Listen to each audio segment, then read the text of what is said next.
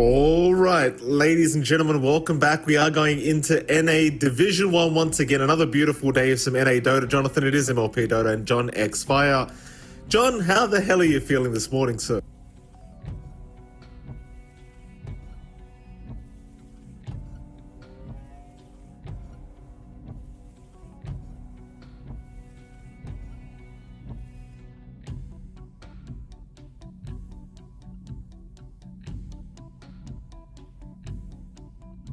We said it at that series, they can't afford to make any mistakes, and they haven't lost anything else so far, but the series they've taken, at least very recently, hasn't been the cleanest time for them.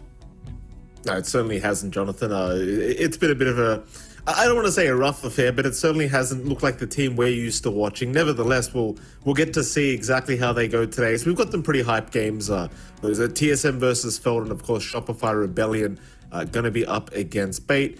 We can have a look at yesterday, or rather the day before, though. Of course, some highlights from our previous series. We had DogChamp versus TSM. John, I believe DogChamp actually managed to pull a game off TSM here, if I remember correctly. Yeah. And I do. Yes, they did. That was pretty impressive from our boys at DogChamp.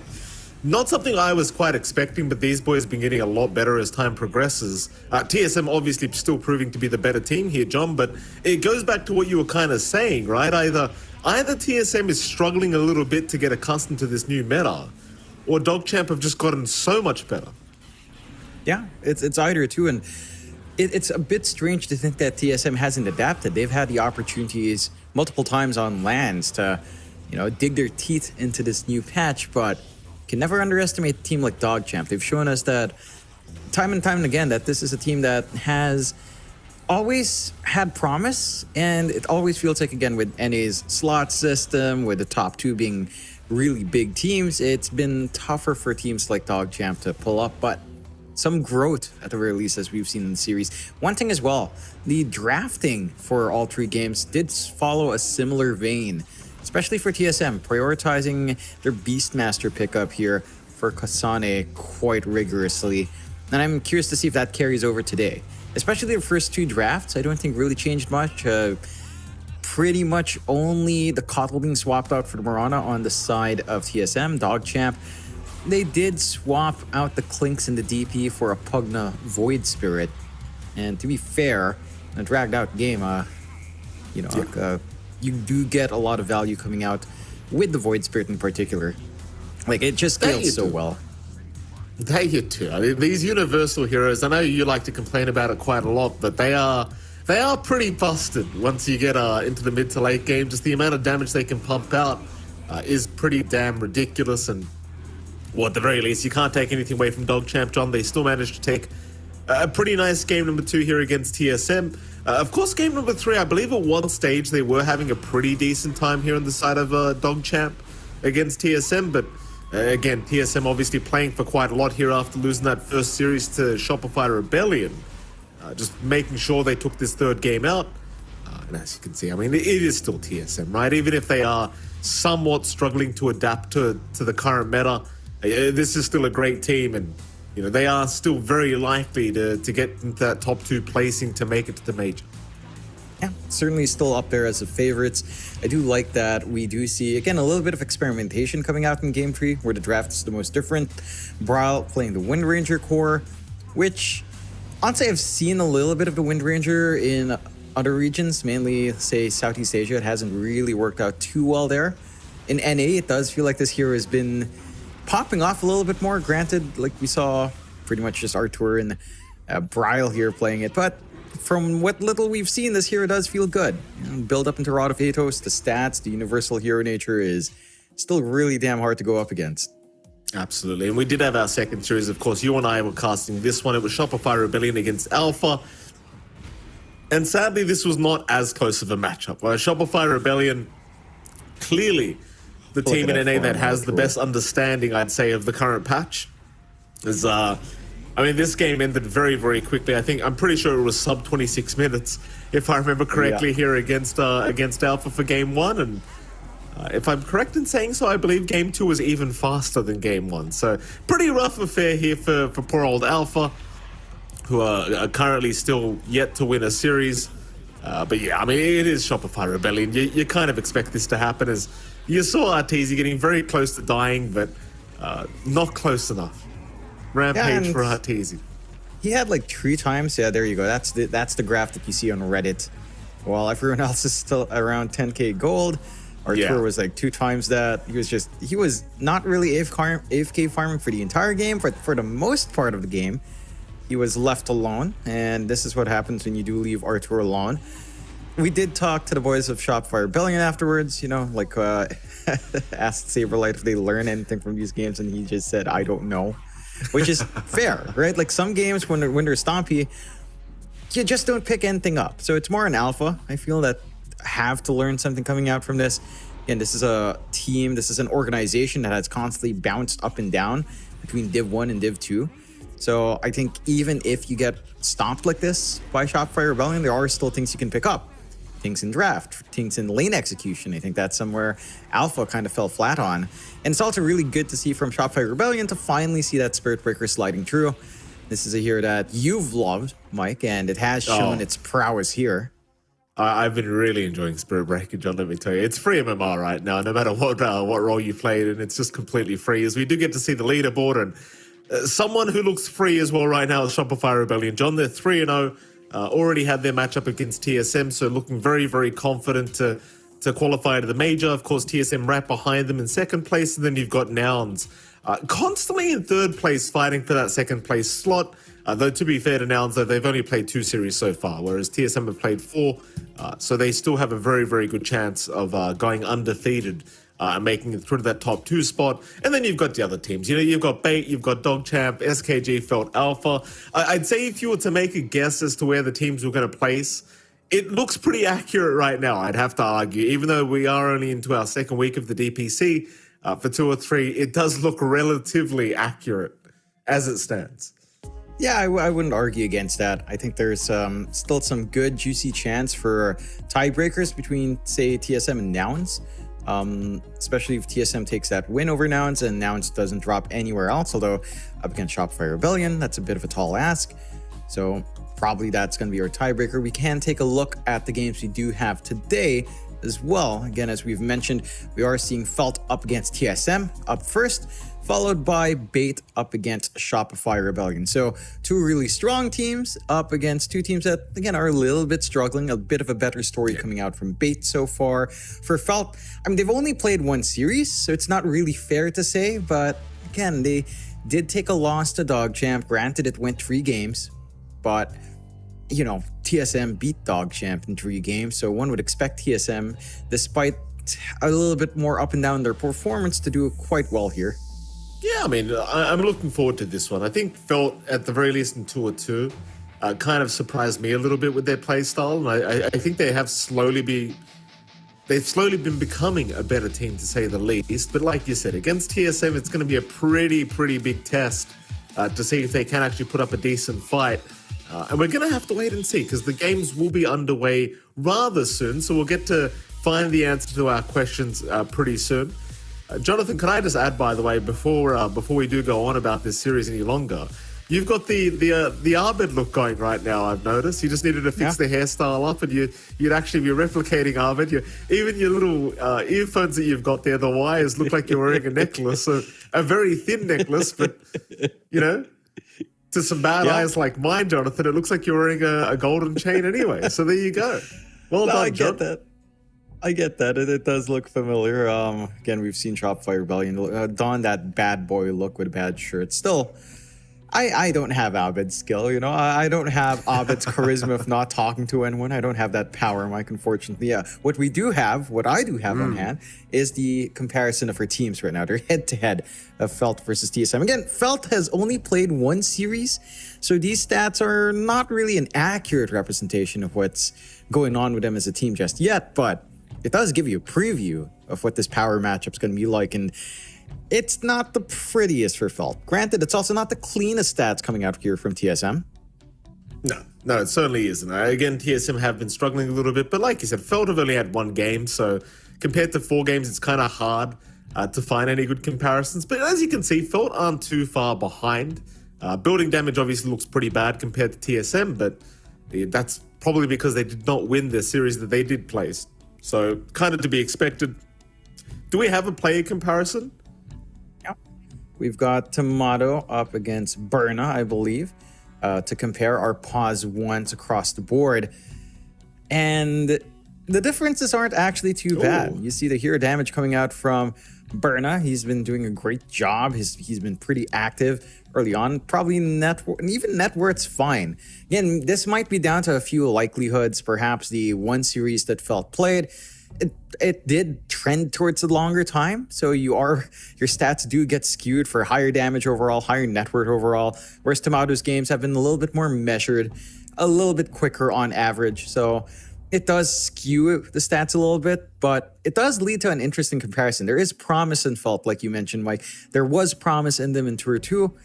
And if it does come out here up against TSM, this would be a pretty big one for TSM to have that inconsistency hit them. If they're not fully prepped, if they're not in top form, a team like Felt can take advantage of that. Yeah, certainly so. I mean, the stats of Hidden Immune looking pretty damn good here against Tomato. Again, maybe a little bit of an unfair comparison compared to, like, it's 1 series to 4 series right now. But, regardless, Hidden Immune will give him the win here, John. He's looking pretty good. And, well, there you go. I mean, Ford obviously going to look like they're the favorites here against TSM based off these stats. So I expect quite a lot here from the side of Feld as we should be getting into the draft rather soon, Jonathan. You think there's any surprises set for us? Like, I know we always say this against the tier 1 teams, you'd have to say, but like for a team like Felt, if you're ever going to bring out some cheese strats, it's against teams like this, right? So if there's some secret kind of combo that in the new patch that you think nobody else knows about and you can kind of abuse it, I'd say now's the time to bring some out. Yeah, I'd say, you know what? Maybe a Spirit Breaker can line up as a first pick here for Felt. Just get that broken hero into the game because you're likely going to get techies banned. You're likely going to get, your usual offlanes banned. Doom, Underlord, probably high priorities. So you just gun for something like the Spirit Breaker, and that kind of sets a tempo for you. That allows you to play fast. That allows you to have presence across the lanes. We'll see as the draft does sneak its way in. Techies again banned out by TSM. Not a big surprise. This hero has been atrociously busted. A support with 700 range, with 58 damage with some stats at level 1. That doesn't sound too fair in comparison to his old starting damage of 46, 42 plus Fairy Fires used to be the build. Now not the case. Like, this hero does a lot of magical damage and has a lot of laning presence. I don't know what you're talking about, Jonathan. I think techies might need a little bit of a buff after 7.33C. Let's be fair, Jonathan. Let me enjoy my free MMR for now, if we can. Spirit Breaker has not been banned out by Team Felt, so one of these teams might have the option to pick it up. And may I just say, Jonathan, I know I've said this about 10 times over the last week, but Spirit Breaker is the freest MMR you can have right now. I mean, I couldn't help but go through all the ranks to see what the win percentage of Spirit Breaker is. And I can't believe, right? Because I went all the way back to the Herald rank just to see what their win rate is with Spirit Breaker. And it's only like 50%. And I was like, well, hold on a minute. You're telling me the people in Herald rank don't abuse this hero? Surely in Herald, this would be the freest MMR of your life.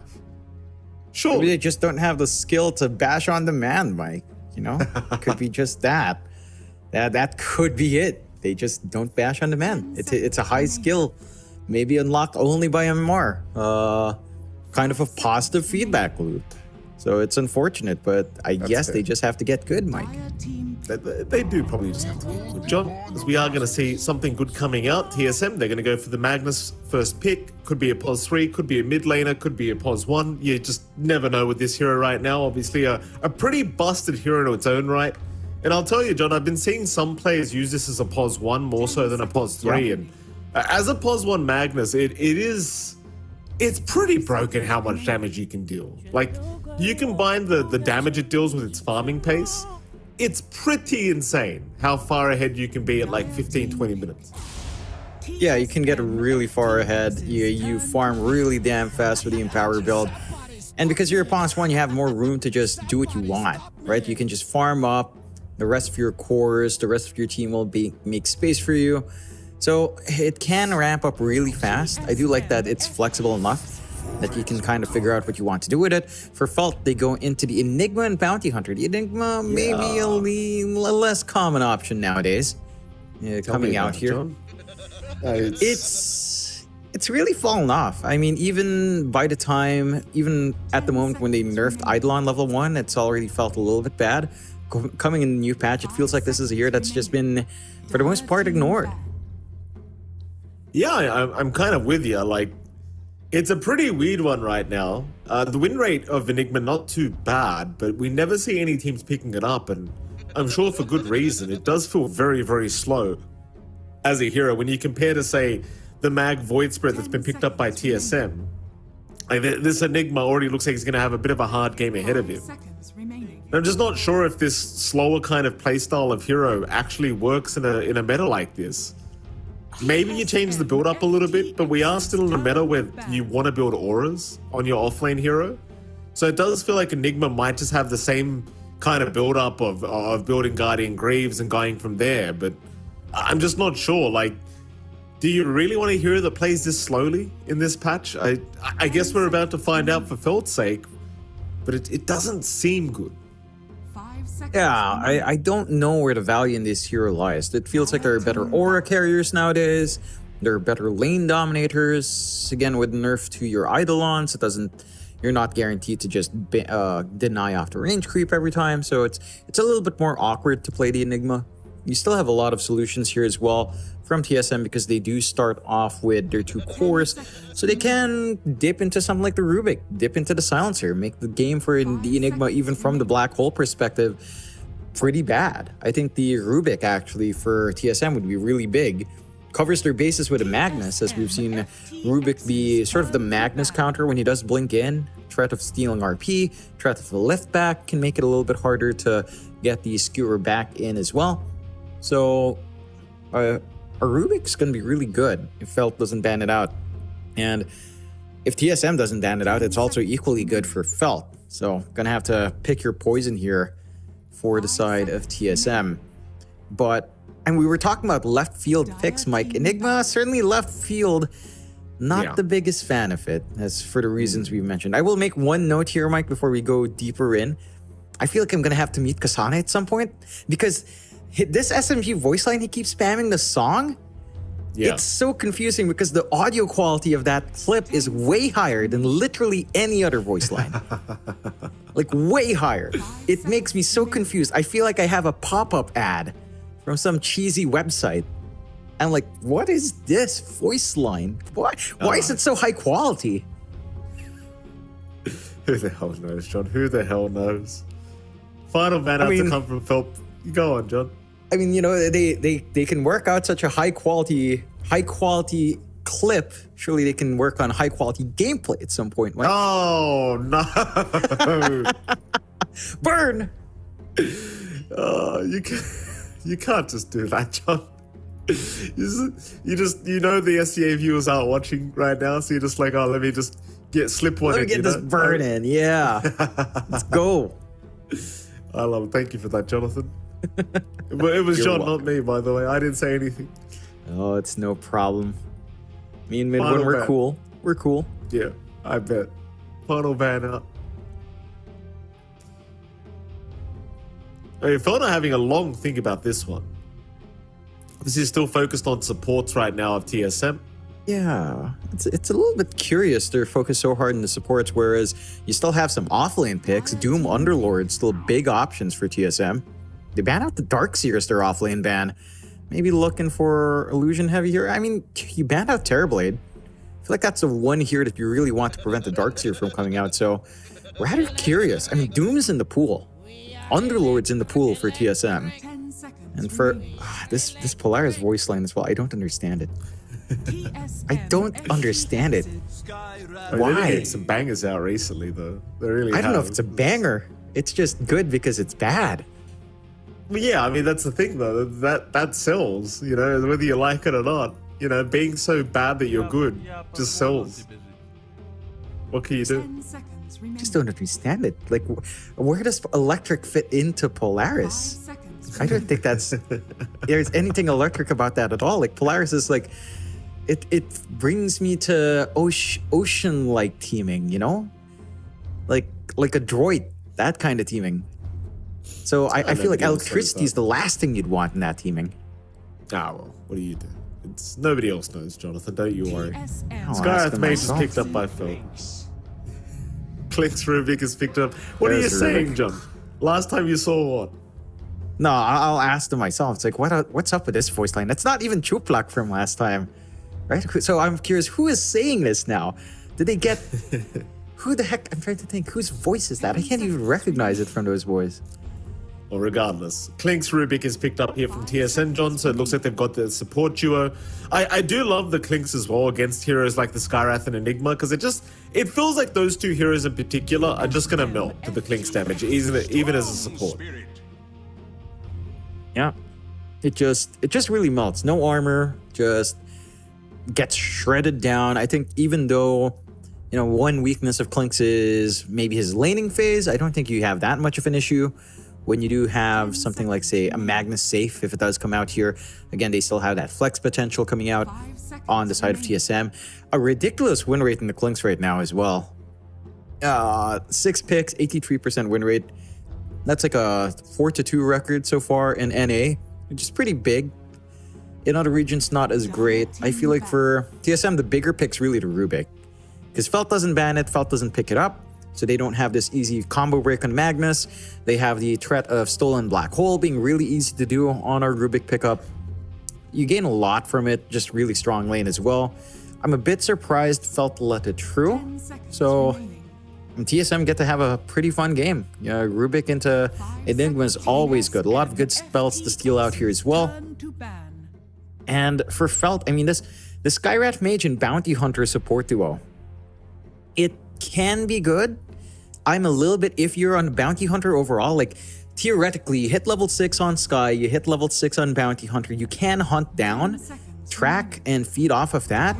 In practice, we've seen some really nasty Bounty Hunter games where his laning phase just doesn't go off to a good start. All he can really do is snag like a Wisdom Rune away, snipe some couriers, and that's the extent of its impact in a really bad laning phase. With Enigma around, I don't know if that laning phase is good. I think it's pretty bad overall. Like, this is not a duo that plays aggressively. This is not a duo that disrupts the enemy safe lane too much. Yeah, it does really feel that way. Like this, we'll see how the offlane duo does go for Felt, but I do kind of agree with the sentiment here, John. It doesn't feel like the strongest laning partners, I'll tell you. Well, I still believe you can't deny the range creep as well with the Eidolons anymore, so you don't even have that going for you as the Enigma, which is pretty sad. Final ban out for Felt before we can see these drafts completed. It's focusing on position 1s. No, they'll ban out the Underlord. And Broodmother immediately picked up here by TSM. No messing around. Pretty disgusting kind of lineup, and I'll tell you, John, there's literally nothing to do with this Broodmother apart from maybe Storm. But that's not a good, that's not a direct counter in any sense. Felt can still pick up a pos 1 to deal with this, but it's pretty tough. Yeah, I don't see a straightforward solution. Like, if you were really worried about Broodlings, a Kunkka, but that doesn't feel great. If you want to stomp the lane, the Nagas Iron, I suppose, but I mean, the Noggin lane should be okay. I think you can play with your Mirror Illusions. You can kind of face off against the Broodmother in laning phase. Does pretty nice. You can also farm up. You've got a lineup that can kind of play with your net really well with the Skyrath Mage. So you do have options there. I think the lane is pretty alright for Burna overall.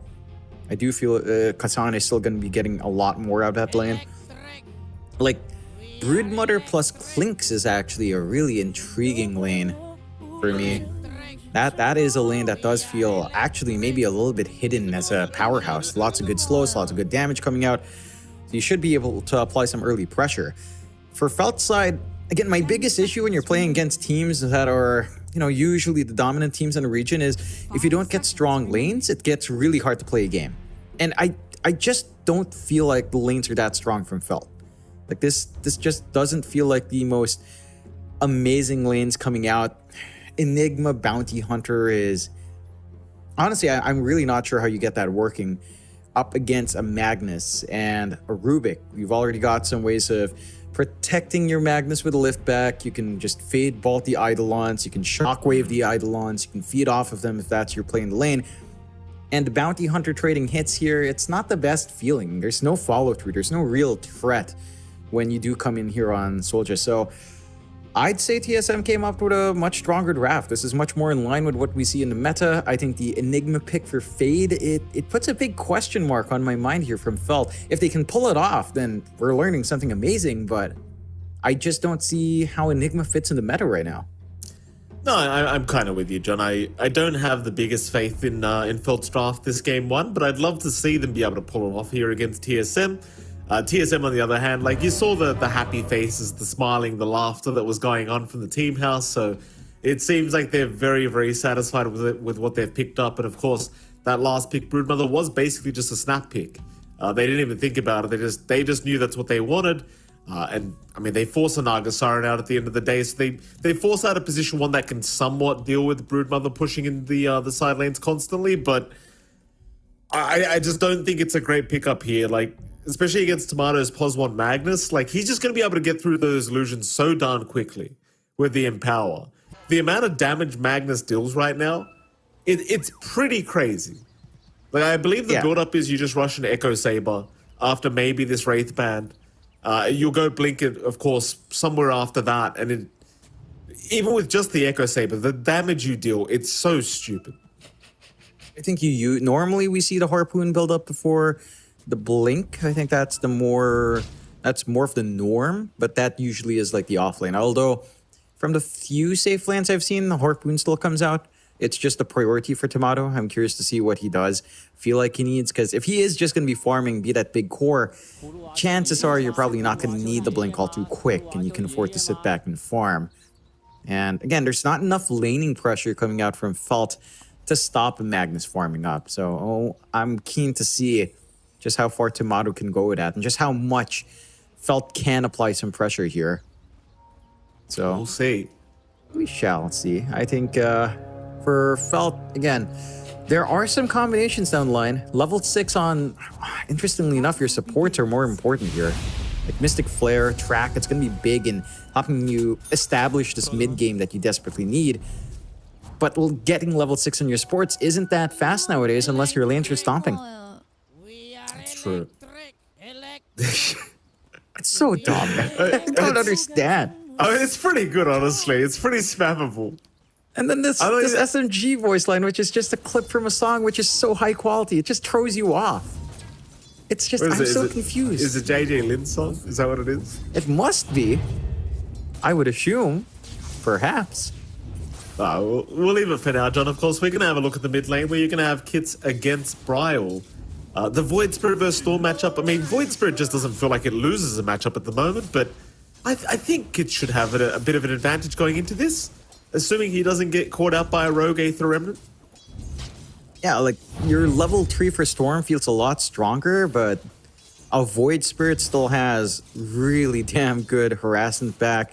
A Resonant Pulse harasses you from a decent enough range and blocks off your right-click harass. You're much more limited by your mana pool from kits as well. Like, you really rely on your Overload and Static Remnant. So as long as Brile doesn't put himself in a position to be Vortex, then you're pretty fine with the matchup. Like, the Void Spirit should be able to stand up to it. Rune Control's the bigger aspect in this matchup, really. And that's where Felt can shine a little bit more. Get a rotation potential from a Sky, from a Bounty. They can get things going if they're comfy enough to leave their side lanes. But they can. Of course, that bottom lane, Tomato and Whitemon against Fade. And I believe it's Soldier there. It's not an easy lane here for the Enigma. Like I said, like with the nerfs that were made to the Enigma over time, it just doesn't feel like a very good hero right now. And well, we'll see if it pays off here for the side of Felt.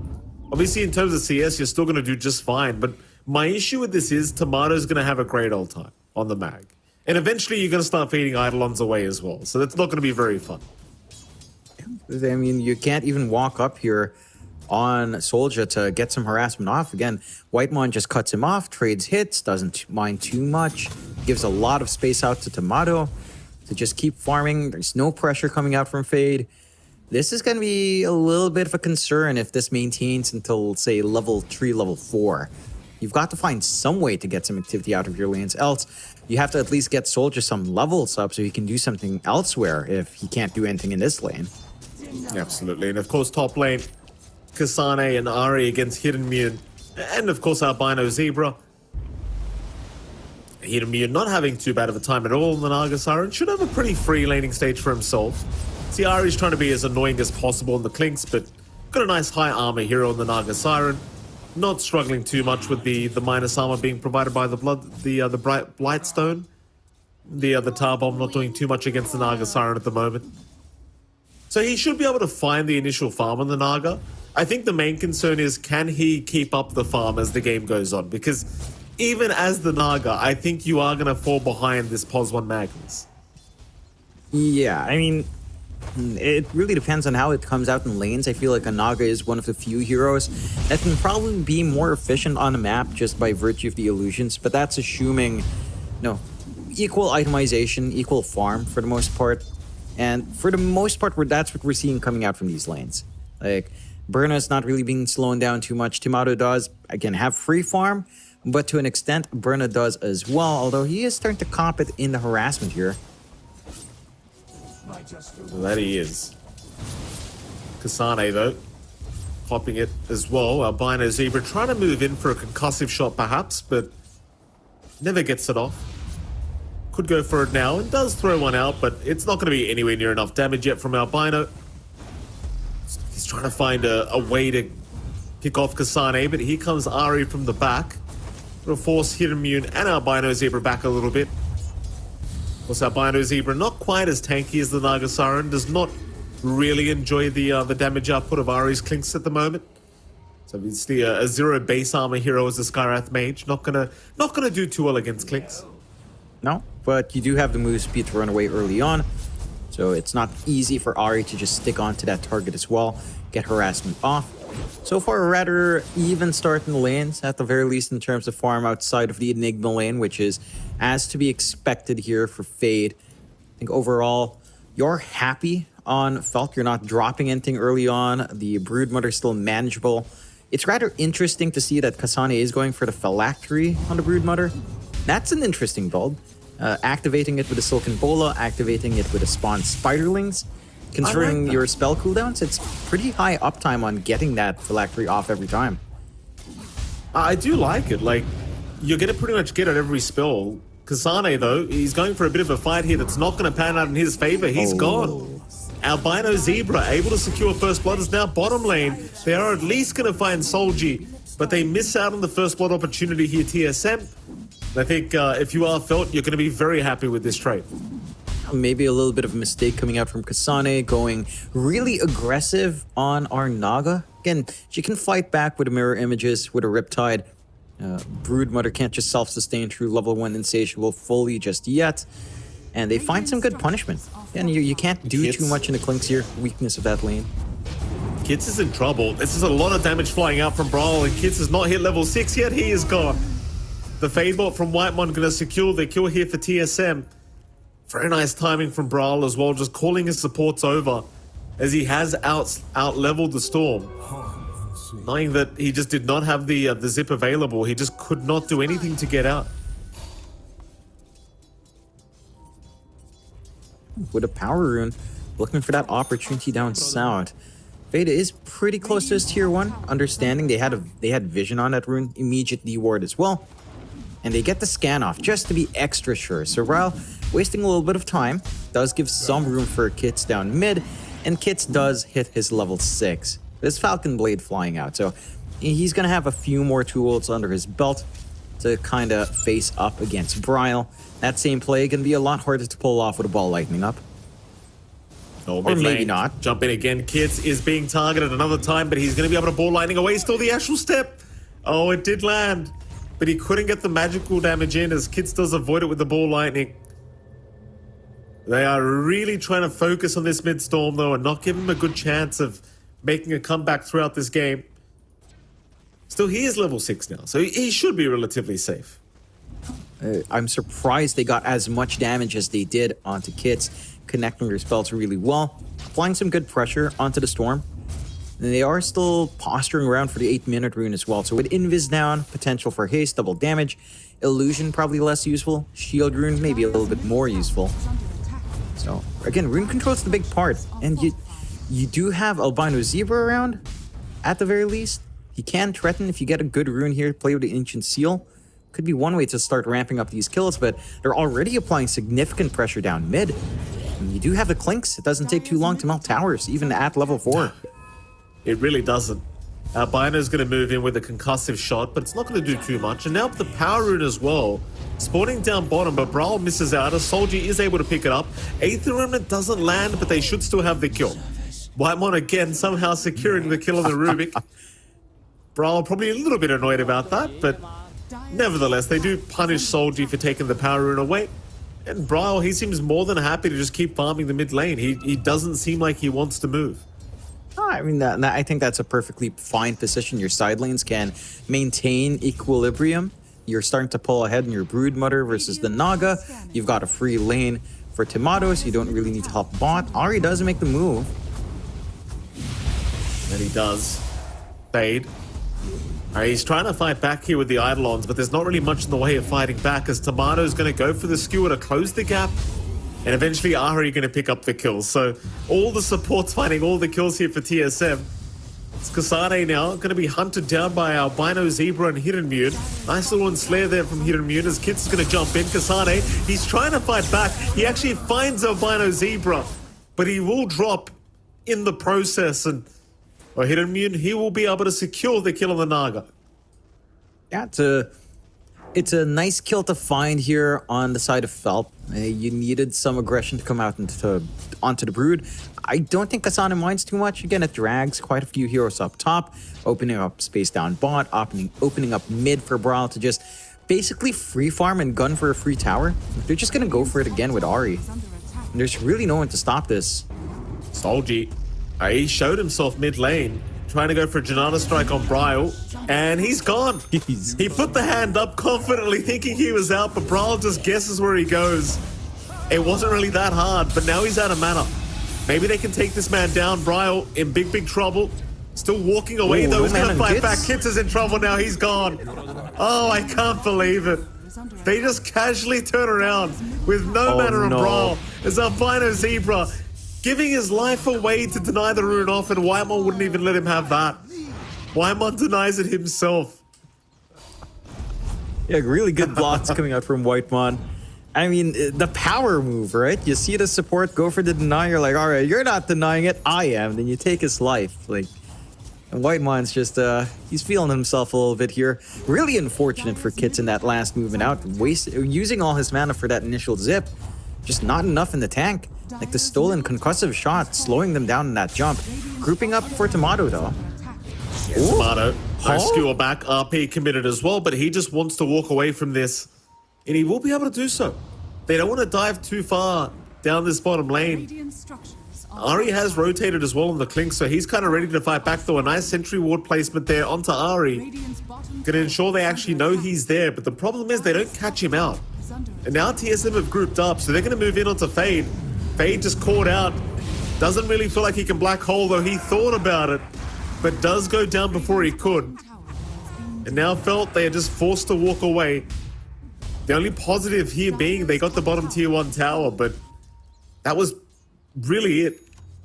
Yeah. Got denied off as well by Ahri, so you don't get the gold while they clear out top on TSM.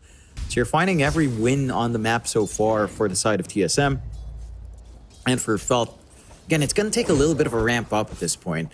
You've got Naga, who's going to need to farm up. You've got an Enigma, who is pretty close to the Guardian Greaves at the very least. They are still being aggressive here. Jeez. Albino Zebra dropping very quickly. The black hole committed. They have found Brawl, and with the zip in from Kits, they should have their way with him.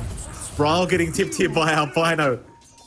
And rightfully so. It was a pretty deep dive in. Now, Brawl, I don't think he'll mind too much, though, to be fair. Is under attack.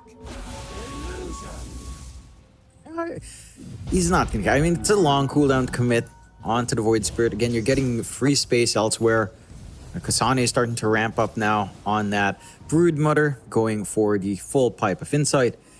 I have to say, this phylactery, it's pretty insane. You're guaranteed to always have the phylactery no matter what level your spawn spiderlings are. Like, you cast that spell, you get a free slow, you get more nuke damage. It's pretty overwhelming and kind of enabling a fighting Broodmother as Solji. Yeah, just gone. I mean, he could try to use Shadow Work. No, it's on cooldown for 10 seconds, no chance. In comes Kasane now. It's a lot of slow from that Silken Bowler and, well, Albino Zebra. I mean, it's the classic Skywrath versus Broodmother experience. You get caught by the Silken Bowler, you were as good as dead. There is no escaping that. You just get so slowed by this damn phylactery. This is great from Kasane. I'm loving the stack coming out from them. For Felt, this is space for Berna, at the least, although he is spotted out, but will TP in the nick of time, so not in danger there. But the map space taken by TSM is quite huge. Tomato went for disassembly play on his Mask of Madness, has the Echo Saber up into that Harpoon we were talking about. So he's set to meet all his timings. I mean, you've got Track Up on Soldier. They smoke with Track Up. Interesting. And the immediately broken smoke. Interesting from Whitemon. Probably just didn't realize. Fade doesn't realize that Ari's around here, by the way, John. Fade. Or maybe he does, because he is trying to run towards the Twin Gates at the moment. Decides better of it. Probably has an idea that Ari is stalking him. Is going to go for the attempt, but no. There's Whitemon showing up, holding onto the lift, just in case Fade wants to go. Lift away from Whitemon. Whoopsie daisies. It won't matter. I think Whitemon's just trolling a little bit. Oh, top. As top lane, Kasane does end up going down. So Felt they are able to group up and they get themselves a really nice kill here into the Broodmother. That's a big one. That's a big one to find. You've been giving a lot of space out to Kasane. You get some good punishment. That's a track kill as well, although Solji is going to pay with his life, but overall, it's still a worthwhile trade for Felt to find. Honestly, I feel like Whitebond's maybe feeling himself a little bit too much, Mike. You know, this is bringing back old vibes of Whitebond when he'd twack Roshan at minute 0 for luck. This is basically Whitemon of old. He's back in action. I miss those days. I do miss those days. Yeah. I mean, he's probably excited because he gets to play Rubik for once. I could have sworn Ari would just be playing it, but not the case. Ari wanted the Clinks this time around. So now Tomato's handing over tips to Kasane for some apparent reason. Speaking of Tomato, John, he did go for the Harpoon build-up, so Harpoon straight into the Blink, it seems. Blink Satanic. That is Why not? that is a wild build. I mean, look at the damage he's got. The damage is great. The Dispel is really useful anyway. You know, you don't want to go BKB, might as well get this Dispel. Hit immune. Nice song. Being able to get away. In comes Tomato. He'll at least find himself Albino Zebra, and Ari again will take it. I mean, why not? I think it's fine, like the Satanic build-up. Like, you mentioned the Dispel, but it's just, once he has it, I don't think he can actually die. As long as he can hit people. Yeah, he's definitely not going to be pincer down. You'd have to literally drop Vortex, Ancient Seal at the same time, with maybe the Net Fall Tree just to ensure the kill along with Mystic Flare. Literally everything outside of Black Hole, just to lock in that Magnus. And if one part of that combo is broken, then the Magnus can still run free. And TSM, 15-4, 7k lead. Looking like a very smooth game one for them. We still have to see how much Berna can do on the Naga. Manta up, Heart next.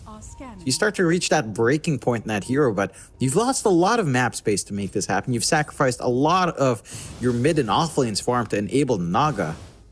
And it still feels like the investment might not be fully worthwhile, though they will smoke gank down. Tomato.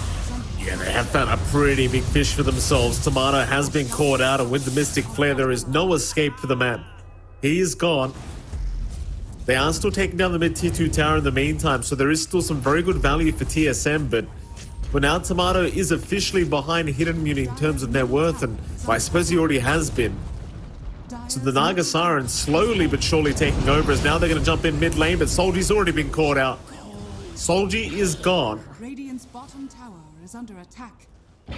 I guess it's just kind of the thing, like, you find Tomato, but you've still got so much to worry about as Kasane's just jumping in by himself. Albino Zebra's just dead. And Kasane, well, he's pretty deep. He should be going down here. And eventually he will. But I think Kasane is just having a lot of fun with himself. And he's really enjoying the Broodmother. I can't fault him. Like, the phylactery build does make this here really, really funny as they find more. I mean, why not? Faye just gets exploded here by Bryle. Tips out from Albino Zebra. He's tipping his own team now. Nothing going really that right for Phil, but you got to give these guys props. Like 17 and a half minutes in, it's not a complete stomp here by TSM. I mean, it is 8k net worth lead for themselves, but you've still got a lot of hope here for Phil, especially considering Hidden Immune is at the top of the net worth pool. Yeah, I mean, Burna's really close to that heart. So this is where we really have to see TSM kind of coordinate to deal with that Naga issue and try to find a solution to burning down those illusions, which should be down to Tomato whenever he's ready to join in, probably on that blink timing. Although it looks like he's maybe just rushing the heart first. He is. Not even a blink coming out from Magnus. Wants the full Satanic first. And I can't fault him. Again, it doesn't feel like the blink RP, blink skewer back's fully necessary here. So just go for the stats. Universal hero type. Just rush these strength items. Rotation from TSM. Down towards the bottom lane. They might find a Hidden Immune here in the Naga. His illusion gonna expire. Hidden Immune. Oh, they're running right towards him. Bryle gonna see him now with the Observer Ward. Hidden Immune still not aware they're coming. He does have Song available, so he can try to pop that to escape, but he's not getting a chance. The RP's committed as well. But no, he does get the Song off. Oh, he still gets it off. I can't believe that. Well, what happened to the RP? Kasane? Mid lane, Kasane still alive somehow, but eventually will go down. Sprawl has rotated. You will at least find Fate as a trade.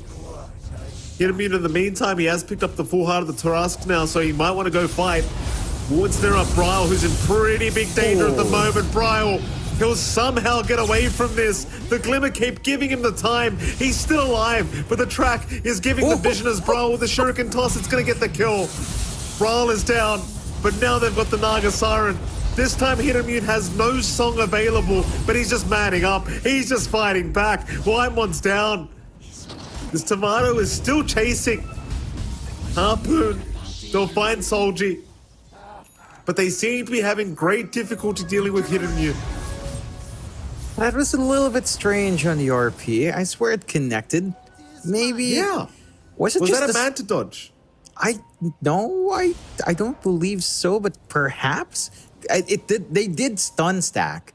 I believe they already got the control on the Naga first, but perhaps it was a dodge out from Burna. I mean, it's a 3-second stun at level 2 reverse polarity, so you kind of...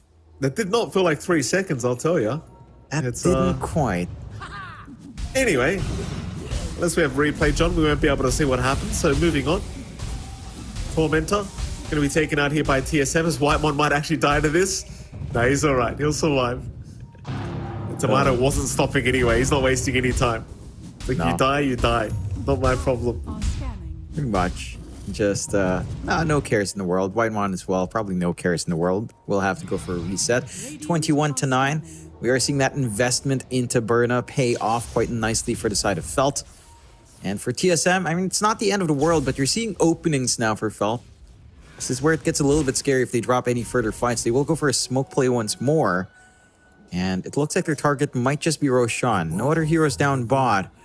They can clear Rosh really fast with Ahri around with that full Solar Crest up.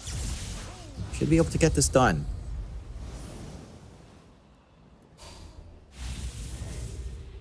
For now, Felt not able to pick off Kasane top lane. TSM, they are going to indeed start Roshan, it seems. And the thing is, Felt were right by the Twin Gates. They could have gone through and tried to force a fight, but I don't think they quite realize that Roshan is happening.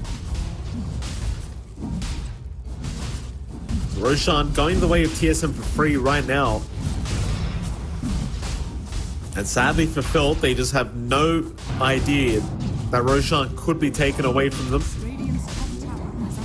Because you are in a position where you could fight this pretty easily as Felt. They've got the song, they've got the black hole, they've got everything available, but now they're lacking an Aegis that has been provided to Tomato. Tomato, he does have the full Satanic, looking to buy the Blink up in about 200 gold. Meanwhile, Felt, they might lose their Tormentor rather soon. Tomato will reveal himself with those Eidolons be taken out. And it is indeed Tormentor. So he'll just take this one away from the Dire. Oh, nice and quick. Another free shard coming out for Whitemon. So even more utility with that lift back. Full blink up for Tomato now as well. You've got a lot of options on finding your angle in these fights from the side of TSM. So we'll just gun down another tier 2 tower. The side of Felt not in a position to defend. Again, they've got some tools, Song, Black Hole already. We've got a lot of output right now in kits with a full Falcon Witchblade, along with a Kaya. They won't take the risk. They farm while they can. Pressure will come onto the high ground sooner rather than later with his Aegis up and running, though. And that is where Felt has to shine. And again, they've got a lot of AoE. They can force a lot of issues on the high ground. If TSM don't respect that, that's where this game can suddenly flip around entirely. Although, yeah, poor old Soldier getting the Clinks experience down at bot is just going to die completely solo. As now Brawl has found Albino Zebra. Mystic Flare will be thrown out, but the pipe was out from Kasane, so no damage really dealt here. Got the Greaves up anyway if they need the heal. As tier 3 mid tower is now under siege here by TSM. Not much in the way of a defense coming out, as they are lacking both their supports on the side of Felt. Whitemon's now handing out tips to Solji. So they are looking to just finish off the mid-tier 1, rather mid-tier 3 in the racks. And it seems like they will stick around maybe for a little bit more here for TSM. But both supports are respawning now, so they might take it easy. Though I say that, kids, he's going to make the jump in on Ari. Ari does have help around the corner. Prowl's going to make the jump in. Now the Harpoon out onto Kits, but he is going to juke out the skewer. Problem is he's out of mana. He's using his bottle charges right now to be able to give him a chance out of this. So he will juke out the Aether Remnant, but Brawl is still chasing him down. So is Tomato now. They blink right forward. Kits is in huge trouble. No mana available. He's going to try and fight back, but he is gone. Zari almost going down as well, but he's going to be brought right back into the arms of Tomato. And Whitemon will take him out. It just keeps getting worse. It's just rough. Like, they're dropping one by one to the side of TSM on the hunt. Good news is that you've got the full Butterfly on Berna. So your Nagasarm hits like a truck right now. Oh, RP committed. Albino Zebra going to be dragged back here by Tomato, who's just having none of it. He doesn't care if it's a single RP onto a +5. He's committing. No, Albino running away, and Kasane was unable to finish the job. In fact, now, Hidamune moving in with the ensnare. Tomato, he's out with the skewer back onto Hidamune now, but Hidamune still has a song available. Even has the heart and butterfly up, so he's a very tanky target. I'll blink up Black Hole. I mean, they might just have to. When is this Black Hole ever going to come out? Fade is still holding out. Tomato, he still has the Aegis up, so he's still feeling pretty damn good as Brawl's going to be targeted, but he has the Dissimulate to be able to pack his way out. Still not going. Still waiting for the perfect moment is Fade. Hidamune maybe trying to bait the team. Brawl's going to jump in, but they are being very cautious to remain split up. It's Hidamune. No song available, does have to play this very carefully. Tomato, jump in again. Gonna find Solji. And they'll have the dust available. That'll be Solji down. Not the biggest kill to lose out on for Felt, but some opportunities there that Fade just isn't taking. I guess, you know, respecting the fact that TSM, they do have a Rubik. They've got the spell steal. It can go south really fast if you don't manage to catch the Rubik in the Black Hole. They are actually stalling out the duration of this age as well, though. Skewering back some illusions, Tomato. Not too much time left in that age, just 20 seconds away. So all things considered for Felt, and they're holding out. Like, once Aegis expires, you're in a risky spot for Tomato. These illusions from the Naga, they are hitting hard, and you're not hitting back. That evasion is causing issues for our Magnus. full MKB has to come out if you want to sustain these fights. Yeah, so I mean, he's going to farm it up now. Not going to rush the game at all, TSM. They'll play it seriously. Now, they're still 13k ahead, and while Hidden Muni is farming well, he's really the only person on Felt that's farming well. Nobody else is even close to the net worth of the Naga Siren has. We saw last fight as well, like, a lot of hesitation from Fade to pop Black Hole. I mean, he has a setup with the Blink.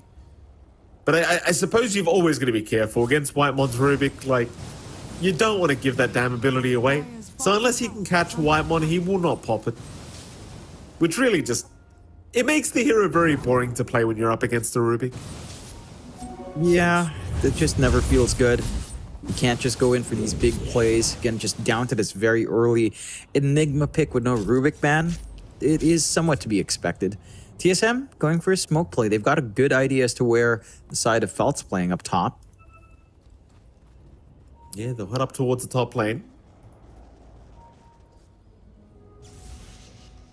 Albino Zebra might be the first one to get caught here as Brawl is going to see him.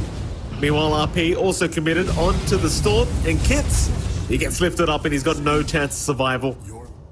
Albino does make his way out for now, though Brawl is having a look around, but is not going to look the right way. So will not be able to cancel the TP. Instead, Solji reveals himself for a Janata strike, and I'm not really sure what the point of that was, but now track's been given to Whitemon as well. There you go. Just more to go away for TSM if they manage to find these picks. Brawl playing a bit far forward. Yeah, nice Black Hole from Fade. Brawl going to get punished immediately, but he's not using another spell. So Whitemon, he takes the Black Hole. Oh, he had no spells off cooldown. He used everything. Ari now on a godlike spree on the Clinks.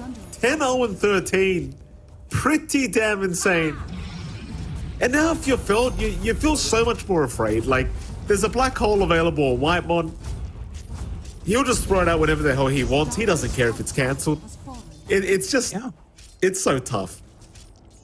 Yeah, it's really scary. You've got the Blink for Whitemon now, so he's going to basically be a better Enigma. You've got the full MKB up and running for Tomato. Naga Illusion should be as big of an issue, although... He hit immune. Look for a bit of a check onto Kasane. Zip is there, Black Hole committed. Whitemon not messing around. It is going to be cancelled off though, and now the Mystic Flare is out to kill off the Rubik, though he's still alive. The Guardian Greaves keeping him up. Whitemon will finally go down, but Kits needs to back out of there. He's dropping way too low to the damage of Tomato. He's hit immune. He'll pop the song to try and escape himself, but the chase is on. They really want a chance at this Naga Siren, but they can't get close enough. Still the T3 top tower, going to be under siege now. It's TSM. Knowing the song is down, feel comfortable to just move in like this, though Hidden Mute going to casually walk in. Tomato threatening with the RP, will commit it eventually. Fade is in as well, but he's got no Black Hole. The Enigma really can't do too much. He'll stick around. Ari in the meantime, he does go down, but now Tomato, he's your big problem. He'll just man up and the Naga's gone. Oh boy. I mean, you can buy back if you really want to as the Naga. And you kind of have to at this stage. They're diving your tier 4 towers, but he's not doing so. Are they just going to call it? I think they might, John.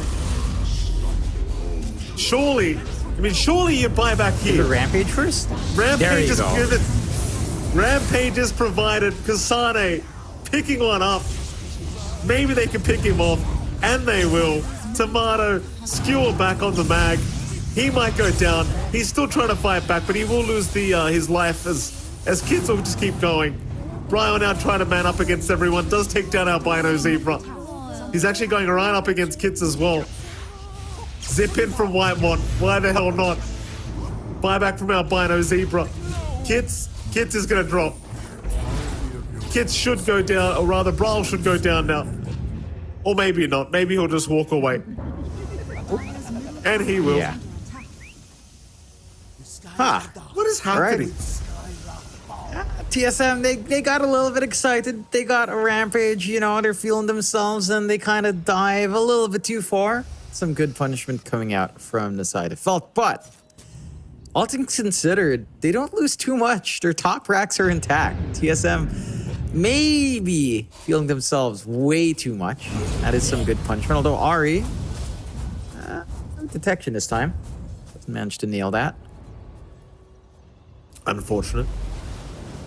Are scared. I mean, props to Hidden Mutant during that dive. Like, he did not buy back at all. I mean, maybe he just kind of gave the idea away that he doesn't have it. So TSM maybe assuming he just didn't have buyback available, but a lot of patience from the man to not click that buyback button. Yeah, it pays off. He gets to hold on to that, although he loses the basher Yikes. that he bought out. So that's a pretty big snipe from Ari, which the Clinks does excel at. He was trying to get the full Abyssal Blade. That is actually pretty cool, that SMG voice line. Sounds quite nice. I'm telling you, it's so confusing. It just feels like a nice. pop-up ad. It does sound nice, but it's just so out of place. Listen to everyone else's voice lines. They're just, like, audio quality-wise, the mixing is just not high bitrate. Then suddenly this pops and you're like, I'm not playing music like this. Oh, well, Just I guess confuses the other me. teams should just be owned by a professional singer-songwriter, you know? Not that hard. Yeah, that's it. That's all you need. Or literally just any other microphone besides your headset mic, guys. You can do better. That's too much, John. You can't expect that from the pros. Very unreasonable of you, John. That's fair, Mike. I understand. Understandable. Amplify my impact. TSM, looking to move in through the bottom lane. Mind you, they did not get the top racks yet. They only found the tier 3 tower, so they just wanted to get started on the bottom tier 3 tower and maybe check if the Torment is still available, but it's not. That was already taken out. Bro, with the double damage, would love to start a fight right now, but looks like he wants to farm up the full Sacred Relic to have the Nullifier before he does go for a big team fight. Speaking of Nullifiers, Ari has one now on the Clinks. Radiant's top tower is The tier 3 bottom tower. It's not going to last too long. They'll just let the skeletons do the work, and they do the work pretty easily. Your standard support Clinks gameplay. Full Ags up and running on Fade. Radiant are He's scared. got that upgraded black hole with a pull. he That's has going to to- be a difference maker if he does manage to find the angle. But he has to And- find the black hole. Yeah, but And you've also got vortex. the Ags up, so a mini black hole in hand as well. Jump in, hit immune. Already losing about half his HP pool. Doesn't really want to pop song right now. We'll hold off. Tomato just casually taking the top bottom racks, though. They need to go in very, very soon as Albino Zebra has already been picked off.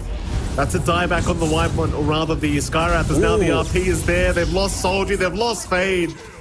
Ryle and Tomato setting up perfectly as Hidden Immune pops the song, but just needs to TP out. Bottom barracks has No buybacks on any of those heroes going down. TSM looking to move in for the finish, and it's going to be no problems for them. Right onto the Ancient they go. And I think Phil just have no way of really trying to defend, as GG well played is going to be caught by Albino. That'll be TSM taking game number 1 in about 36 minutes. Yeah, it's a pretty convincing win coming out from TSM. Everything looked pretty good. Again, maybe getting a bit too excited on that high ground push up top, but they managed to find everything they want. They have really strong lanes. You can see Bryle's very engrossed in the game, letting out a huge yawn, telling us everything we need to know about how he felt about that one.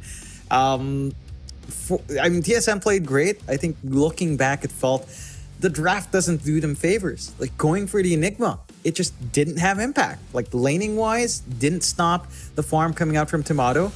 Black Hole never came out because of Rubik. Like I think Felt has a lot to work on in this first phase of the draft because Enigma is just not a hero that's prioritized anymore. No, it certainly isn't, John, and there's a good reason for it. Well, if you're going to leave Rubik in like that, you definitely don't want to pick Enigma, because what's the point, right? Like, Fade's just never going to pop Black Hole. It's not like Eidolons are that strong anymore. You know, you just don't get any value out of the hero if you can't use your ultimate. We saw how easy it was for White Monitor to be just be patient and take it away. As TSM, you're looking at some highlights here. They were pretty much dominating the whole time. I'd say Felt did put up a decent fight considering it was against TSM. Especially props to Hidden Immune for for playing a really nice Naga Siren and just being able to always keep up in terms of net worth. In fact, for a good stage of the game, he was on top of the net worth board as the Naga, which is, semi-expected, I suppose. Sadly for the rest of Felt, though, they just weren't able to keep up. Like, they just didn't have a game on the Enigma, so it really did kind of feel like a 4v5 in some sense for Felt. And then you kind of had this Storm who just did not have a good start and did not have a good finish. Like, there was some moments where it felt strong, but overall it felt like they were able to control kits pretty effectively. Yeah, I think, again, the key for TSM was just strong lanes overall. Yeah, every single lane just felt so good.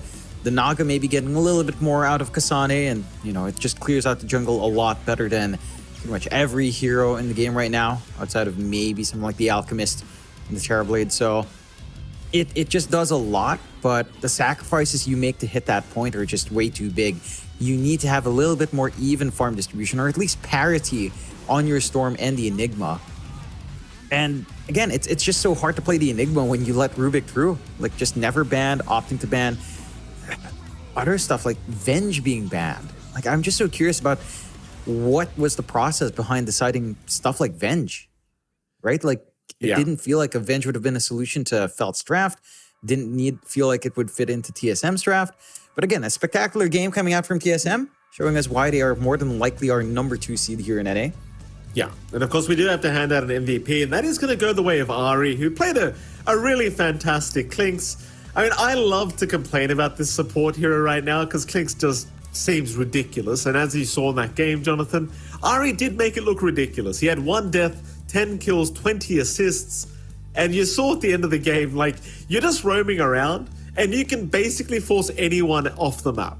Like, there was a point where he was just chasing down the Storm and just forces him away to just go back towards the base. Like, it's just ridiculous that a POS 5 or a POS 4 Clinks can do that to you, but that is the meta we are in. Ari will get the MVP because he did play that practically perfectly. And yeah, you just kind of see the power of this hero right now in the right hands. Nevertheless, Jonathan, that is game 1 done and dusted. If you are Felt, obviously you're looking towards game 2, a bit more pressure on you now because you want to try and force us to a game 3 as if you can. With that, though, we are going to head off to a very short break, and right after that break, we'll be back with game 2's draft between TSM and, of course, Team Felt. We'll see you soon.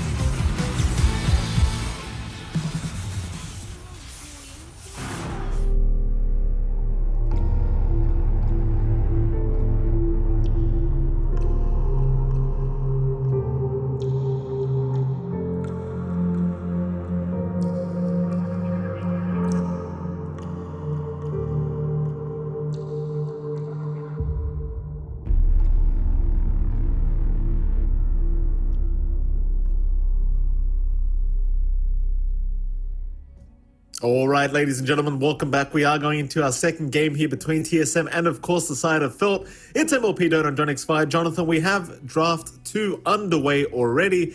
I'll ask you straight off the bat, like, what do you want to see changed here from Felt, at least in the drafting phase, to try and give themselves a better chance here of forcing to a game number 3?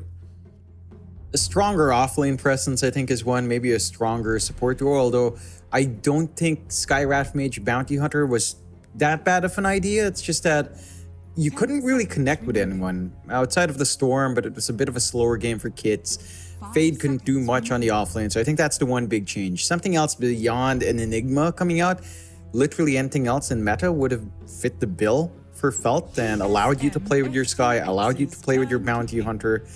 So that's what I want to see. A lot of options left in the pool. The Doom been left in the pool, Underlord left in the pool, Techies left alone as well. I wouldn't be too surprised if Techies comes out. It always worries me when you see Whitemon smile in draft. Yeah. Because it means he has an idea. That's... there. Yeah, this is scary. He's got an idea. Something stupid's coming for Whitemon for sure. That smirky. I mean, I still think he's got the best smile in Dota, all the Whitemon. I truly believe he has the best smile in Dota too. Maybe in esports. Obviously, the side of Felt not looking quite as happy, Jonathan. They don't look quite as enthusiastic after that game 1. Naturally so. It was a pretty hard game for themselves, even though it did look closer than maybe it should have been thanks to Hidden Mune's farm. But again, I think it's a little bit demoralizing to see yourself lose after doing that well, but sadly that is how it ends up. And would you believe it, Jonathan, TSM, they're allowed the Magnus Void Spirit again, and that's exactly where they do. Yeah, if it worked last time, why not again? For Felt, the change up is in the Pugna priority, so you've got your mana battery for your Storm. This should allow kids to have a lot more activity coming out here. I'm just staring at Kasane's eyes. He's staring so deeply into the monitor. It caught me off guard. He's just staring so intensely. I was like, whoa. Kasane, we're drafting. You got a rampage. You can chill out a bit. He doesn't care. He's pretty chill about everything, I think. Bro, not looking quite as deeply into the monitor than Kasane was, sadly, but he seems much more relaxed. I wonder what Felt change up here, by the way. Like, they got this Storm Pugna opening. You love to complain about Pugna right now. You don't seem to believe it's that strong of a hero, which I tend to agree with you. Like, I think having the Decrepify is pretty nice in this meta because you have so many right-clicking calls, but in terms of the hero itself, I don't feel like it's the strongest. My biggest issue with Pugna is really just laning. If you don't have something that can play with Pugna, then it falls flat. I think the biggest issue I've had with seeing Pugna is that we've seen Pugna 4 with Doom, and that lane is just atrocious, right? Like, that's the one reason we saw it a lot in NA. Just Doom Pugna as an off lane is not particularly impressive. So I want to see Felt lean away from that. Just run the 5 Pugna. I think a Pugna 5 still works, a Pugna 4, not really.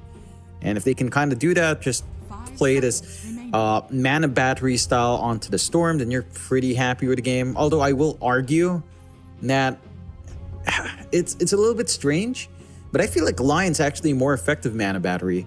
Again, this is me maybe shilling on the Lion just a little bit because it's my favorite hero, but it does take levels, but you hit 15, you get your shard. Mana drain restores allies is actually really dumb. It's a lot of mana. And you know what? With your shard, you also still absorb other heroes or other units nearby with mana, so you don't lose anything on the Lion, and it's more uptime as well. I am convinced you change your favorite hero every time a patch comes out, because it used to be you loved Undying. Undying became OP. Then you've changed your mind. You went to Nyx Assassin. Nyx Assassin now strong. So now your Lion's your favorite hero. All my favorite heroes. I don't really have like a tier list. They're all my favorite heroes. This reminds me of my wife. Because she always says, oh, this is my favorite song. This is my favorite. No, Mikey. No. This is just you being a typical husband, not listening to your partner. Oh, Ray, you said this was your favorite. Now this is your favorite. That's basically what it is, Jonathan. I mean, you did say this is my favorite, that's my favorite. Favorite implies one pick, Jonathan. That's my Well, argument. then I every have no time. favorite. If you imply one, I just have no actual favorite.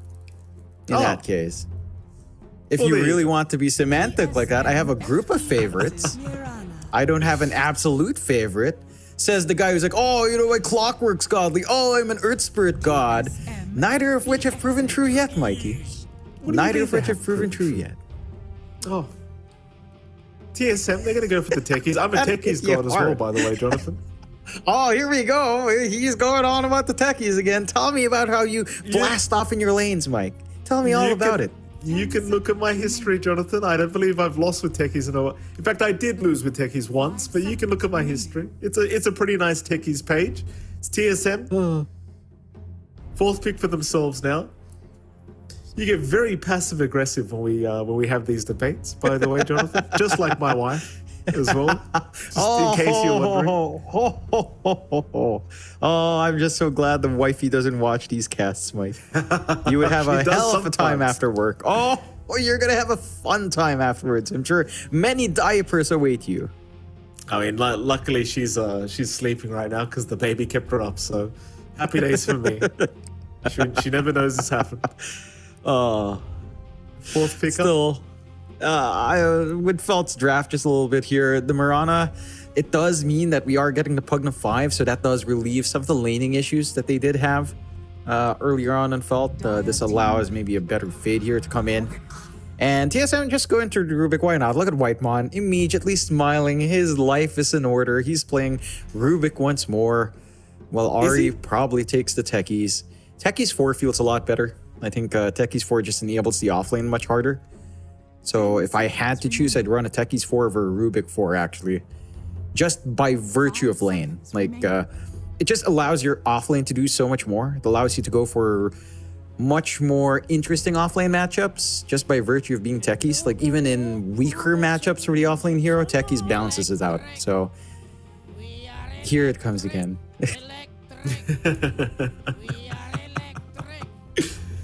These voice lines, man. I mean, they are clever. I gotta give it. I mean, especially Polaris, they are clever. Like they are very good at coming up with good voice lines right now. So props to them. Team Phil. Yeah.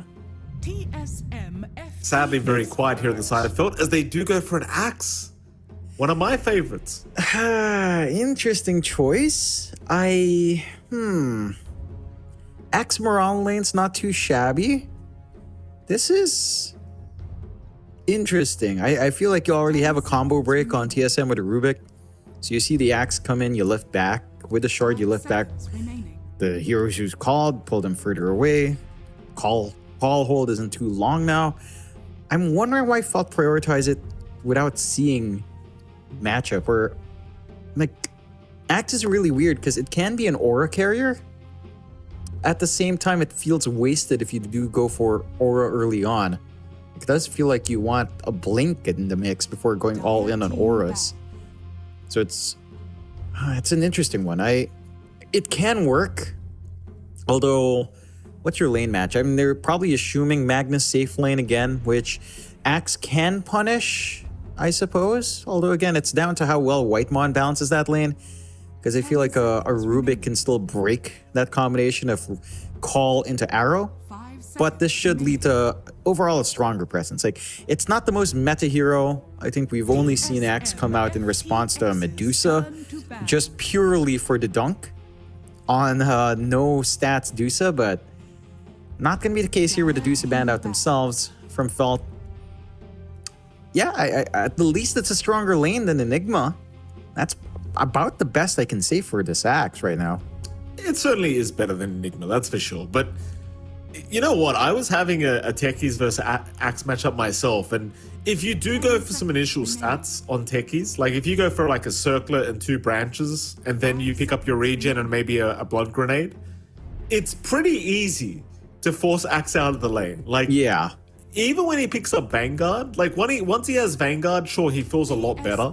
But if you literally just go a couple stats, maybe build up a Null Talisman or a Bracer in this Techies before going for like your Arcane Boots, it doesn't really feel like Axe can lane against this hero. It's pretty stupid how much techies can do purely just by right-clicking. Yeah, and universal hero type. Again, it's enjoy it while it's here in 7.33C because that is probably on the chopping block in terms of damage. I think they'll just revert it. I don't think you should overly nerf universal, but 0.7 to 0.6 should be balanced. I think that is a pretty good launching point. Still, this is the current patch, and this is the current game as we get a Venomancer. Whitemon. Uh-oh. This is why he was laughing. He wants to be back with Cuckoo. Cuckoo's here. This hero is good now, John. Let's be fair to the old Cuckoo Mancer. Remaining. It's good It's now. good in certain circumstances. I don't think it's a universally good hero. And I like the pick That's- Felt go for. Like Terrorblade comes out. Kasane offlane techies. Oh! Alright, that's pretty interesting. That is not what I was expecting. I thought at best we were going to see a Pos 3 Veno coming out with the last pick, but Whitemon actually takes it for himself, so we are going to see a techies pick up here by Kasane. Which I'm not sure how to feel about it, but I think it still will do pretty well against Hidden Mute's TB. Going back to the Venomancer for a moment as well, John, like they chose TB into Veno, and I think Veno in general has a pretty decent time against the TB, if I'm not incorrect in saying so. Yeah, it would have a good time in lane, but you're running a Veno 5. You're not going to be laning into the Terrorblade in the first place, so that's where my confusion's rising from TSM. Like, if you ran Kasane Venomancer, I can see that 5 point. seconds In remaining. this case, maybe they do something funky in TSM. What I will say is this combination from TSM. Since you're running the offlane techies, there's an argument for an Ags as, say, a third item pickup or fourth item pickup. And in conjunction with a Magnus Skewer back, that's just free damage, baby. They can't stop moving. It's free Oh, damage in the goodness. minefield. So welcome to the minefields. That's what I want to see from TSM. For Felt, this draft actually looks a little bit better. I will say it. I think Felt's draft might be better than TSM's, purely on the fact that, well, they're not the ones running Venomancer. I've seen Veno 5 fail a couple of times. Like, I get your point. It is a better hero now.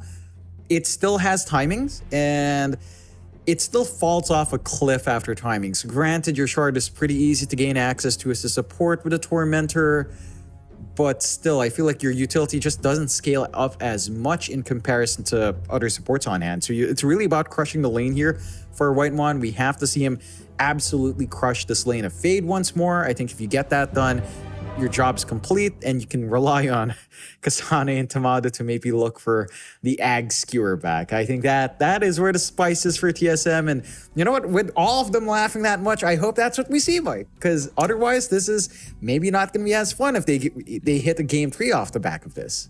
Yeah, speaking of game 3, we're going to go into game 2 and see if we are going to get to game 3. Is TSM versus Felt. Game number 2 is officially now underway. Can't wait to see how this draft of either side works out. Can I just say, by the way, as well, Jonathan, I built Ags in my first game on Techies in 7.33C when it first came out. And somebody on the other team literally just laughed at me the whole time and stood in the minefield. They didn't move. They didn't do anything. They just procced the minefield. They just stood there and just said, they just started all chatting me the whole time. It was pretty embarrassing. I'm not going to lie. That's what happens. Naturally, we'll That's see what so. happens. Obviously. Yeah. I mean, Soldier. you know, you could give that hot tip to Natsumi so he stops moving in the minefield someday. Some rumors say he's still moving through them right now, Mike. Right now. I saw those clips, John. I couldn't believe what I was seeing, honestly, but, you know, I can't say I'm surprised either, let's be frank. TSM. And they've got a nice ward up in this dire jungle area, so they're definitely looking to force a fight if they can. Yeah, they already got boomed. We already saw Reflection along with Netherblast out, so they know they're camping here. Probably just gonna... Oh, they're gonna go again. Yeah, they're going to try this one out. Thing is, you've got so much damage and slow at level 1 as TSM. I don't think you really want to try and force this fight. TSM, they get 3 bounty runes for their trouble as well. Fade doing a fair bit of damage here to Tomato down a bot lane, but it's not too big of a deal. They both copped a fair bit. And we should start, of course, with the mid lane, as we always do. You're going to have Brawl there on the Void Spirit against Kits once again on the Storm. So Void versus Storm matchup. Last time around, we saw Brawl hitting the level 6 mark prior to Kits.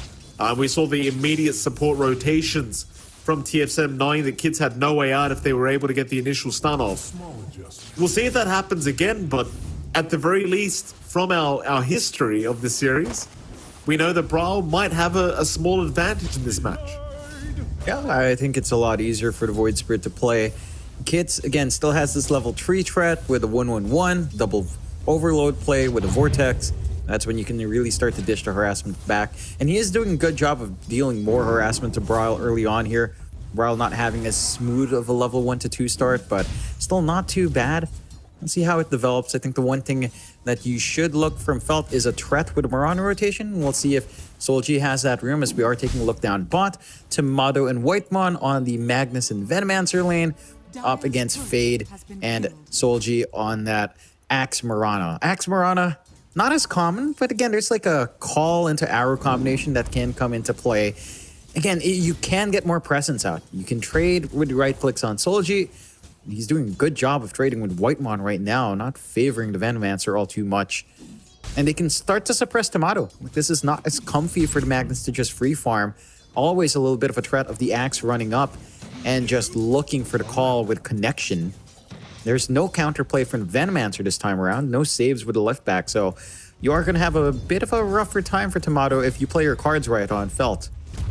Oh, we'll see how it all pans out. Speaking of Whitemon, Solji and Whitemon are currently going out at his top lane. A bit of a blast off being committed here by Kasane, but he's dropping rather low. Albino Zebra, the first one to go down, but Hidamune does clean up Kasane. Almost finding Ari as well. Just needed one more right click, but couldn't quite get there. So a nice start for TSM, but only because they got the first blood bonus. Otherwise, I'd be quite concerned about that start.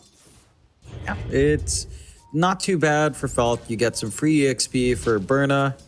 His first Metamorphosis uses decent enough, although it is off now. Long cooldown, lots of openings for the side of TSM to play with. They've got the magic damage to dish back onto the Terrorblade as well, as long as every spell connects from Kasane.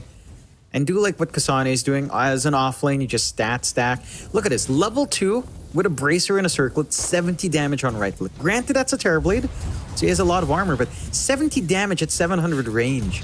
Level 2 with one stat item plus the Circlet. That's kind of even with the high armor, like Hidamune still seems to take quite a bit of damage from these right clicks. It doesn't feel very right when you see the range attack is his Fade. Skewer back from Tomato, but it's not going to be towards the tier 1 tower. He's going to pull him over to the side, but it may be more than enough to secure the killer's Fade is gone. Whitemon, he does have a Healing Lotus available, so he can survive the right clicks of Solji. Tomato will zone him away anyway. So nice pick up here onto the Axe. Fade not able to survive the onslaught that was Tomato. Well, it's kind of the thing with counter Helix as well right now. Like, considering you now have pretty much the exact way of proccing counter Helix with the amount of attacks you deal. At early levels, it does feel weak. Only when it's maxed out does it feel very, very strong, I would argue. Yeah, it takes quite a fair few attacks to proc the Helix. Uh-oh. I mean, he's level 4 right now, so it looks like there's no way out for him as the high five is up from Bryle. He is going to Fairy Fire up and try to fight back against Whitemon, but he is going to drop. Solji, arrow up, can go for the chase, but Brawl is there to back him up, and Whitemon, never trying to even sidestep the arrow, is just going to go down. But considering you found the mid-storm, you're going to be pretty happy about that. Yeah, you're more than happy. You're dragging all the supports down mid. You're getting a good start for Brawl once more, kind of trying to balance this lane after a very strong start from Kits this time around. So you free up space in the side lanes. You know, it's a solo lane for Tomato to keep farming. No threat from Fade. You probably get a better time up top for... Oh, no. Oh. Not again. Mid lane, Kits is under siege. Hidamune, he could be in a bit of danger, but Kits, he's the big deal here. Bryle is still chasing him down, but no, the Nether Ward. Level 1 Nether Ward doing all the damage necessary as now they'll find another. Whitemon is gone. Kits, he's the one with the hands up this time around. That's a pretty big deal. That's a lot of XP going back the way of the storm. He's going to hit level 6 a good deal faster now than Bryle, and that sets a really good tone. He's going to be able to zip away from these ganks coming out from the side of TSM. He's going to be able to get control, maybe even looking for a side lane rotation down the line. Get that aggression going really for Felt. A stronger start for Felt as Kasane not the safest here, although he's alright for now. The thing is, Hidden, like, while he is still taking a lot of damage, these raindrops that he has have really been saving his ass in this matchup against Kasane, because Kasane just can't get anywhere near enough damage out to actually threaten his life. You saw with Ari, even with the Fade Bolt, just doing really nothing to the TB, so raindrops obviously proving to be the answer here, as Bryle going to cop the arrow. Kid's going to try and move in for some added damage. Bryle, he is still level 5, but he's going for the man fight against Kids, who's completely out of mana. Bryle still charging forward, should have the kill, and eventually will have it as Whitemon will take it himself with the Gale and the Poison Sting. He'll be chased down in the Venom. Still being chased down, may be able to survive, but it seems like with the leap they'll have enough. Albino Zebra able to secure the kill on the Pugna. But now Bryle's hit level 6, so he wants to try and move in and sniper support. Problem is, he has a creep wave on him, so they know exactly where he's going. Can't quite fully commit, and the supports are still hanging around. Kits is back, full mana, full bottle. They could look for Vortex play, connect with the arrow if they want to. We'll zip in, Bryle. Vortex is there. Arrow does indeed connect. Bryle in huge trouble. Will still step away. That maxed out Resonant Pulse really helping and keeping Bryle alive with the physical shield. Are scanning. But I love the fact that Felt are focusing so much of their attention on dealing with this Void Spirit. It's buying so much time for Fade on this axe, and look at the amount of farm Fade's found. It's with the ancient stacks that were made. Fade is top of the net worth board now on the axe. And that can be a very scary thing, like a quick blink into a blade mail on an axe. And he's going to feel like the real carry at some stage. Stupendous. Yeah, he's set to start connecting with that Storm, start playing with his potential you have with more active supports. Pretty big loss for the side of Felt in that they've lost both. They've lost their Wisdom Rune, so TSM finds both, getting a nice boost to the EXP for the supports here, which has been a little bit slower going. You are finding more things, and again, you're farming pretty well in Kasane, not too bad here. Blast off onto Burna, but not going to be able to really find the full connection and the kill. He was trying with the proximity mines to secure, but it's not anywhere near enough as Bryle now. Mid lane being jumped. Kids will have to give up on the kill for now as he will zip away, but Whitemon is around with Ari to try and chase somebody down. Problem is they missed the Gale, so they could not keep up the chase. Instead, down to the bot lane they go. Whitemon will show up. But Fade's got the Vanguard up. I don't think he's very afraid right now. I think he's more than happy to fight if required. Though he's dropping pretty low. Tomato, can you afford to fight? Because there's Culling Blade available. They're trying to kite away from Fade. Call is going to be missed. That should be enough to secure. Tomato, he's still got about 500 HP, so he can't be Culling Bladed. And Fade will pick up the... Well, Fade will rather die as Albino Zebra joining in. Is also galed up now. Arrow's going to be nice. Onto Ari, but... Well, Whitemon will continue chasing, but now the one in danger. Soldier just takes him down, but Brawl's showing up as well. The Void Spirit around to ensure they can find something else for their trouble. Problem is, he misses out on the Aether Remnant, so Solji, he's going to take a little bit more time to kill, but eventually they should find him because he has no lead. And there you go. He's gone. You cannot escape. Takes a little bit more effort, but you are seeing a lot more coming out from Felt. Again, despite these losses, they've had a lot of form come out in Fade. They've had a much freer lane for Burna to keep that build up on the Terrorblade. So you're finding pretty much the start you'd want anyway. This is working out greatly to secure momentum for Felt. TSM's not too far behind. It's not the biggest lead in the world, but how do you handle this Terrorblade? A lot of damage coming in from Kasane. Hidden very, very good at just attacking the proximity mines. No panicking here from the TB, but my goodness, did he get quite low. And Kasane, he'll stick around and keep throwing out the sticky bombs, I think. Hidden just has to be very cautious about it. It's just so much magic damage at max level. Yeah. And really melt you down, but my concern is down the line. If you're not able to stop Burna from farming, your core matchup of TB into Magnus is really awkward for Magnus. Like, a blink RP can open up that fight for you, but at the same time, you're not a direct favorable matchup. Sunder was committed. Blast off the mark here from Kasane. He'll still try to get some mines down. Nice disarm out with the reactive taser as well, so they couldn't actually finish off the job. Nice little outplay from Kasane is mid lane. They'll make the jump in. Albino Zebra's down. Yep. Not the biggest pickup, but you are finding some good punishment. There was a decent amount of gold in Albino Zebra at the least. Pressure onto the mid-tier 1, forcing Fade to show off. He's level 10 on the axe compared to Bryle's 8, so his presence might be enough to deter them, but... Jump in from Kids. He's going to find Whitemon to a nice start for Felt. Radiant's top tower You saw the jump on Fade here from Bryle, but Fade's just way too tanky. Even just with the Vanguard and the cloak up, it's just too much defense from the axe. There's no chance of killing him off. Radiant's top tower It's a bit surprising they want to force that issue onto Fade. And with the level advantage he has as well. We'll jump in. Ari now going to go down. Kits really starting to feel himself on this storm. So far for Feltjon, they are looking very good this game too. Again, they come out with stronger lanes, better core matchups. The axe pick definitely showing its prowess here, as there's no one to stop him from just farming up these stacks. The side of TSM, when you're still having this really fantastic start for Timato, but your core matchups are a lot more awkward this time around for the Magnus. We need to see someone just put up even more pressure on Burnout. It does feel like this Terrorblade's still getting a little bit too much in lane. Kasane's doing a great job solo, but they're finally moving some heroes up top to relieve some pressure. But they are hit immune. They know exactly where he's going to be.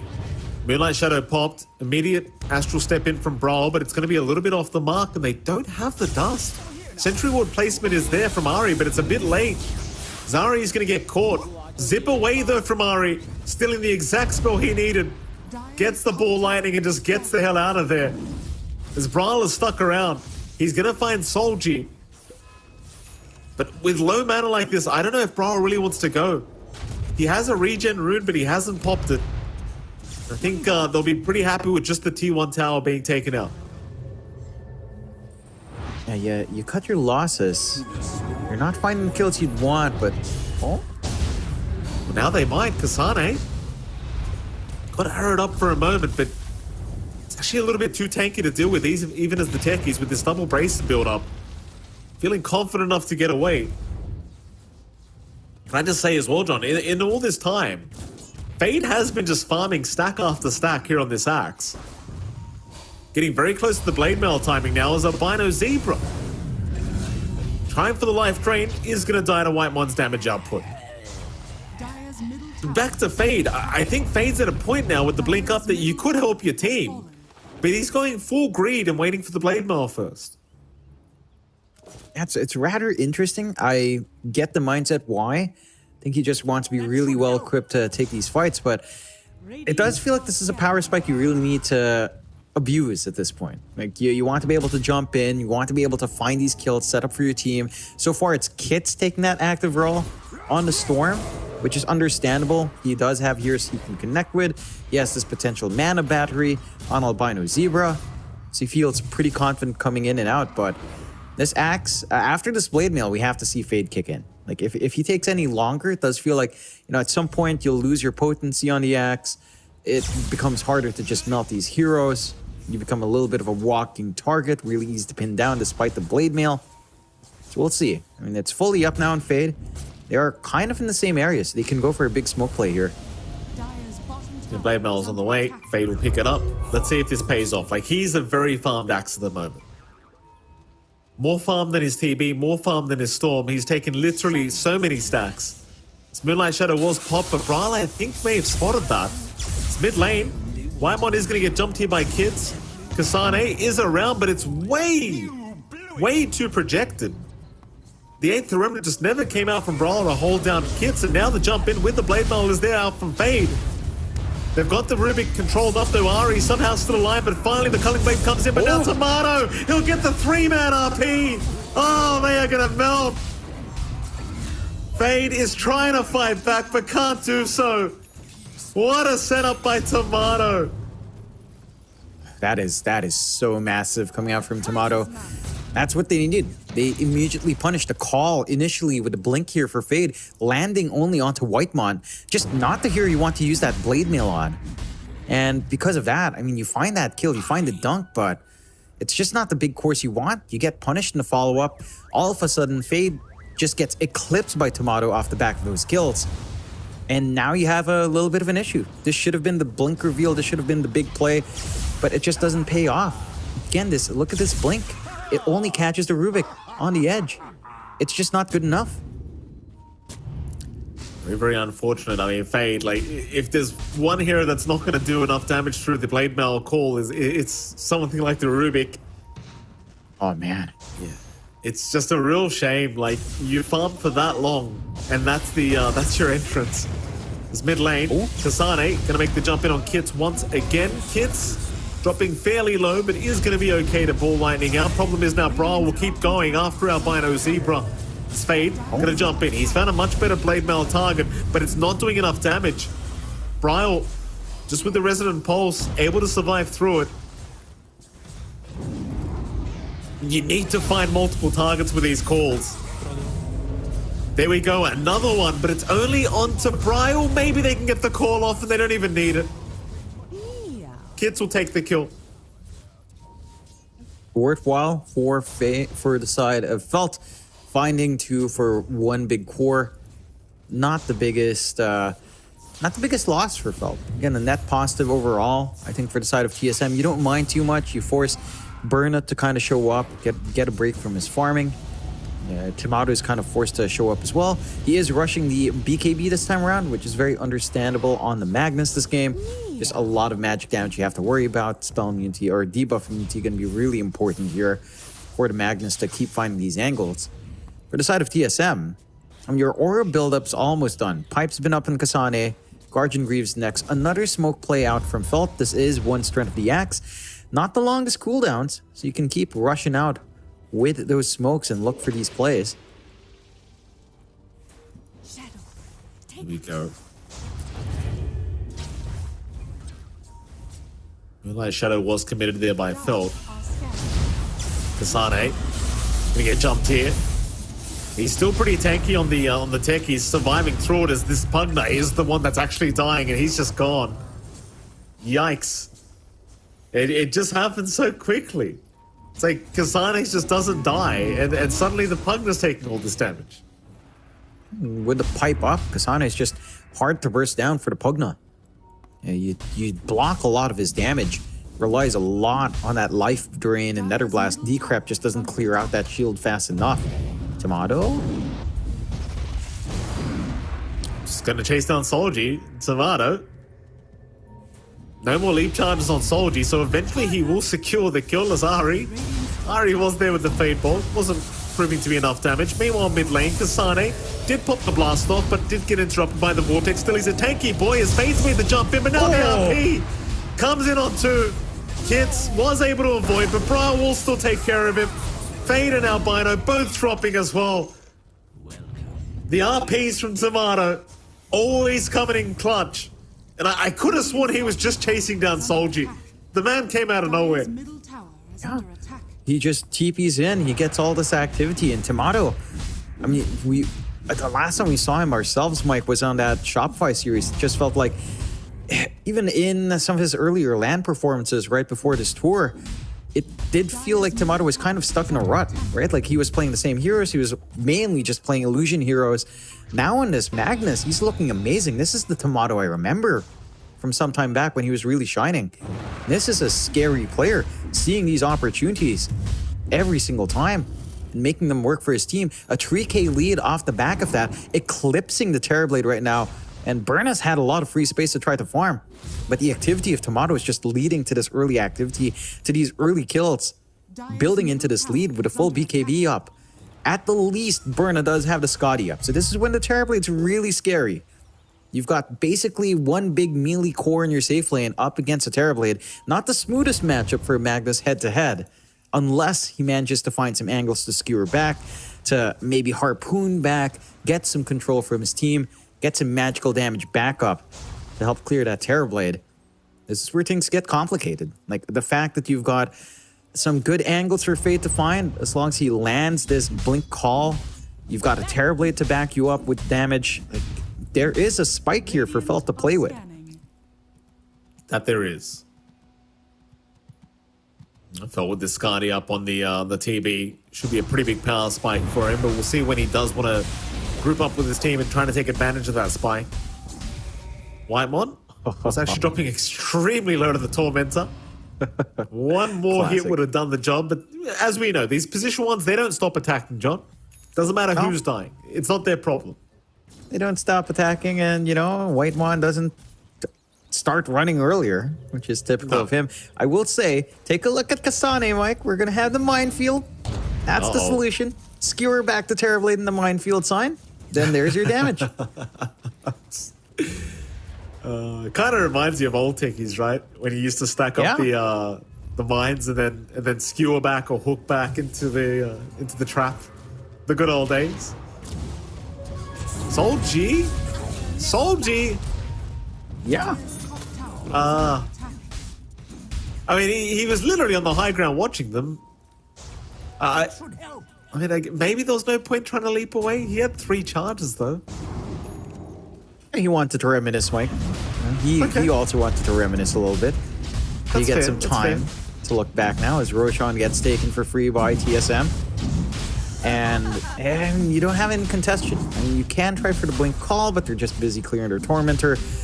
Of all the shards, you get Mirana shard as well, which probably isn't the best in utility. You more than likely wanted it in Albino Zebra.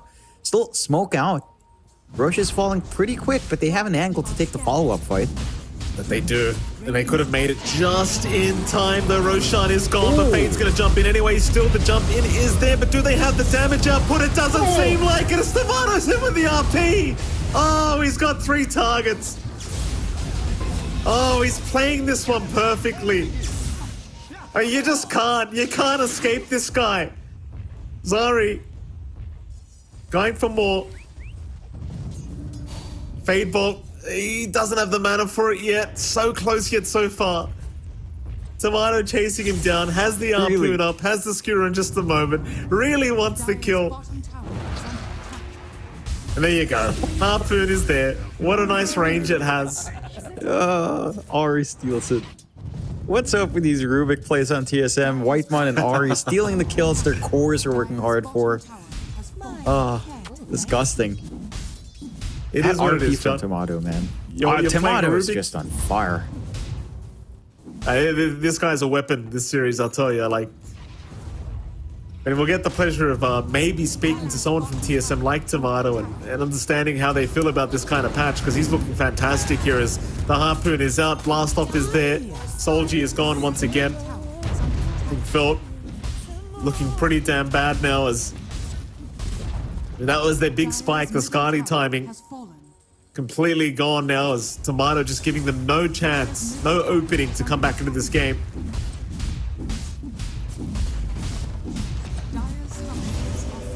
This is scary. And you've still got some good high ground defense. You've got the Blink Call to kind of dissuade him, but Fade's all the way across the map trying to clear out what he can to defend his objectives. Only the 1 set of racks you can take here for TSM, so not the biggest loss in the world for the side of Felt. But you still have to be a little bit cautious.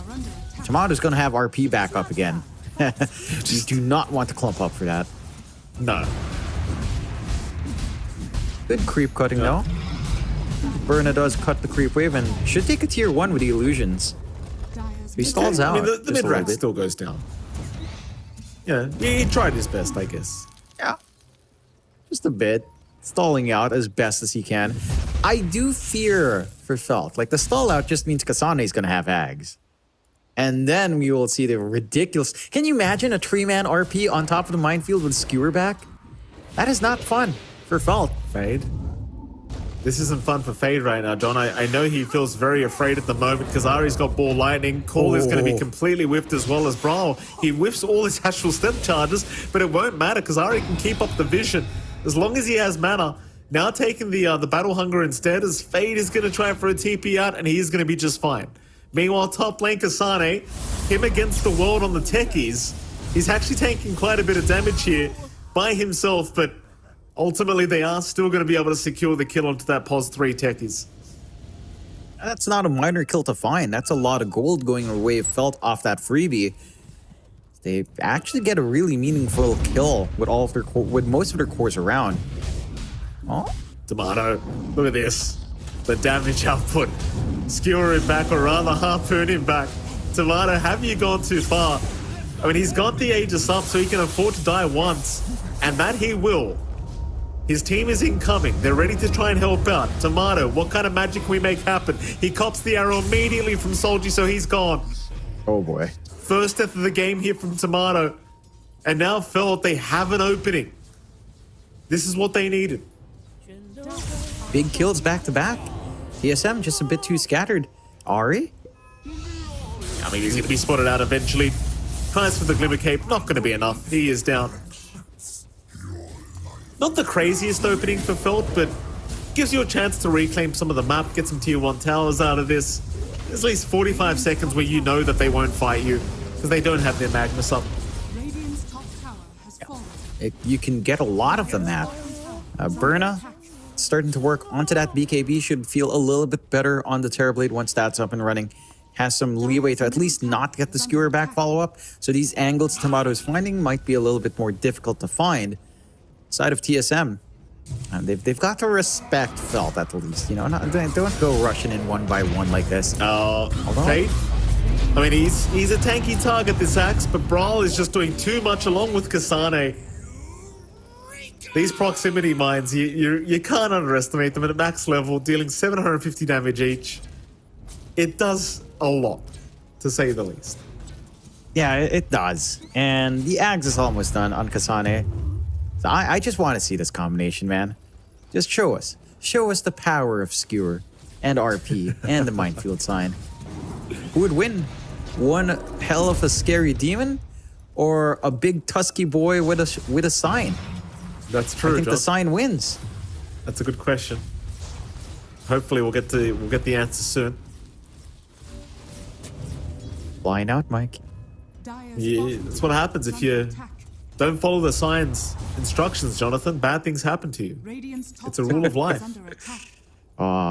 This is it. This is where the fun begins. We've got to see it. Tomato, show us the coordination. Show us the skewer back with the minefield. You know what I don't like? I don't like What? that it takes time to set up the sign, right? Because it's like, it lasts 60 seconds. You want to use it in a team fight, but you need time to set it up. Like, it has to channel. Where, like, you can have, for example, Conquer Torrent Storm. Conquer Torrent Storm doesn't need channel time. It just goes straight away. Yeah. Why doesn't this do that? Yeah, it's a little bit strange. I think that is actually that is a notable thing to buff it up Goodness as me. they find a kill in kits. That's a lot of damage. Brawl has a double damage with the Empower, so hitting for over 600 per right click right now on the Void Spirit. Very nice. Also has a Sacred Relic, so I assume a Nullifier is on the way. Meanwhile, Harpoon out onto Albino Zebra. Kasane just setting up some proximity mines, but they're not even required. It's very unnecessary. Good pick off on kits. A little bit of a freebie on our Pugna. Not the biggest deal in the world here for Felt. Still have, again, decent high ground presence that can kick in. And for TSM, they're kind of chilling out. Next Roshan, we'll see in about a minute what that respawn timer is going to be looking like. And they can just kind of clear out the map. They've got control of this bot area. They're going to be able to just pressure in the tier 1 just slowly but surely. We still haven't gotten the opportunity for the minefield sign, but Tomato does have this blink in his inventory now, so maybe just look for a cheeky skewer back and try to burst someone down. We'll see.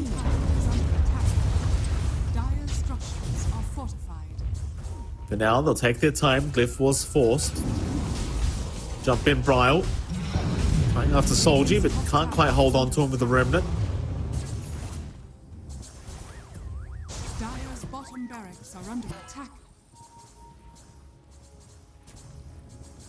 A lot of mines being placed here from Kasane, just preemptively. It's kind of the thing with the new techies. Like, these mines do last a while, so just kind of put them down off cooldown and set up for a nice team fight. I suppose Kasane really wants his minefield sign to feel impactful when he puts it down. Oh. This is a way to do it. Put actual mines in the minefield sign. Then you'll generate mines for some reason. Playing it cautiously.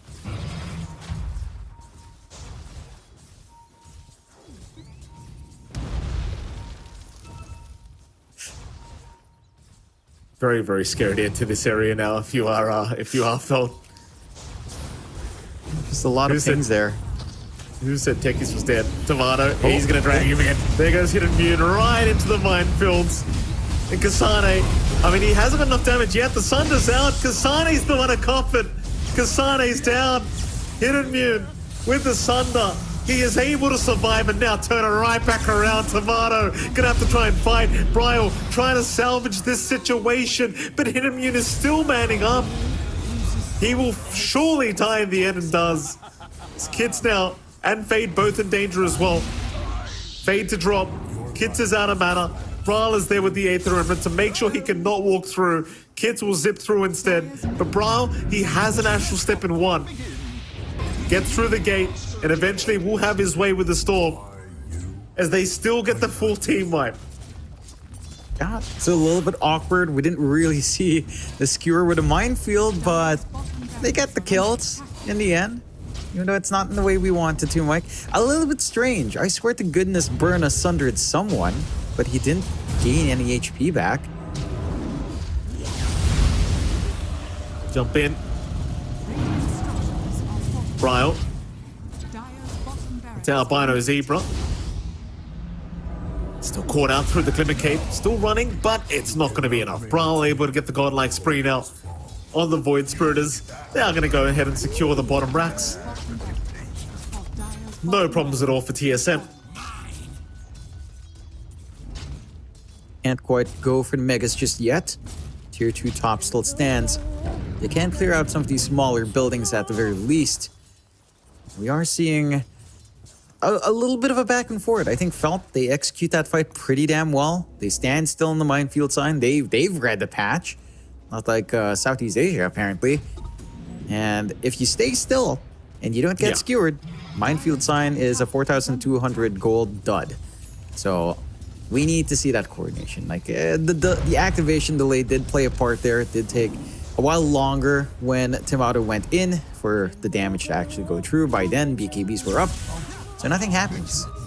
So this is what I just don't understand. Like, you have Torrent Storm that just goes no matter what. You have Sand King Ags now that goes through the Burrow Strikes and the Sandstorm no matter what. Why doesn't the Minefield sign do that? Yeah, and why do we have to channel it? It's a bit strange. I think that is a fair thing. It's as strange as it is for me to say this, but I do believe the minefield sign does actually deserve a buff. You know, thank you for that, John. It deserves it. For once, we agree. Yeah. I mean, again, I feel like this, out of all the reworks, this is probably the best rework they've ever done.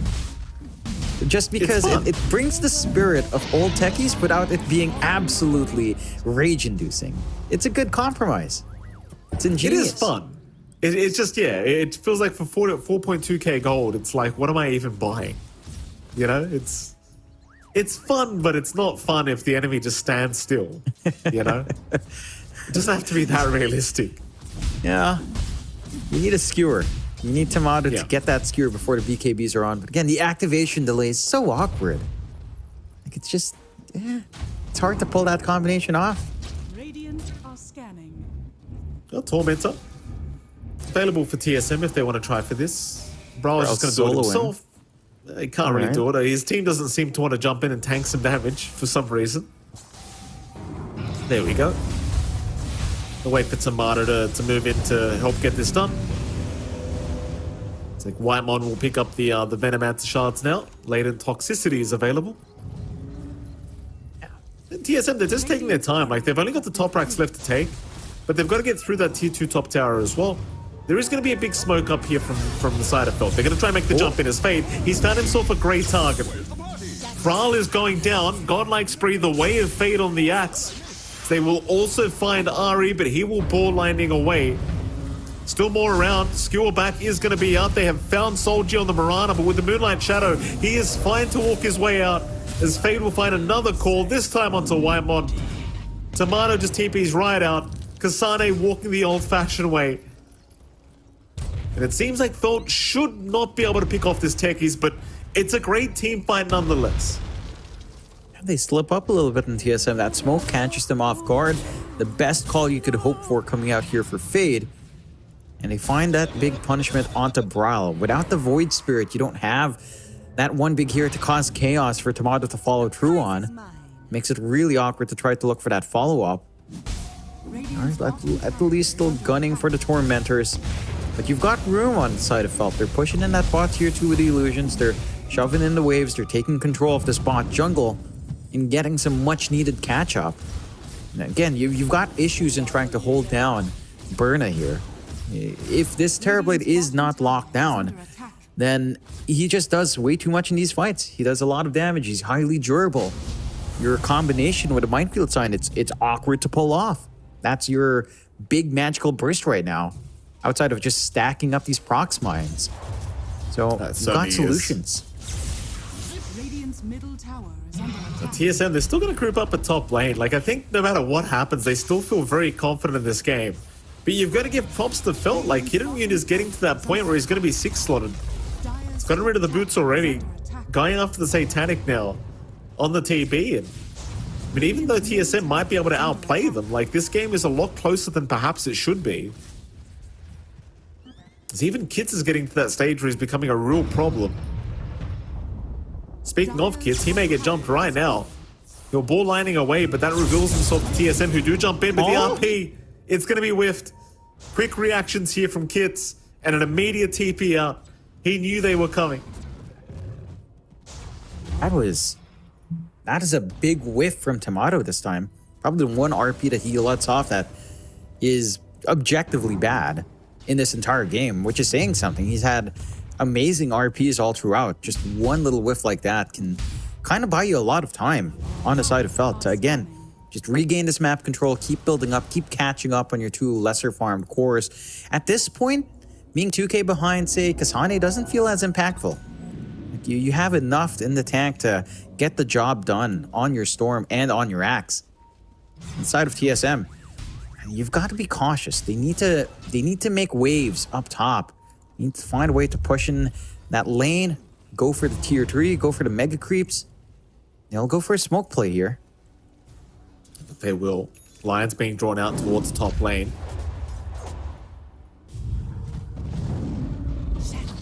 So Tomato gonna find Solji. Moonlight Shadow was popped, and of course, as a position 1, you never end up carrying detection yourself. He is 6-slotted, to be fair, on the Magnus. They're still looking around here with this smoke up top. Some aggressive wards being placed down here by Whitemon. So they are prepping to try and go for the high ground attempt, as the tier 2 tower was taken out. TSM looking for those mega creeps to come up, but Felt they have proven to be quite strong from that last team fight. So I think this time around, TSM have to play this a lot more carefully. We'll see, as they weren't able to find a pick-off, and there is going to be a 5-man smoke. Team Felt looking to move in back into that jungle of theirs and force a successful team fight. Hidden Immune now the top of the net worth board, completely 6-slotted without boots available. TSM maintaining that position on the high ground. It looks like they are just going to start pushing the top tier 3 casually. Like, Brawl hits like a truck right now in the Void Spirit, but they are going to jump in. RP was committed. Tomato found 2. They'll even jump in for another. Fade, he got the call off the Magnus, but the blast off is there. Kasane, he's going to try and keep him alive. Tomato should eventually fall and does. Hidden Immune is hitting way too hard. But they still got 3 targets down on the side of Felt. 3 immediate buybacks being committed. And that is going to be enough for TSM to back their way out of this. I mean, they force out some pretty big buybacks. So you're more than happy just kind of getting that out of the way. You don't manage to make too much progress in the top tier 3. And for the side of Felt, you don't lose too much at the least. So you're in a good position Metamorphosis, not the most time left in the world. You're not going to be able to take an objective off the back of this comfortably, but you've got that timing.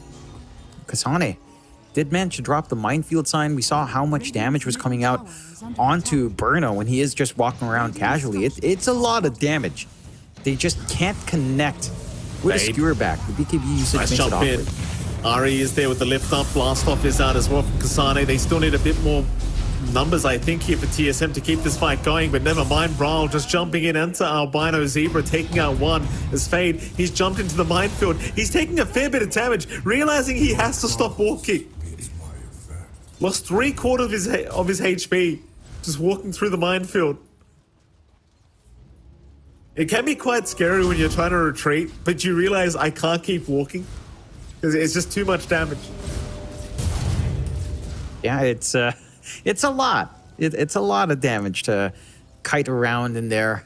They find 2 diebacks on the side of TSM. So Felt gonna be in an awkward position. Granted, you don't lose the big heroes you just bought back on. Fade is still around. They still have good wave clear to prevent this overwhelming push. Tomato is back up though. This is where things can get dicey. They've set up a minefield on the left side, down south of that tier 3. So if they get a skewer back into this area, that's pretty much a kill. Yeah. Here we go. Smoke is up behind Brawl, who's going to try and bait them forward. Ari is out with the lift. They've already got a big jump in onto the TB. Where's the help? It's not there yet. RP committed. He's gone. Hitimmune does have buyback available. We've seen him hold out before, and he might do so again, but I wouldn't quite recommend it as this is the final racks that they have. Maybe just waiting for Soldier to be back up on the Mirana as well. And there's your buyback being committed now. Meta is still up for Hitimmune, but he's jumped right in by himself into the minefield. He's just being thrown around. He needs some help. He's going to pop the BKB meta. But everyone's just backing off anyway. And in fact, they might move back in now that the BKB's worn off. Brawl's been called up. He's baiting for his team, but never mind, he's gone. He dies a bit too quickly this time around as Ari. He will drop as well. Wymon being chased down. Hitimmune still going with the damage output. Should have him and will. So TSM going a little bit too far. They will only get a range racks for their trouble. The melee barracks will remain standing here for Phil. They do manage to at least get the tier 4 going from the creep wave, as Fault are focused elsewhere. So the high ground starting to get cleared out by TSM. Costly fights, but Felt it does require the buyback early on from Burna. Does manage to get at least some activity going from it. Again, not quite in a position to take anything off the map from the side of TSM, so you're more than happy with this kind of trade. Wasting the buybacks, still finding something on the map, and just slowly but surely getting control in this game. You still have to respect the presence of Burna. This terribly, it's just so scary. Number 1 in net worth, fully slotted up, just needs to maybe ditch the Yasha now for the nullifier, and you're in really good graces. Roshan is up. This should be what Fel tries to gun for, and they are pinging it out. This is a big take. Free Ag's Blessing here in this Roshan. And that spells a difference. If you give this one to perhaps Kits, although he does just buy out his Ags, then... Oh, nice call. Fade. Already finding one. Kasane just fine as the skill back is out. Tomato, he found Albino Zebra, so the Pugna is gone. Zip in from Kits to try and hold down the Magnus. Fade, he'll get the call off, but the blast off is out from Kasane. Still they are going after Tomato, but he got the Satanic off in time. He's trying to man up, but it's not enough. He does buy back. Now the minefield, Kasane doing so much damage as Fade is down. They're on to the TB. They'll find Hitimmune to boot. No buyback available. On to Soldier. They'll take another. And that's it. GG is called. They know they can't defend any longer without these buybacks. TSM, they will eventually find the 2-0 victory here against Team Felt. They played really well in TSM. To be fair to Felt, this game too looked a lot closer this time around. They managed to punish some of the overextensions coming out here from TSM. And they get a lot of space out for Burna. Again, they come out with stronger lanes. They ditch this Enigma idea. They have a better time on Fade. The reveal on the Axe timing's not the best, but the corrections were pretty damn good. It looked competitive coming out here from Felt. It certainly did. I like what I saw from Felt. Obviously, they're up against the top two teams here in NA. It's not very easy for their second series, but there you go. Felt sadly losing 2-0, rather 0-2 to TSM. Was to be expected, but I'm happy to see that they put up a pretty damn good fight here against TSM. So we are going to get to see some highlights here, see exactly what happened. And, there was some great moments for Felt, like especially when they smoked up on their own terms. They seem to be able to make the fights work very well. The one thing I want to point out, John, the thing that I wasn't the biggest fan of, is you had so much farm in the first 10-15 minutes as this Axe. And I feel like waiting for that blade mail instead of just going with your team once you had the blink up, that felt like a bit of a mistake. Because even when the blade mail came out, like there was multiple calls just amounted to nothing. Yeah. Look, it felt like that timing was a bit too stalled out from Fade. I'm not sure if maybe playing like 2-3 minutes earlier would have helped the cause entirely. I get the mindset of why you feel like Blade Mail is important. You're up against the Void Spirit, you're up against the Magnus, there's a lot of physical there, you want to reflect it back, a lot of magic you could reflect back as well. But I think it's just a thing with Axe right now. Like, the hero's timings are really awkward, and you miss that window just a little bit. It's more punishing than any other hero, I think, for the Axe. So, yeah, just waiting for that Blade Mail cost them. And they found a little bit of an opening down the line, mainly down to burn as BKB. That caused a lot of issues for the side of TSM, not being able to look for that burst in the Terrorblade, not being able to play with a skewer back, which was really an integral part of what made Tomato very scary in these fights. Although in this one, and the Force Staff, the movement across for the Terrorblade, he loses so much HP there, man. That Axe is crazy. It is kind of crazy if you're forced to walk away, and that's exactly what we saw. As you saw the GG call there by Hidden Immune, a good attempt from Phil. That's what I'll give them, right? Like at the end of the day, yes, they lose 0-2, but it was a really nice attempt. And of course, we need to give an MVP over, and I think we're going to give it to Brawl this game, Jonathan. 24-14 on the Void Spirit, having a fantastic game. You saw some real deep dives here from Brawl, but you give this man a Void Spirit, he's gonna give you a win. And that's exactly what happens. Brawl really popping off here. And I mean, this is in a game where Felt were fighting back quite effectively, but this man still managed to shine and just outshine everybody else. Yeah, he gets the job done. He knows his timings. He knows how to really push the Void Spirit to its max potential. I will say, Felt did play against the Void Spirit much better this time around. I think Kits had a much nicer lane up against the Void Spirit, correcting after game one quite well. But while still, he just has so much impact. He gets that activity early, and that's up against a Storm with a mana battery, right? With a Pugna. You expect more to come out from Kits. You expect him to really hunt for those kills, but it took a little bit longer. Again, maybe down to Fade, having to wait for that Blade Mail, just throwing all of their timings off. So big props to TSM. Again, a couple of times where they kind of feel themselves a little bit too much, Mike. They dive pretty damn deep, but it does pay off. I mean, the confidence is well-deserved. They did look pretty damn good. And again, I think as this tour goes on, TSM has been looking a little bit sharper every single time. It does look like they're looking back, they're learning lessons, the lessons they learned from the lands, the lessons they learned from their defeat by Shopify Rebellion earlier on. It does help shape this team into a stronger form, and hopefully that means a stronger showing down the line on LAN. Well, we get to speak to a very strong player, Jonathan. Tomato's in with us to have an interview, so we'll have a chat with him in just a moment. Mr. Tomato, congratulations on your 2-0 victory, sir. How the hell are you feeling? I'm good, man. I'm feeling good. I love playing Magnus. I got to harpoon people. I got to kill creeps. I had to press RP. It was pretty fun. I love the hero. Glad I can play it as a carry. So when I play mid, I like playing as a mid. So it's nice. Feeling good. Tomato, I mean, you mentioned the Magnus. I'll ask you straight off the bat. Like, first of all, you looked fantastic on that Magnus, especially during Game 2. Incredible performance. How are you feeling about this patch overall? Like, do you like the Universal Heroes? Do you like the 2 Roshan pits? What are you thinking about the patch? I think Universal Heroes are fun, but they might be a little too fun, if you know what I mean. Like, maybe gotta tone it down a little, Mr. Froggy. Roche is nice. I like the patch a lot. It's very active. It's very fast. I feel like a lot of people haven't really gotten used to it yet, to all these objectives. Yeah. And I mean, sometimes it's like daytime, and I'm like, guys, go Roche, and I ping the higher side, and someone in my team is like, yeah, it's on the other side, you know. So it's definitely adding more complexity to the game that was already very complex. So I think it's on a nice path. You know, I like the changes. Yeah, absolutely. Couldn't help but notice as well, Tomato, at the end of the game 2, you were kind of face palming a little bit. I couldn't notice your hand came up to your forehead. You looked a little bit upset about something. I wanted to ask you, what was it that upset you at the end of that game 2? We would just make so I think it's like we're going high ground, and then Kasana's like he wanted to try. He was asking for these techies offlane, and he really wanted to try the Aghanims. So he was like, guys, I really want to finish Axe. I'm like, okay, we can wait for your Axe before we go high ground. And then we kind of missed our timing, so the game got longer.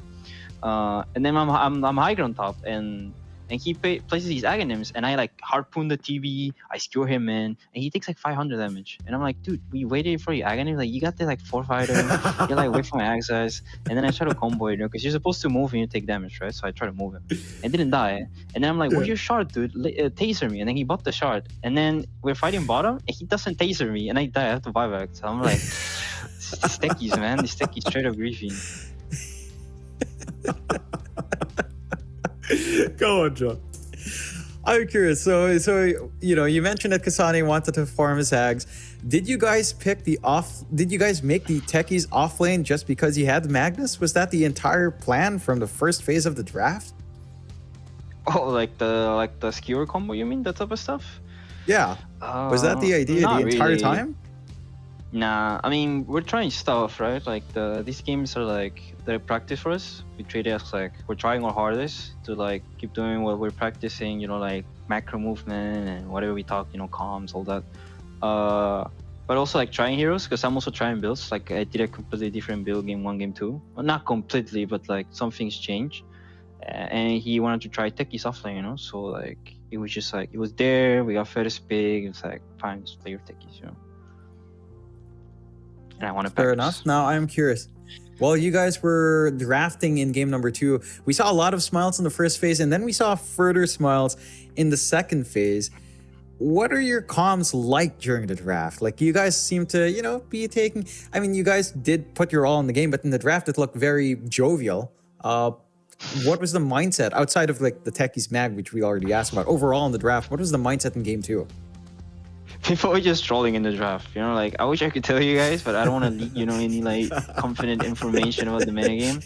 But there's just like a lot of shit being said, you know. People just saying like random stuff. I think it was between like Moon and Ari. He was just making fun because every time we go to second phase, Moon will talk about a hero. So we were kind of laughing about that, or like everyone just like trying to imitating the other. And that leads to a lot of trolling back and forth, so that's kind of what happens. It's a bit like non-related to the draft, but there's just like a lot of stuff being said, you know. Yeah, that's actually really good to hear. I love to hear that the team comms are really lighthearted. The team spirit is pretty damn high.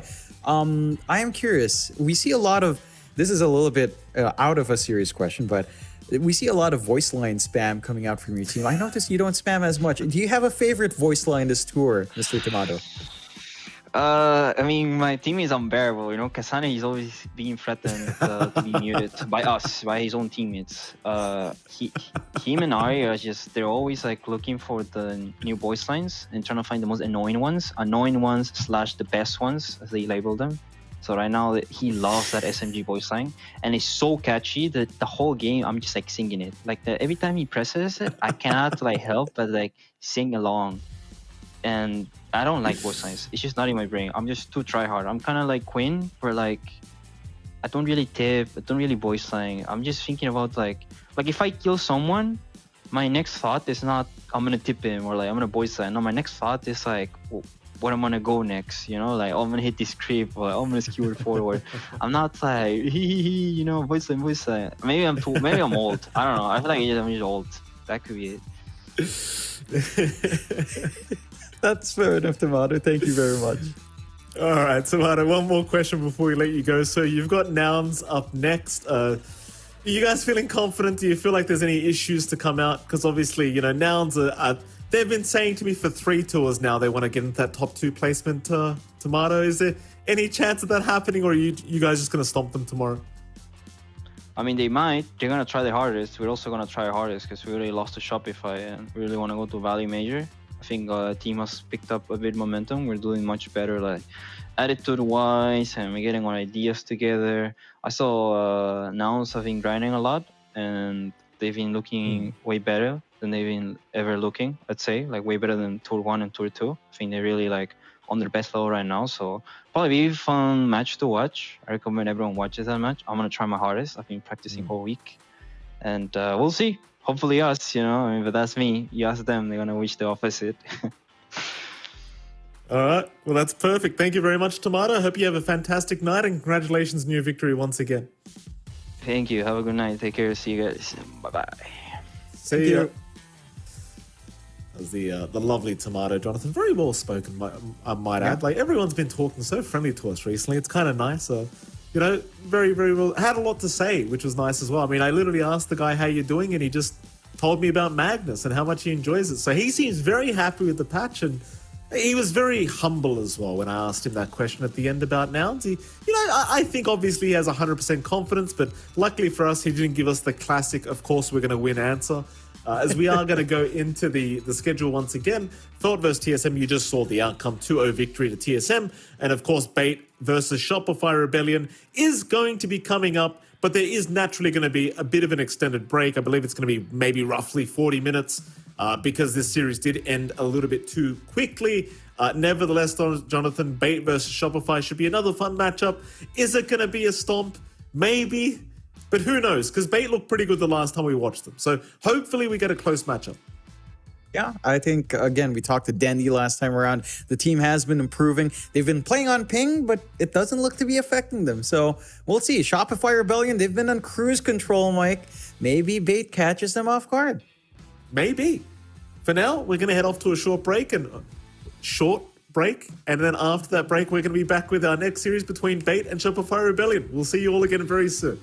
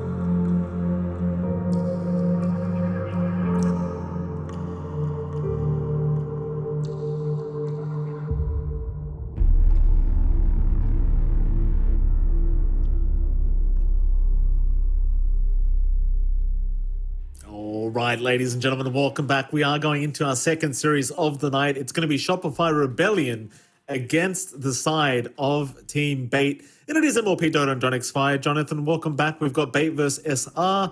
How you doing, sir? How you feeling? Feeling great. We had a pretty lively series before this one with Felt TSM, although going 2-0, Felt throwing some signs of life. This one, almost the same story. Bait kind of struggling. They have improved a lot in this entire DPC year, I think overall. Tour 1 to Tour 2 to Tour 2, Tour 2 to Tour 3. They've looked better every single time. But this is Shopify Rebellion. Now, this is a team that is so confident that for the most part, we're seeing them on almost like cruise control, just kind of chilling out. So up against a team like Bait, which I feel like had always had all of this promise and always has things that can come out left field, I think it's going to be a very interesting matchup here. It should be an interesting matchup. I'm hoping it's not going to be too one-sided of an affair because every game we have seen from Shopify has basically ended around the 25-minute mark in their favor. So I'm hoping we get to see something a little bit closer here between these two teams. We will get to see a bit of a comparison, but we'll have a look at the side of Shopify Rebellion first. And this is the thing, like these guys, they've been with each other for a very long time, very well-rounded kind of team, guaranteed a major slot basically, unless, you know, something terrible happens. I can't imagine them missing out on the major. So, I mean, you heard Saberlight, you heard Arteezy in our previous interviews. These guys, they're feeling very confident about their chances of getting to the major. I know Saberlight and Arteezy both said to us that they're both bored at the moment. So, you know, take with that what you will, Jonathan. They're kind of bored when they're playing. So they might just go have a bit of fun. Who knows? But you can't underestimate the side of a Bait either. I mean, these guys, yeah, they've been having a rough run. Yeah, they've got some ping issues right now. But they've got spirit, Jonathan. And that's all that matters sometimes. And I can imagine Bait putting up a pretty good fight, if not taking a game or two off the side of Shopify if they're not too careful. Yeah, I think Bait has surprised us before. They've looked solid coming out. Their laning phase looks really clean, which is one thing that we've seen lacking from teams that go up against Shopify Rebellion and TSM. So I think that's where Bait can shine. And again, they've got these quirky picks. We talked to Dendy last time. He told us there's some interesting picks that he hasn't taken up yet on the mid. I've seen him play Earthshaker mid. So there are some options here for Bait to try to catch Shopify Rebellion off guard. And I think that's going to be a big factor for them. Strong lanes, surprise picks in the draft. I'm keen to see if that's going to come out. Of course, we do have a little bit of a team comparison coming up here, so we can take a look at our stats so far. Both teams playing 3 series so far. And honestly, looking at the stats, Bait isn't actually doing too bad, right? Like they've only won 1 series. They've lost 2, but their assists are pretty up there for the team. That's way higher, to be fair, but the kills and assists are kind of in line with what you'd expect with a pretty good tempo aggression here. Certainly not too uneven. Apart from the average deaths are very, very close in terms of the comparisons here between these two teams. So that's generally good news, I'd argue. Of course, I believe we are going to have we're going to continue with some more stats first, but there you go. Average GPM even kind of close. I suppose the building damage is where things get a little bit rocky because Shopify Rebellion have won every single game they've played so far, whereas Bait, sadly, have lost 5 individual games. So obviously they've had quite a bit less building damage than Shopify Rebellion, but generally speaking, your building damage does go up if you win games because you do go through a lot more buildings. And I believe we are also going to have a player comparison between Arbed and Dendy. Of course, the mid lane is generally one of the most important lanes in the game, if not the most important. Props to Dendy as well. Like, look at this, Jonathan. Average kills a little bit lower. Not too big of a deal, though. Average XPM a little bit lower than Arbed. But average last hits a lot higher. Whatever that means. At the very least, the stats aren't too far apart between these two. Yeah, again, a rather even matchup in terms of the stats. I believe the last hits probably come down to the fact that Bait games go a lot longer than Shopify Rebellion. I mean, it's not by much, but with how quick Shopify ends these games, that does lead to more opportunities to last hit for Dendy in his own games. I think the more impressive thing is that the presence of Dendy is almost equal in terms of kills and impact. Overall, I think that's a very good sign for Dendy coming in. Of course, that doesn't really speak to our mechanical interaction on mid. I think it's always interesting to see how Dendy adapts.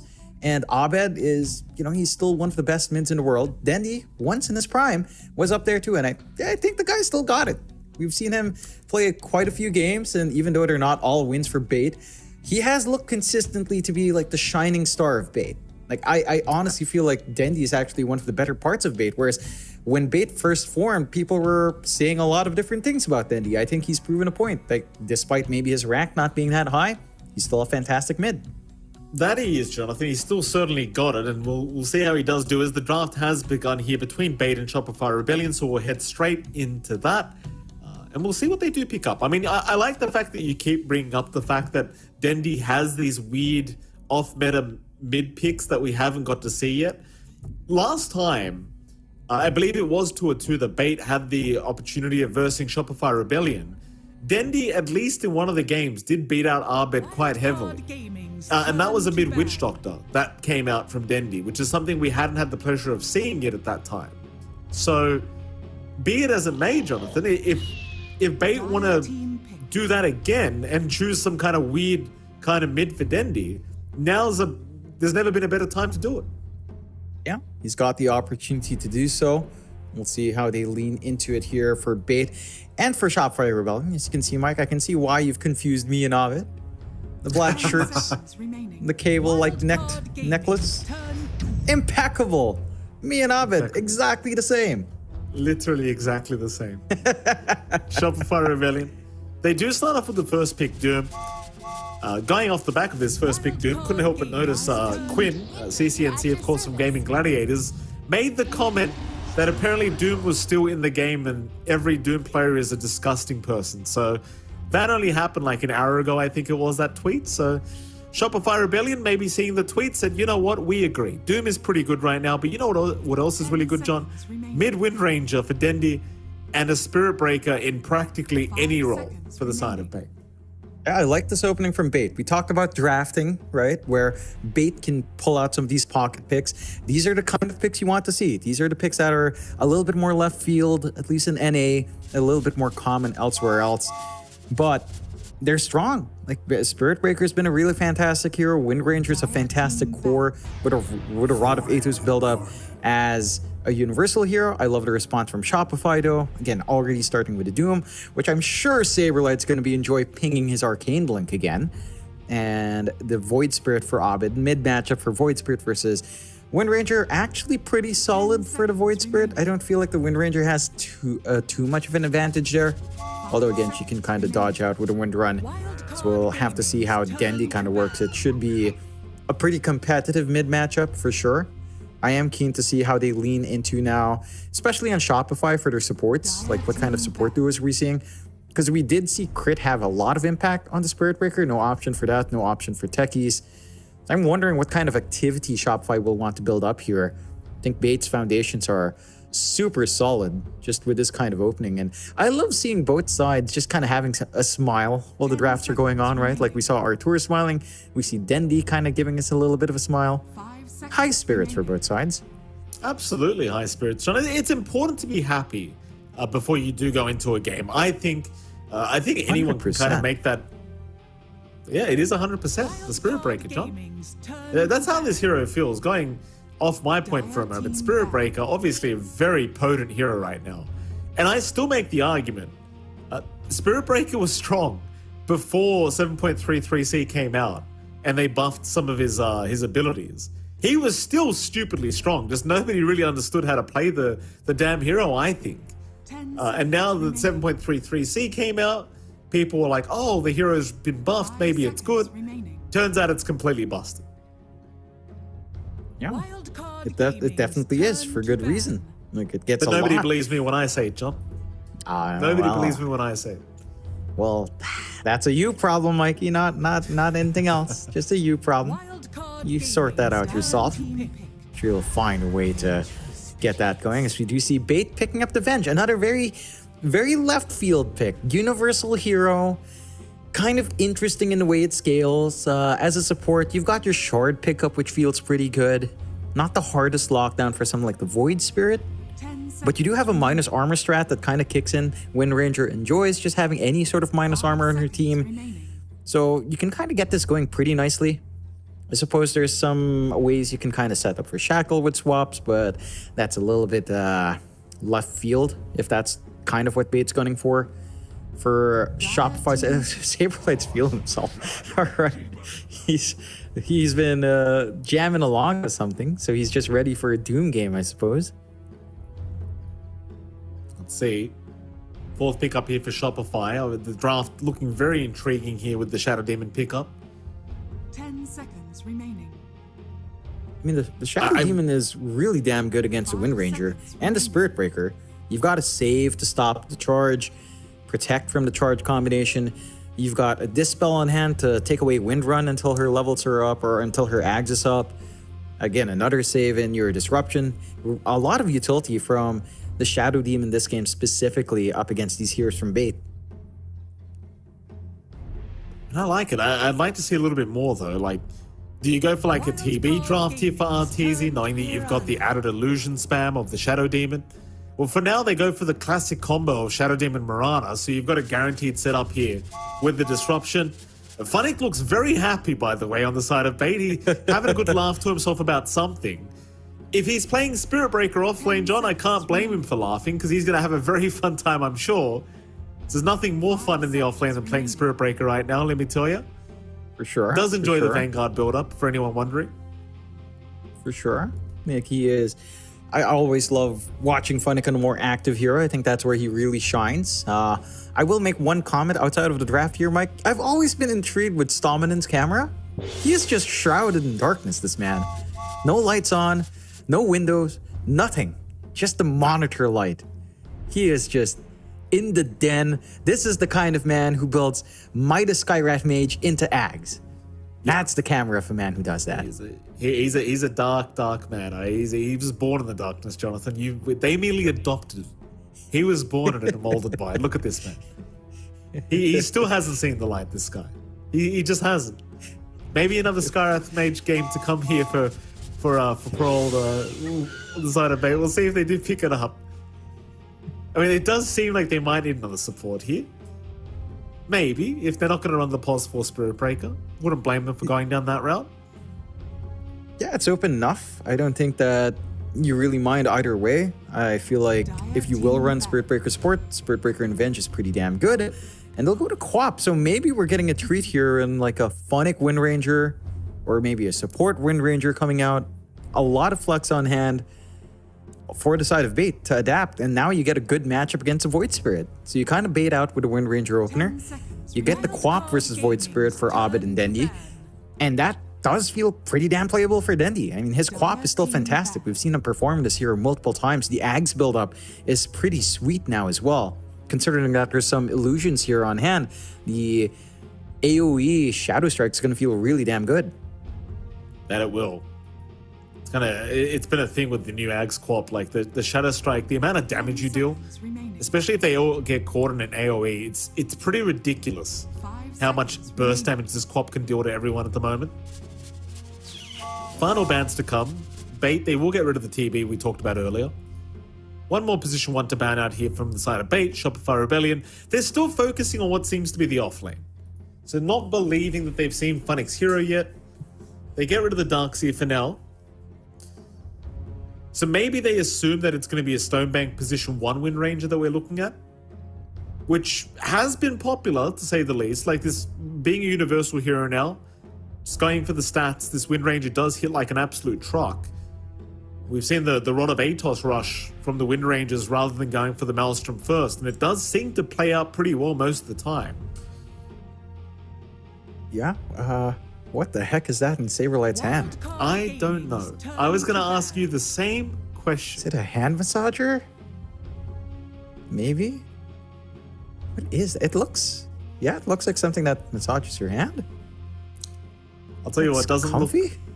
Those arms don't look like the arms of someone that hits the gym, Jonathan. Saberlight's going to do some more work, I reckon. Oh, if we've got him for the interview, you should tell him that. 5 seconds. Tell him yourself. I ain't going to that topic.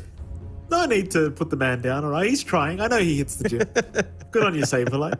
I'm just joking. I mean, I Nice can't talk 360, anyway, Mike. Jonathan. It's not like Nice I look 180.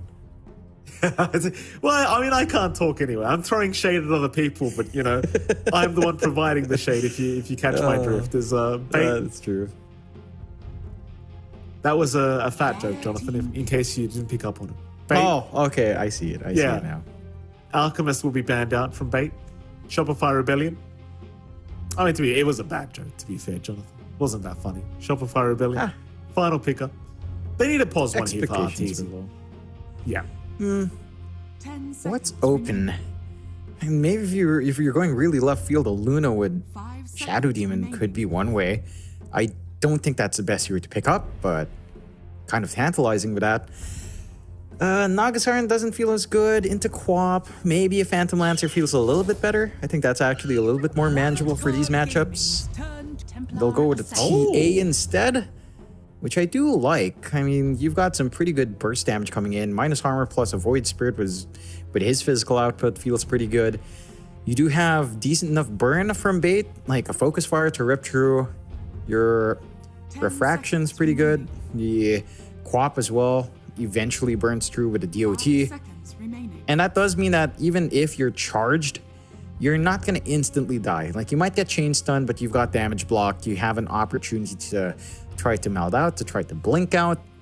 So I like that solution from Shopify Rebellion. I think it's a pretty solid pick for Archer to take into lane.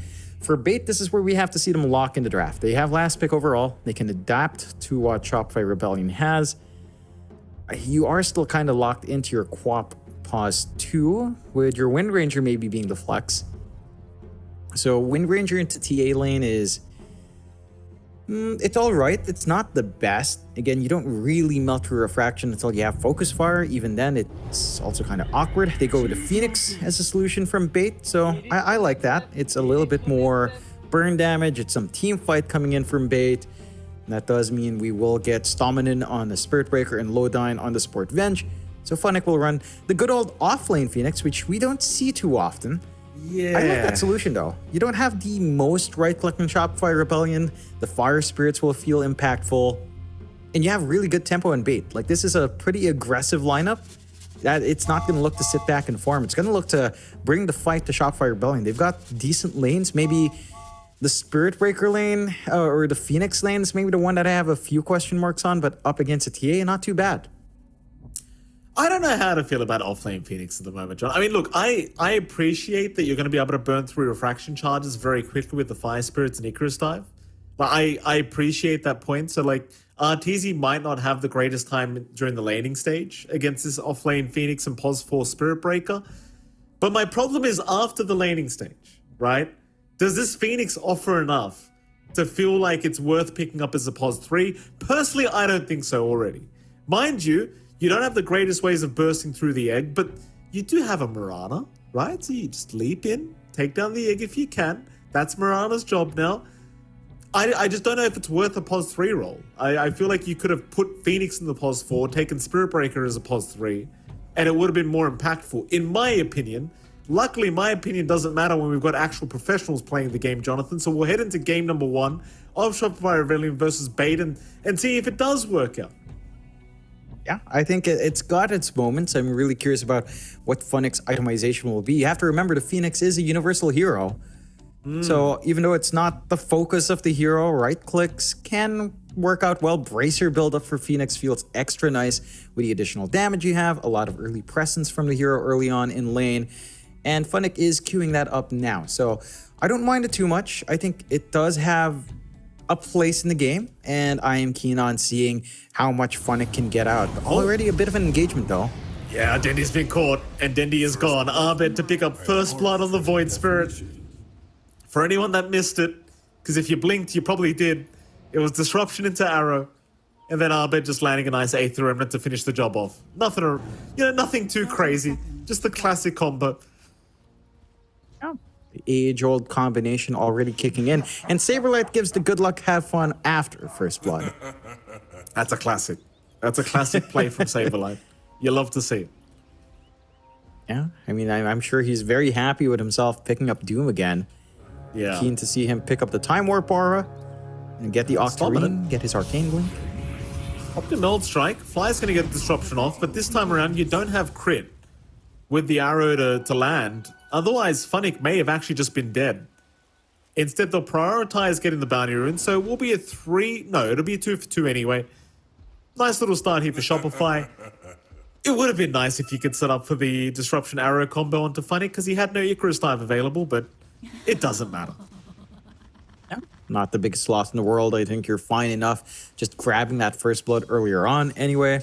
Been set up quite nicely for yourself as these lanes break out. Of course, taking a look at that mid, Abed on that Void Spirit up against Dendi on the Queen of Pain. Dendi did level up Blink as well, so he's not having that insane level 1 presence where you can clear out the wave with a Scream of Pain, you can harass back with a Shadow Strike. A little bit slower, which gives Abed some breathing room. He's not going to be pressured up front very early on. So he should be able to just kind of ride through into level 2 quite nicely, get his Resonant Pulse up. I am curious if he will try to go for Dissimulate to dodge, which is some counterplay I believe we've seen at least one Void Spirit do, but it is awkward in terms of trying to control the lane. So not usually what you want to opt for, but we'll see how much harassment then he pumps out. If it's enough, could force a different build out from Abed. Could. We'll have to wait and see. Bottom lane, Stonebank does go down. Saberlight able to pick off the Wind Ranger and now looking to maybe dive Lowdyne, but decides better of it because the Scorched Earth was wearing off. That's a level 1 kill onto the Wind Ranger being made. Obviously, Crit may have landed a nice arrow we didn't quite get to see, but that's a pretty big pick off already here for the side of Shopify. That's There's another arrow. Woo. Lowdyne. Almost copying that one as well. But yeah, it's certainly a good sign here for Shopify Rebellion. Yeah, that's not a good feeling for the Wind Ranger. This hero does feel like it has to pretty much dominate lane. It doesn't feel good farming up, especially with the Atos build if you skip the Maelstrom. So you want to have as strong of a laning start as possible. And it's just kind of hard to do that up against a Doom. Like, you've got Vengeance to support. You can maybe look to line up the minus armor and try to right click, but Crit's mobile enough to back off, and you have enough armor in Saberlight to not really care for the trade. It's going to be a little bit hard to find that angle here for bait down bot, though they'll try now. And Saberlight just a bit too tanky, and that's just going to get a little bit worse as time goes on. Once the Ring of Health is up, it's going to feel next to impossible to shove Saberlight away here. That it will. The thing is, now he's got level 2 Devour, so +3 armor as well. Like, you've got 2 right-clicking heroes down at bottom. They are going to try to go for something. Saberlight, oh, that's a nice arrow. Crit, landing perfectly as Saberlight's going to try and turn. He won't be able to go too much further. It is only a level 1 Scorched Earth, so the damage is not too insane. Crit is going to try and fight over the 3-minute Lotus Pool timing. We'll be able to pick it up. Lowdyne not having the mana to go for a stun. Shopify really trying to play on the edge here down in this bottom lane, and they're doing a pretty darn good job of it. Yeah, just trading harassment, getting that activity early on, and starting to get that build up for themselves. Abed, he has been allowed to go for the standard Void Spirit build 202. Not too much of an issue there. But then again, holding steady on the mid. Still aggression though. Saberlight, he's going to go down. Stonebank with a very important kill.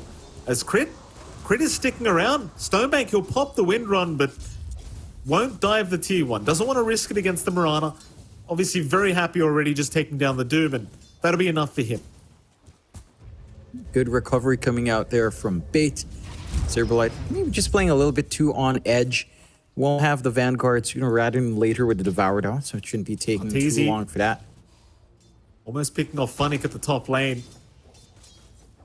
Funnick copped a Meld Strike, but I suppose is confident with the Healing Lotus available to him. Meanwhile, bottom lane, Stonebank being chased down, but Arteezy's going again top lane. He is being charged, however, so Stominan's going to come in from the side. And Arteezy, he'll get bashed once. He'll get bashed a second time! Oh, luckily for him, the Fire Spirit on the second occasion did not land. Oh my. Your skill, Stominan. He knows how to play Spirit Breaker. He gets it, this guy. He knows how to summon the bashes from the deeps. Does manage to get it onto Artur. Still, Arteezy still managing to farm up pretty well in the lane. He's suppressing Funnick quite nicely. So despite all that aggression, it doesn't really cost your TA too much. That build-up's still there. The pressure's not quite there. Power Tread shouldn't be too far off, and he does have another Tango to play with at the least.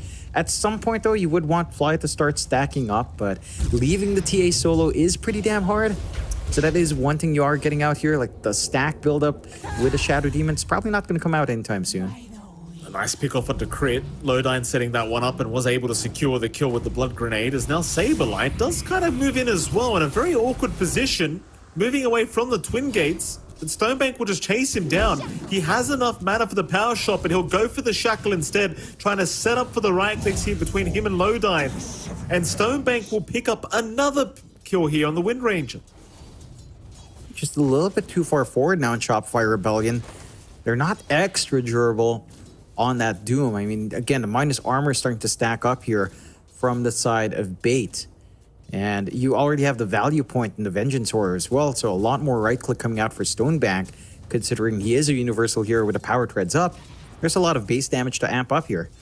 You have to kind of respect that in Shopify Rebellion. With the Vanguard up, that's when Saberlight can respect it less, but until that point, you have to watch yourself. So, gotta temper that aggression just a tad bit.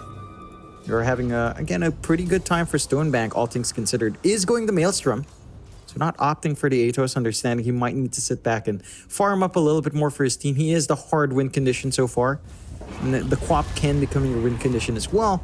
But it does take a lot more time than the Wind Ranger with a couple of items up. Absolutely.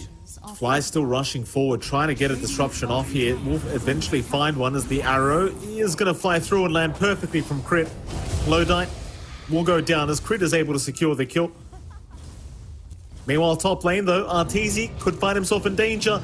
Blood Grenade did land, he's got no refractions. Charges there, he'll pop another refract, but he's still in pretty huge danger. He's gonna try and turn. Abed's there to help out. Abed saves the day. Oh, Abed, just the nick of time. As Arteezy will still go down, but nevertheless, they make it look like a pretty damn good trade. It does cost movement out from Abed, force the TP up top, but you are more than happy while you're maintaining this aggression down south. Saberlight with a Vanguard again feels pretty unstoppable, but there's a response here from Stominant. Charge out, Stominant gonna go right in onto Crit. Crit gonna move back in onto Lowdine, get in the kill before he does go down. Stominant still being chased by Saberlight, who does have the Alpha Wolf creep devoured up, so plenty of damage here from the Doom, but isn't gonna bother trying to chase him through the Twin Gates. And so, Stominant, top lane again was taking quite a bit of damage. Teasy was trying to secure the kill, but with the level 1 Meld Strike, doesn't really have enough damage. Just gonna have to leave it be. Yeah, just not quite enough in the tank, but still a good sign coming out here. It's a movement down mid for this 8-minute rune. It's a shield rune. Fly does spot it out, so a big one for Abed if he wants to play aggressive here. Have to say, the mid matchup for Dendi, it's been rather even, but Abed is starting to eke ahead, perhaps down to that rotation up top. The Quap, Dendi's been sitting in the Sonic Wave. No connections from the supports. They've not been able to focus down mid. Lowdine shows up now, but pinning down Abed is a tall ask with the Dissimulate in 2 steps up. I mean, they might have to try though. But it is very challenging. Disruption bottom lane, Fly. It's gonna find a very important pick-off in the form of Stonebank. Crit able to get another kill here in the Mirana. Has that level 3 Starstorm, so plenty of damage to be dealt to the Wind Ranger as mid lane, Abed is being focused, but does just dissimulate. Like, it is the thing, like your stuns are so projected with the support duo of Bait that as long as Abed has dissimulate up, there's just no way they can hit it. He's really hard to pin down. I mean, the aggression is nice from Bait supports, but the hard lockdown for a Slippery Void Spirit's just not quite there. Maybe when you get this, I'm supposing the Shadow Blade and Stominant, that's when things can simplify. You can find some better angles to lock in this Slippery mid, but that's going to take time. It's time that it doesn't feel like Bait has. Considering their draft kind of wants to go much faster than this, despite the 6-7 scoreline. It's still a good lead for Shopify Rebellion coming out here. That it is. That it is. Smoke up here from Bait, Lowdine and Funnick. Moving into perhaps see if they can try on Abed again. Like, okay, they get the Simulate out of him. Abed's going to jump in aggressively with the Astral Step, but he has another one. Can they keep going? They are going to try. Dendi is there with the Shadow Strike, but Crit is right behind him. Stominan's going to charge in. Everybody onto Arbit, but this is a tanky Void Spirit. He will finally go down. Nice little bait with the Shadow Strike to ensure he did not have to simulate that time. That's what they need to do. Just bait out some of those spells from Arbit, get the punishment afterwards. The one issue with that movement is it's a lot of heroes on mid. Where Shopify Rebellion, they have a free lane for Artur coming out top. Dragonlance already flying out, along with the Power Treads on hand with a Ring of Basilius. Saberlight just free farming down south, as a Doom tends to enjoy to do. So, yes, you're keeping down the Void Spirit, you're getting some aggression off, but the cost that's coming for is a little bit high. Like, if you make these moves onto Artur instead, I think that maybe is a little bit more worthwhile. Stalling out the TA's farm, grouping up for that top push instead. We'll see if they can still get that room out. They've got some good aggressive wards on the top jungle here from Bait, and they are slowly pushing in top now. They put Stonebank up top. He's got the Javelin for some more output as well. So you can kind of play off the back of the Wind Ranger Focus Fire now. But Shopify Rebellion get a good read. They're smoked up here. Yeah. Top lane, Stonebank going to reveal himself by the tier 1 tower. He's basically underneath the trap right now, so the slow is going to be there in time. Arbet going to land the Aether Remnant, going right after the Wind Ranger, and now the Doom's out. With the arrow connecting, there was no way out of this. Egg committed as well, is gone. Crit will take it. Lowdyne not looking too safe either, as they have another Remnant to land. And that they will. Right on target. They just landed everything perfectly. Like, Arbit completely ignored the Venge and went right after the Wind Ranger with his Remnant. Crit lands an arrow. They even commit the Doom. Stonebank caught everything. Yeah, you copped it all. And that is the hero you want to pin down. When the Wind Ranger playing from behind just doesn't feel good, even with a Maelstrom. Does want a fast start, although. Mid lane. Bit of a jump in. Dendi, he just committed his blink, so he's going to be ultra cautious. The jump is there. Arbet. Too much damage being dealt with this Void Spirit. Like, look at his items, right? Hold that thought, one moment. Magic Missile is going to land, but SR want to keep going. Disruption does go. Crit has an arrow. It will land right on point as well. A nice swap away at the very least from Lowdyne, allowing the space for the Icarus dive, but Lowdyne's gone. And Arteezy will keep going. Psyblade's not going to be enough for funny. Going back to my point, John. Look at Arbet's Void Spirit. He's got literally no items. He's got an Ogre Club, braces, a Power Treads. Level 10, dealing 130 damage, as Crit will finally die to Dendi.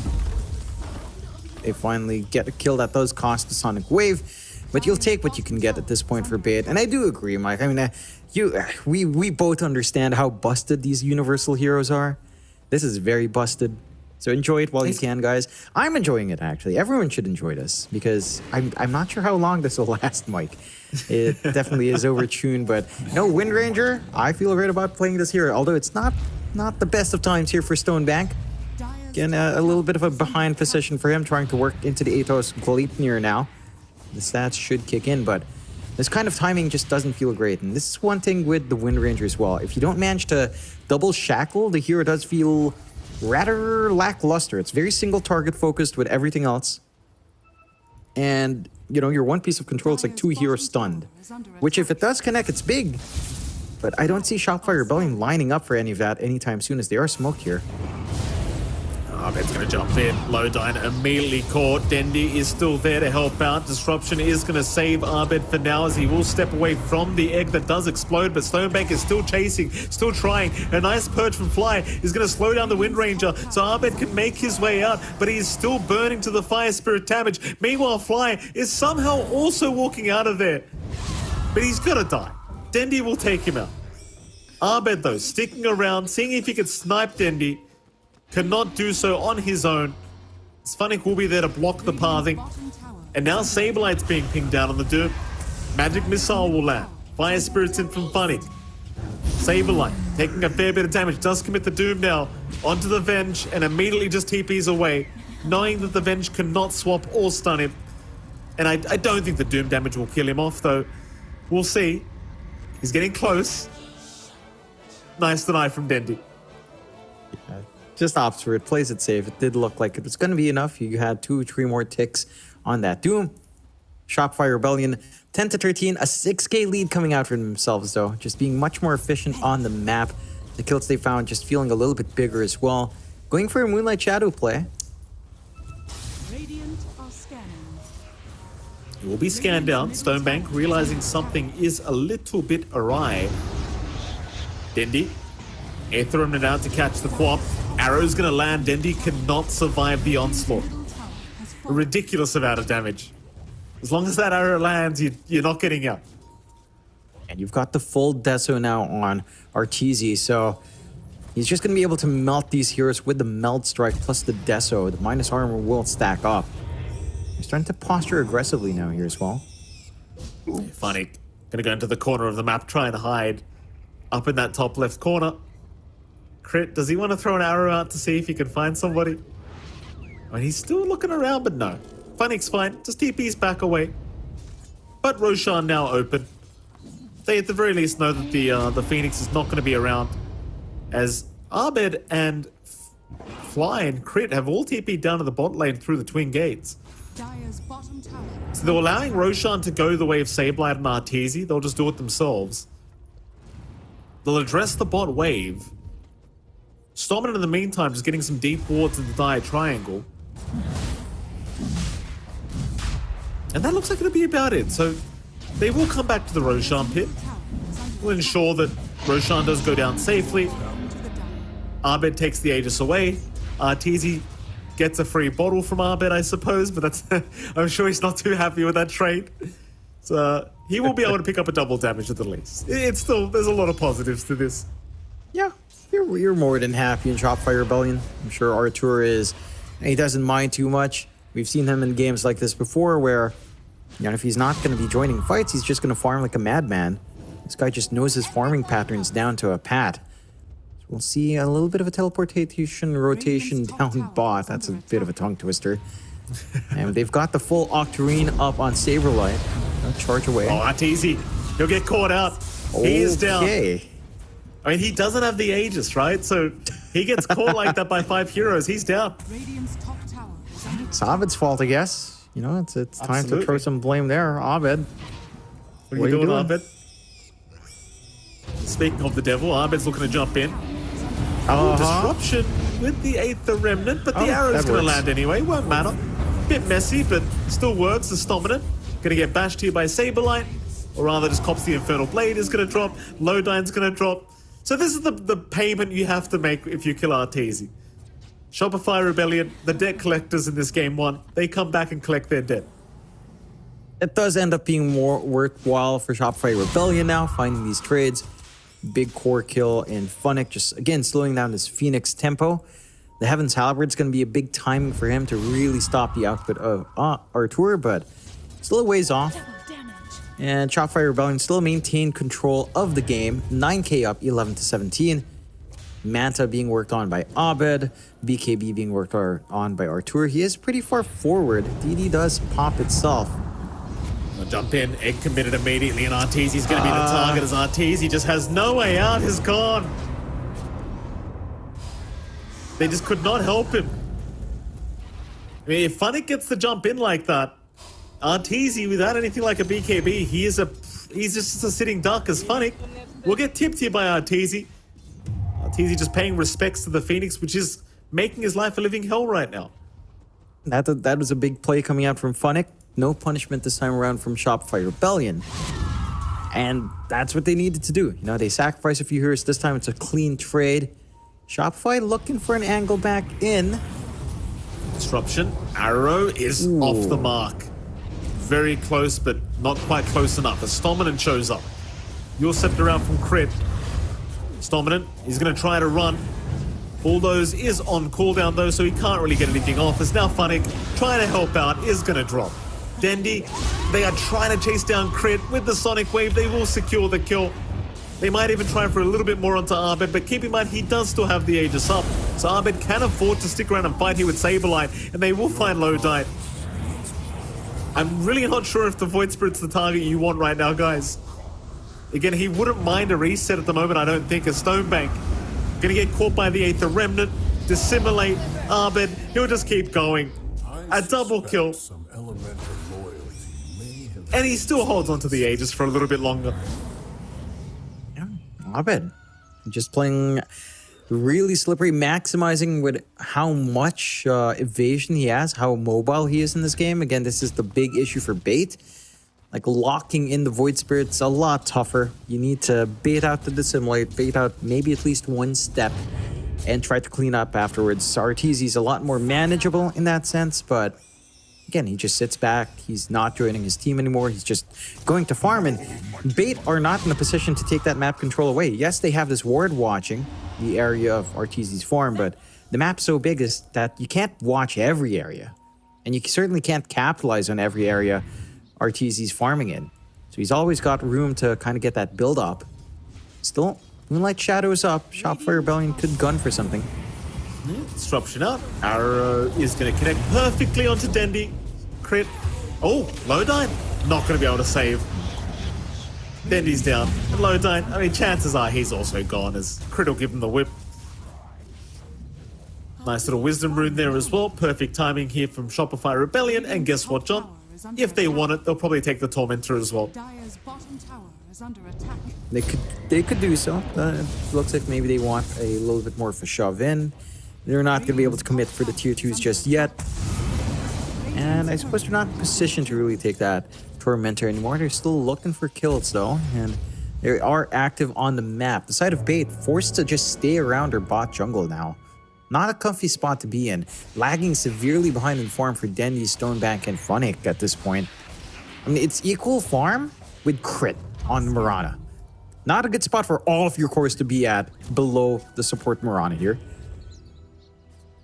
Certainly not. I mean, Crit has had a pretty damn good game, to be fair, but you are right.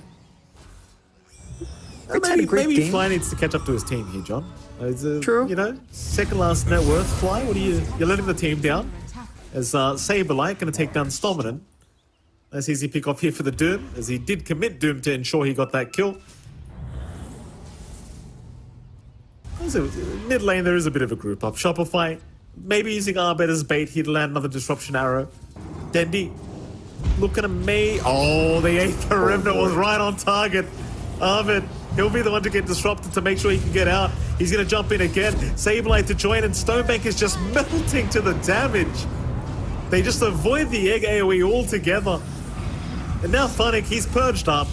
He's a bit of a sitting duck at the moment. Arrow's going to land. No Icarus time to speak of. Even Dendi being chased down here by Arbet. Saberlight jumps in to give the vision. They won't land the Remnant though. So Saberlight going to try for the TP out. Will get bashed up by the charge of Stominant, who will also go for the Nether Strike. And eventually Saberlight will die while Arbet watches. But Arbet, he's sticking around. He's got a step charge. He'll jump in after Dendi. Lincoln's is broken. Charges out. Dendi's going to be just fine. Arbet now the one in danger. But he does dissimulate towards the north.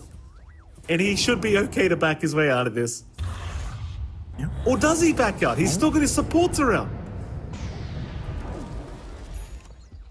It looks like they will. Just playing poke and playing tag a little bit. Not going to overextend there too far. Punishment is sufficient now from Bait. Again, they're finding some trades here, Mike, but it's 14 to 27. 20k lead still stands for Shopify Rebellion. Saberlight, despite that, that's still number 1 in that word. R2 are not too far behind. Talked about Crit feeling himself. He's going for a Moonshard still on that Mirana. So I guess the extra night vision does make some sense. It's not the worst thing in the world. Otherwise, Phoenix that's a very interesting way to get it, yeah. The Phoenix Egg going down thanks to the out of movement speed's always nice. Girl. Sorry, attack speed. Yeah. I mean, he could just go the old school Mirana right-click build if he wants as well. I appreciate it. Not easy. BKB up. Lodine. Gonna find out the hard way that he has a BKB. At least he forces one charge, I guess. That's his 9-second charge gone, but doesn't really feel like BKB is as important anymore as it used to be. Dendi also getting spotted for a moment. Arbet has a double damage rune, so he really wants to go. The 8th Remnant, though, just off the mark. But look at this bot lane. Saberlight gonna jump into 3 heroes. Charges out from Stominant, but he's in the middle of nowhere now. And they found Stonebank with an arrow. Crit's gonna lock him down with the Yule Scepter. Arbit's there with the follow-up, and Stonebank has no way out of this. So messy right now for Bait. They just can't find the angles in. Again, a little bit too slow coming out of their lane. Stonebank suffering a bit on that Wind Ranger. It's such a snowbally hero. Like, it just doesn't do well when it wants to sit back and farm, play catch-up. They find Dendi now as well. They're gonna try for Saberlight. Saberlight going for that large camp. They will connect with the charge, but they can't break the gap in time. It's only Storminen that can get close enough. In the meantime, while all this is happening, Fly's now got his Ags up. So, Demonic Cleanse and Demonic Purge. Very annoying to play against, to say the least. Yeah. The charges being up, a lot easier to manage that Wind Ranger. Lodi? Jump in. Excuse me, he doesn't have Demonic Cleanse, by the way, because he hasn't gone the shards yet. My mistake. Just the charges up on Purge is more than enough, as Saberlight just has no care in the world, jumping forward, looking for these kills, but not going to be able to find it. Again, this is a million years of space for RTZ. Basically, MKB is pretty much done now on RTA.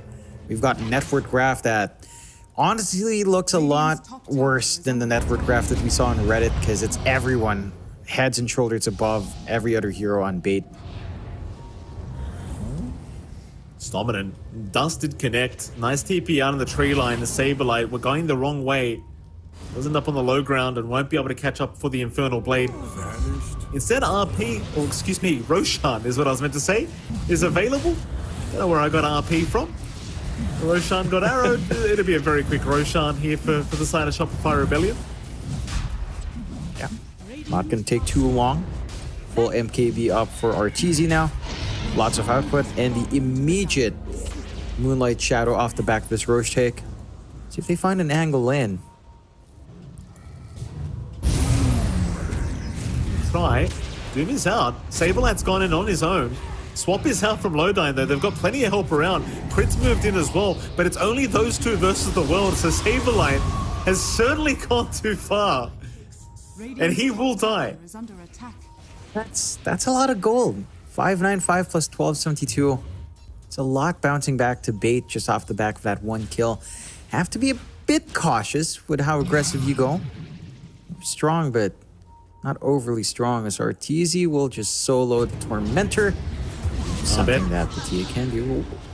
Gonna burst down Lodine. Charge is gonna be out. They did silence him up so he could not avoid the charge, but it's still Void Spirit. He can still just jump in and 1v3 apparently, as he has the cheese available as well, so Arbet not gonna die. Will dissimulate out, and he is gonna be just fine and dandy. They just can't deal with it.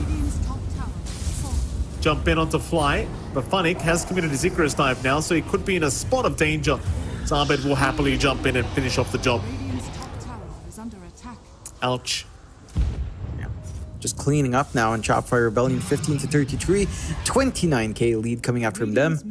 A complete smackdown coming out here from Shopify. And Bait, they had great ideas, but now, I mean, this recovery process for Stonebank, it doesn't feel like you're finding it at all. Gleipnir's up. This Wind Ranger only has Power Tread's Wand and Gleipnir at 29 minutes into the game. That's not a good feeling. It's not that impactful. Jump in. Arbet doing so much damage already to Lodine, who will die to the Starstorm damage of Crit. Meanwhile, Fly getting a nice purge off onto the Wind Ranger means they can make the jump in on Stonebank, and Stonebank is as good as just dead.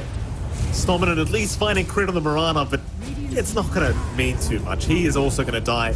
Buybacks are available, and they may want to commit them ASAP. But they are going to hold out for now. Keep in mind, John, this is all without Arteezy, who's still hitting creeps. Yeah, He's busy. This is a repeat of last year we saw from RTZ. He's not even bothering. Reminds me of his Deuce game. It's not as overwhelming, but come on. This is kind of worse when all the heroes in Shop for Rebellion are at this point in the farm. Almost 2 times as much as the next core on the side of Bait. And so, Jump in again. Found Funny. Nice juke out of the magic missile. Lodine, or poor old Lodine, just cannot catch a break on this Venge. Now they do have RTZ around, who does have the Aegis for another 2 minutes and 5 seconds. Radiant's top tower is under attack. That tier 3 tower just not going to last very long. Like, there's not really much in the way of defending this. Radiant's top tower has fallen. Just not able to do much about it. Like, for Bait, these team fights are really awkward because you want to play around your egg. You don't have that much to protect the egg. The best thing you've got is maybe a charge through multiple heroes, a shackle onto 2, a sonic wave to push them back away, but you've got the range attack speed with Crit having that full moonshard up. You don't have a good way of just ensuring Funnick can get these good positions on the egg and following through from that. It's just the nature of this draft. It really was geared more for pickoffs. And they just didn't find enough pickoffs from Bait, which is so strange because they were almost equal in kills like 15 minutes ago, but it just feels like Shopify found the more impactful kills. They slow down Stonebank, they ensure the Wind Ranger doesn't farm, they have pretty much a million years for Arteezy to farm up himself. Going for the Daedalus next, not too far off now. And it just feels next to impossible to stop this. Stominant, Saberlight. Oh, fine. Mid lane, Funnick. Could be jumped again. Shopify. They're going to miss out on Funnick. He just gets to the high ground. They won't make the initial jump in. They are looking at Dendi now. Arbed with a very quick Aether Remnant again into the arrow from Crit. Radiant's top barracks are under attack. They're just giving them no chances. And by the way, Crit gave the moonshot over to Arbed. Is out. So Arbed's now got that crazy attack speed going. As Arteezy loses the Aegis, does get himself an Aghanim shot. How did he lose was that just the Tormentor? Yeah, just the Tormentor. I think his refraction expired. So it happens to the best of us, I guess. Oh my god, Artur. Arbed is going to jump in on Funnick. Egg committed. Not really going to make a difference. It's gone. Meanwhile, Lowdyne. Radiant's top barracks. Happy to join Funnick. The entirety of your existence. I mean, I love the fact that Crit, after getting his initial items, just said, screw it, I'm going to get Arbed a moonshot. Just deal with the egg.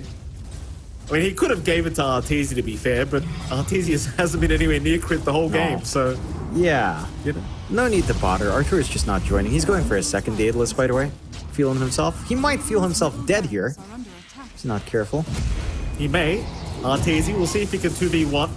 Shackle him up. He's got no Aegis thanks to that Tormentor, so he's gone. Meanwhile, mid lane, Shopify Rebellion are just going to kill off Dendi again. Arteezy, I don't know what challenge he's playing right now, but he is literally not joining his team. He's not joining his team. This is all going back to the moonshot, I'm Just- telling you. Yeah, it's all going back to that one. That's why Artur doesn't have it, because he's just not joining in. That and Arbed took the Aegis the first time around, which we can see why he took it, to be fair. Stonebank is going to be taken out. Saberlight will take the kill. Well, that's why Arbed took the first Aegis, John. So Arteezy just feeds it away for nothing and then never joins the team. Or Then mentor. Crit takes away Moonshot from Arteezy. Arteezy's probably contemplating right now how to convince Ice Frog to make Moonshot global. It's Lowdyne. Oh, Ooh, it's nice a clip. perfect Wraither Remnant. Oh, it's one of those days for Arbed. It's feeling a little bit spicy. They're going to miss out onto Funnick. 41k advantage, John. How much more farm could Arteezy need? It's not just Arteezy, man. All of them again, ×2. Any hero from the side of Bait. This is like that Reddit draft, but worse. Oh, Dendi run. Charges there from Stominant. A nice Sonic Wave. Kills off Crit. Dendi is gone. Arbed, in the meantime, just going to focus the egg down. Onto Stominant. Stominant also just dead here to Arbed, who's just going really just out of control. Middle tower is under attack. They're not calling it. I don't know how much more of this you can take as Bait. Arbed's gone and bought a Mask of Madness now, John. Radiant's middle tower He wants to He's just end gone this. full right-click build. He's the done. pos one now.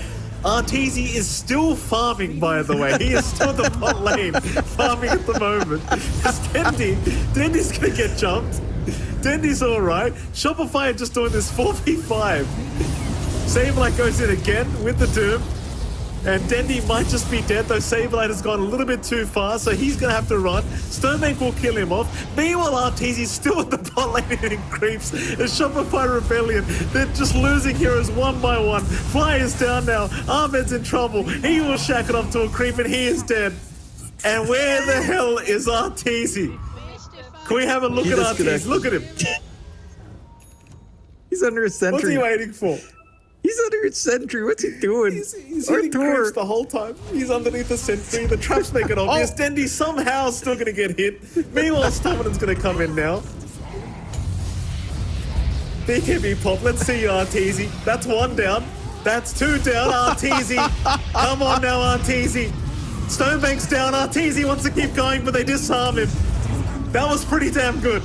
A triple kill for Arteezy. All by himself, crit coming into the last moment. And you know what, John, now that he's died, he may as well go back to farming, let's be honest. Clearly he hasn't got enough items to do 5v1 Yeah, it's not yet. enough. Not enough. He bought back as well. Is he actually wanting to end the game or... Yeah, you're right. Surely. They won't call GG, he may as well. My goodness. I thought he'd just How much enjoy growth is farming gonna more. You know? Thought he'd want to enjoy this farming simulator a little bit more as... They will just go on to the tier 4s. Funny can't really do too much about this by himself. That should be the game. I mean, you've got Lowline up in a moment. I guess we could hope for a swap back because Arteezy's being very cautious here. Jump in again from Saberlight. I mean, they might just really want the call. A nice swap in here from Lowline. Funnick in the meantime with the egg gonna go down. A Saberlight still gonna survive the fountain damage. Lowtine's getting dive fountain by Arteezy. And that's it. GG finally called as the Ancient does go down. 23 to 52, 39k advantage by the end of this game. What a game it was, as Arteezy literally gets up and walks away. He's had enough. I'm not sure what happened, but you take one Aegis away from this guy, he's just farming the whole game. He's done. I mean, he's done that in the past few games. Remember that Dusa game with the graph that everyone saw on Reddit? This is the entire team having that net worth advantage now. A little bit rough for Bait. Arthur doing what he's been doing in the past 2 games we've seen from him, where he's just sitting back and farming. Now, credit to Bait, certain things did line up. Their lanes were, well, not the best, but they were finding counter kills. They were getting some activity out. I think we were looking for a little bit more activity on Staminan with the Spirit Breaker. It felt like maybe if he got more angles out earlier on, you could have had a little bit more. They had an idea in this draft to be hyper aggressive. The Wind Ranger lane just doesn't pan out in the way you'd want it to. You know, you're not farmed out of the lane. You're forced to go Maelstrom into Gleipnir, and you're stuck with that at 29 minutes in. Not particularly the kind of times you want out of your Wind Ranger. And for Shopify Rebellion, I mean, they just play their game. You know, they come out with strong lanes, nothing too fancy coming through here. Artur gets to pick up his TA. He farms for 1,000,000 years. He dies to a Tormentor with the Aegis. No standard stuff for Shopify. It certainly was standard here for Shopify Rebellion. A very, I appreciate these guys. It's obviously a very favorable kind of series towards Shopify, so they make it fun for us to watch, and it certainly was a very, very fun game here. I mean, sadly, it wasn't as close as you would have hoped. I mean, there was a few glimmers of hope here for Bait throughout the early stages of the game, but, maybe we would have liked it a little bit closer. I mean, Shopify tried a handicap, to be fair. They literally fought without Arteezy how many times? It still wasn't enough. It just wasn't enough in the end. Yeah, it just boiled down to this draft. Like, really strong ideas, just no good solution for the Void Spirit, and you have this egg that's really pivotal to your team fight, but you have nothing to protect it unless you get, a 3-man charge through from Staminan, a 2-man shackle from Stonebank. Yeah, this is where we see that payoff. He just 5v1s them. He almost got another kill too. Dendi waited for the Halberd to be up before he jumped back in. Otherwise, he may have actually just completely wiped them with a Rampage. Had it not been for that Halberd on Funnick. Again, Dendi just casually waiting for it to be available. But nevertheless, GG was called as the Ancient was falling. Of course, you can see the scorelines here, but SR, another dominant game. And MVP-wise, Jonathan, I think we're giving it to Arbit. I mean, this guy, he picks Void Spirit. He just does Arbit things. He's a bad boy now, so he's just, I don't know what to tell you. 15, 2, and 19, 45k hero damage this game. XPM and GPM really high. I believe most of the game he was higher net worth than Arteezy as well, who just kept farming the whole time. So there you go, Jonathan. He gets MVP from me and I think everyone else. Yeah, he played a fantastic game coming out here, Abed, having that mid activity, playing into what would be arguably a pretty bad lane matchup in the co-op, outplaying Dendi for a little bit, although Dendi, again, did a pretty decent job to keep that even for the most part. I will say one thing about the highlights we just saw. I'm surprised we didn't see Artur dying to the Tormentor there. I think that was a highlight for me, because I wanted to actually see if he had very little time on the Aegis, because that could have been a play. You know, maximize it Aegis if it's about to expire. It did. It was only like 10 seconds left. It was just, obviously, memes aside, he was just giving it away so he could get the reset. Regardless, that is it for game number 1. Of course, game number 2 coming up rather soon. We're going to head to a short break, and right after that break, we'll be back with game 2's draft here between Shopify Rebellion and, of course, Bait. We'll see you then.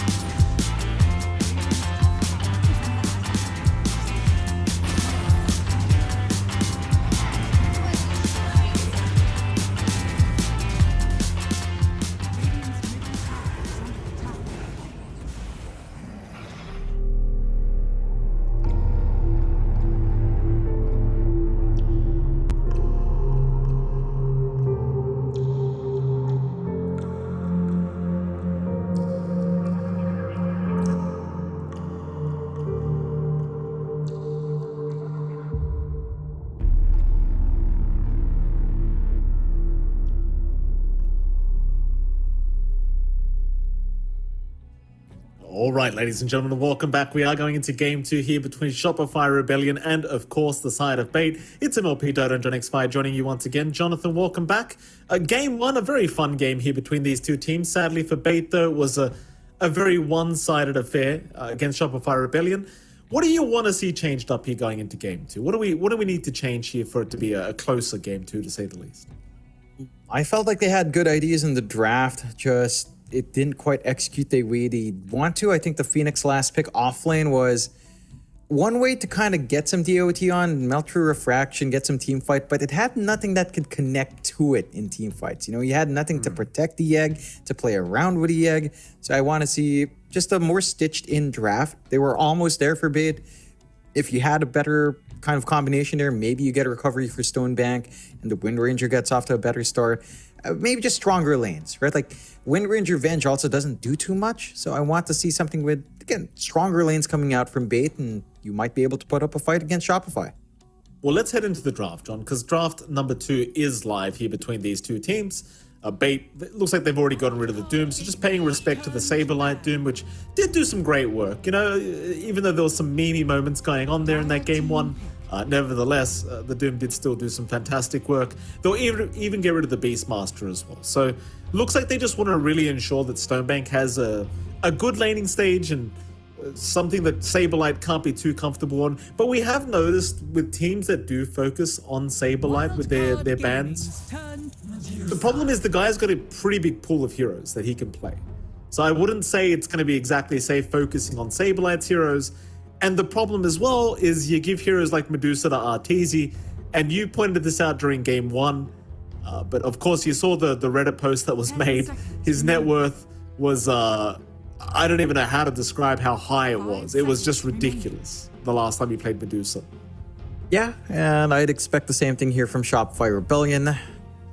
Maybe even having this potential to experiment, say, with a Saberlight off-lane Medusa, copying a little bit of what 33 is doing, going for the phylactery, could be one way to go for Shopify, so it's kind of open as to what they might want to do. Bait, just back into the Wind Ranger. Again, some flex here. Last time we saw it in Stonebank, you could still kind of flex around onto support, maybe give it to Dendi if the lane matchup works. I'm pretty sure Shopify Rebellion now probably has a better read on the Wind Ranger, because last time they just insta-pick Void Spirit.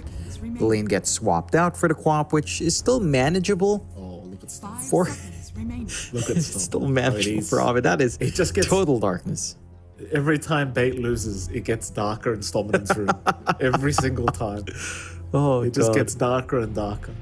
At some stage, we're just going to assume the camera's off, but he's really just sitting there. Would monitor at minimum brightness. That's it. It is what it is. I understand, Stominan. I've been there, don't What? you worry. Well, there you go. The stark comparison is Arteezy's bright white room with bright white hair and happy faces. He's got the Medusa, 85.7% win rate, ban rate of 74%. None too surprising. I gotta say, John, they've started with the same opening here for Bait. I don't know about this. I really don't. Yeah. Not confidence inspiring. I don't think you want to run this as your safe lane duo anymore. Like, you could still argue mid Wind Ranger perhaps, off lane Wind Ranger for Funnick, maybe a pause 4 Venge instead, or if it is a pause 5, something else in the safe lane to play with it because it felt a little bit too passive. What gets Abed laughing? What gets him going? Well, I wish we had an interview with the guy so we could find out, John. He never wants to talk to us. We'll never know. He's just ignored my chat in Steam. I've told him, hey, Abed, come on. He's like, ignored. We have crit, which is still pretty cool, if ever. Shopify get the 2-0, but... Spoiler alert. Spoiler alert. But, you know, Abed, like, I've learned some hacks from Adam. I was talking to him. I was like, you know, what gets Abed talking? And he's like, talk about Nutella for some damned reason. Nutella gets him talking, which is so strange, but I get Nutella's nice. I guess chocolate spread's always good, Mike, but an interesting choice from Abed.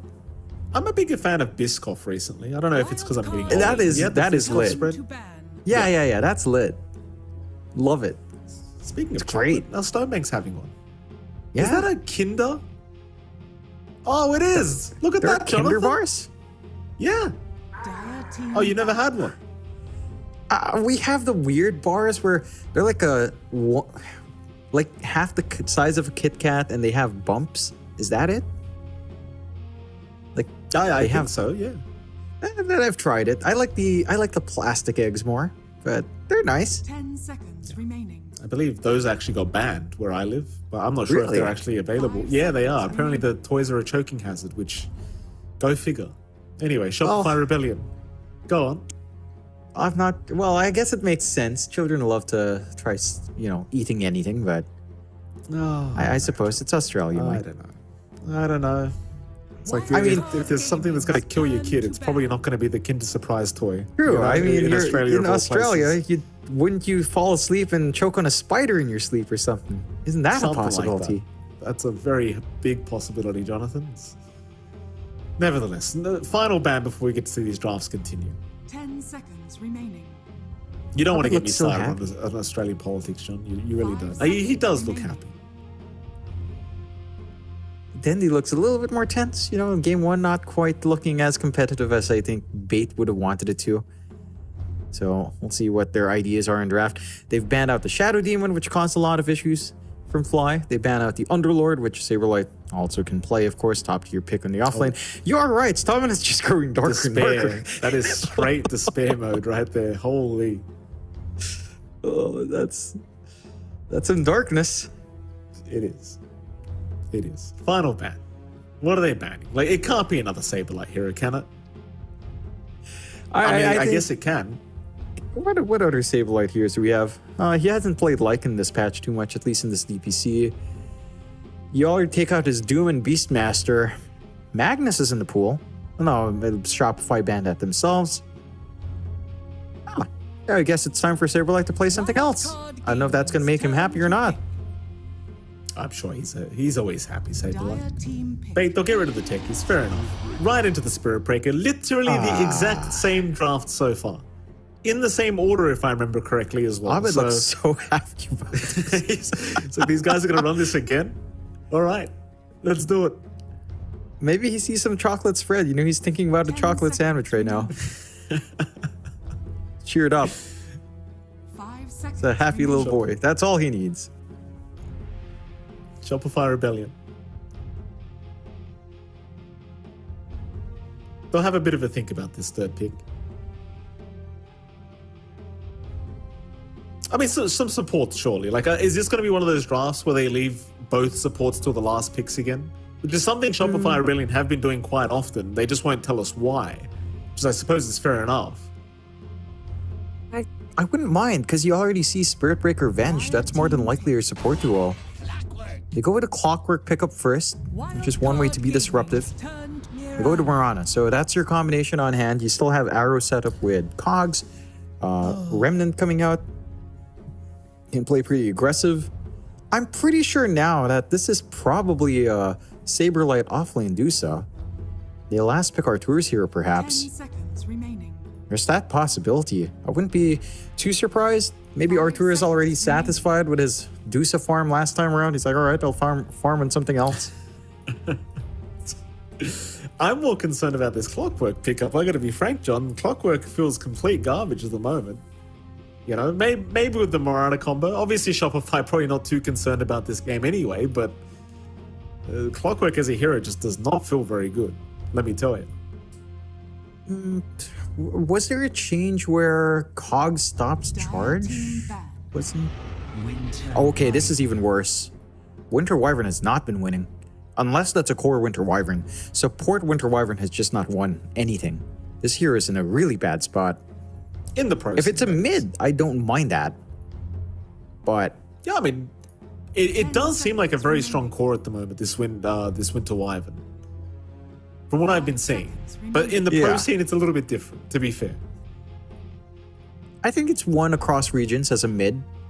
It's Okay. lost across regions as a support. So if that's Bait's idea, I don't mind. That's a very left field pick. That's one way to go about things. Theoretically, a Midwinter Wyvern matchup against your Void Spirits, not too bad. There's some dodging plays, but overall, the Winter Wyvern does have a laning presence. So don't mind it too much. Down the line, Winter's Curse can be useful against the Medusa. And you've got a DOT, you can constantly burn. Well, I guess actually, if you think about Winter Wyvern versus Dusa, it's pretty bad. HP percent burn on a low HP hero with a huge mana shield. That's not that good. Dire team ban. Your final banouts to come here, John. Ogre Magi banned out, Nagasaran banned out, Shopify Rebellion still thinking that Bait may need a position 1. I'm not really sure if Stonebank wants to go back for POS 1 Wind Ranger again. Like, he had some nice moments with the POS 1 Wind Ranger, but it just didn't look the cleanest. Because they'll also get rid of the Dark Siege. So kind of just taking care of multiple pickups here, just in case. Could be either way. Like, Funny's one of those heroes as well, and one of those players that can just have a very versatile kind of hero pool and just feels like you can play anything in the off lane. So it does give you that kind of versatility when you're drafting, at the very least. But we'll see. Bait, they're going to show us very soon exactly how they're going to place these heroes in what lanes.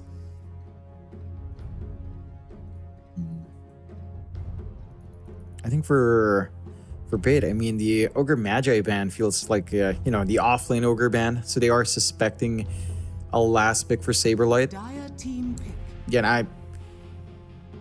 Again, just all Saberlight bans. I mean, I get it. What? Okay, Saberlight's happy about something. Yeah. What's he What's happy he gonna about play? is the question. Wild card. He's game. spinning around. Turn to pick. Oh! The Mars. Okay. I mean, this hero has felt like not very good recently, I'll tell you. Yeah. I mean, been it is pretty dead. Saberlight, to be fair.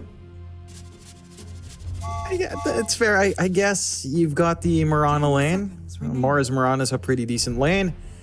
You've got 5 seconds. your arena feels pretty good up against Winter Wyvern and Wind Ranger if you trap them outside or inside and the rest of your team's outside. They don't do any damage. And the peel comes out from Bait, so a little bit of a switcheroo. The last pick, Stonebank's peel.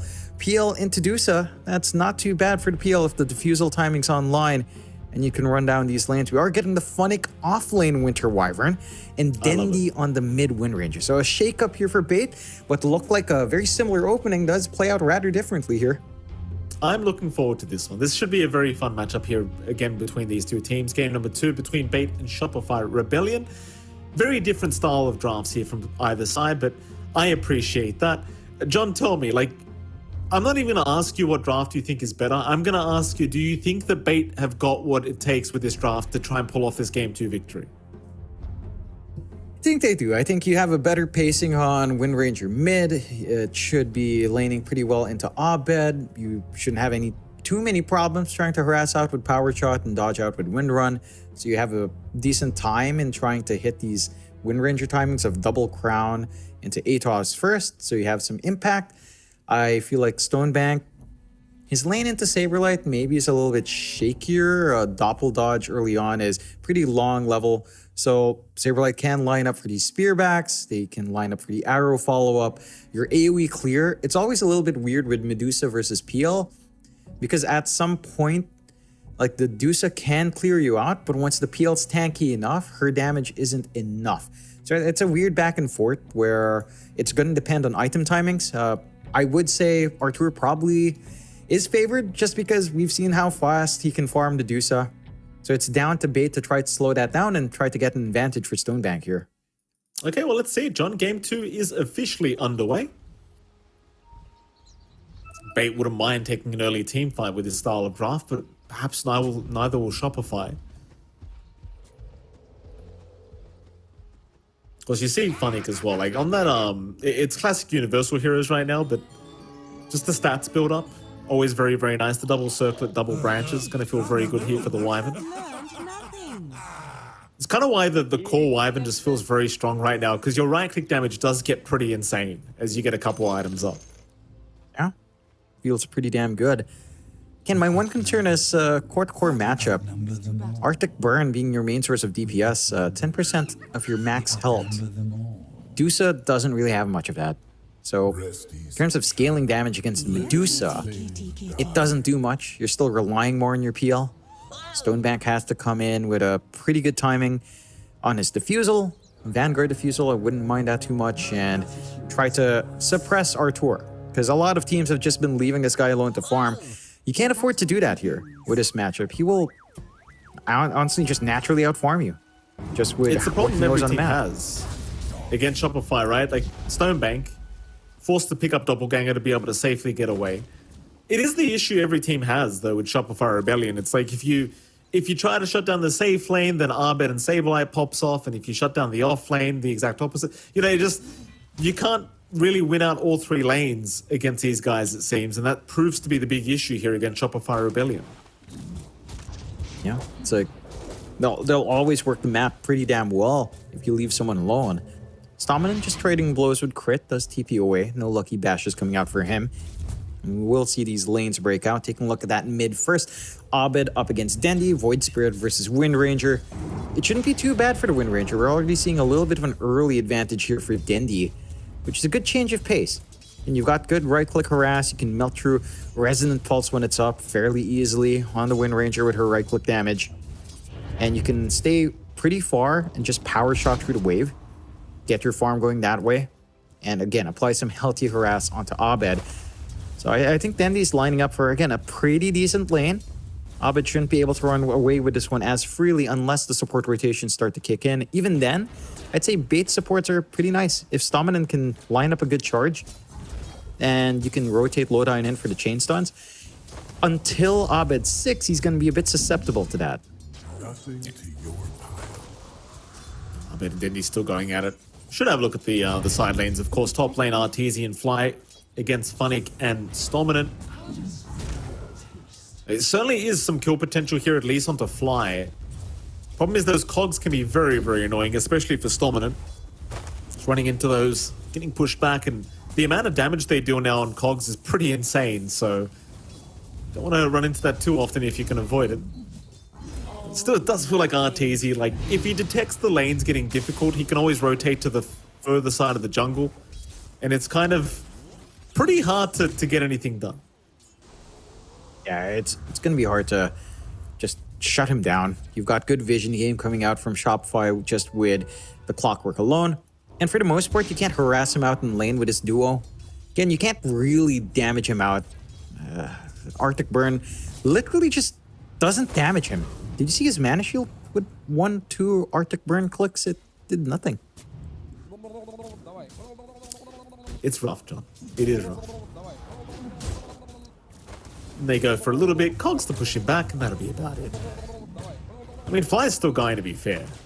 Bit more damage here with the level 1 battery assault, nothing to write home about. We should also have a quick gander at the bottom lane, but we'll see if Stominant can get lucky with some bashes first. Fly not really taking any bashes quite yet, still no bashes out. He finally gets one. Charge will be cancelled off by the cogs, and Stominant is just gonna die. Arteezy to take the kill.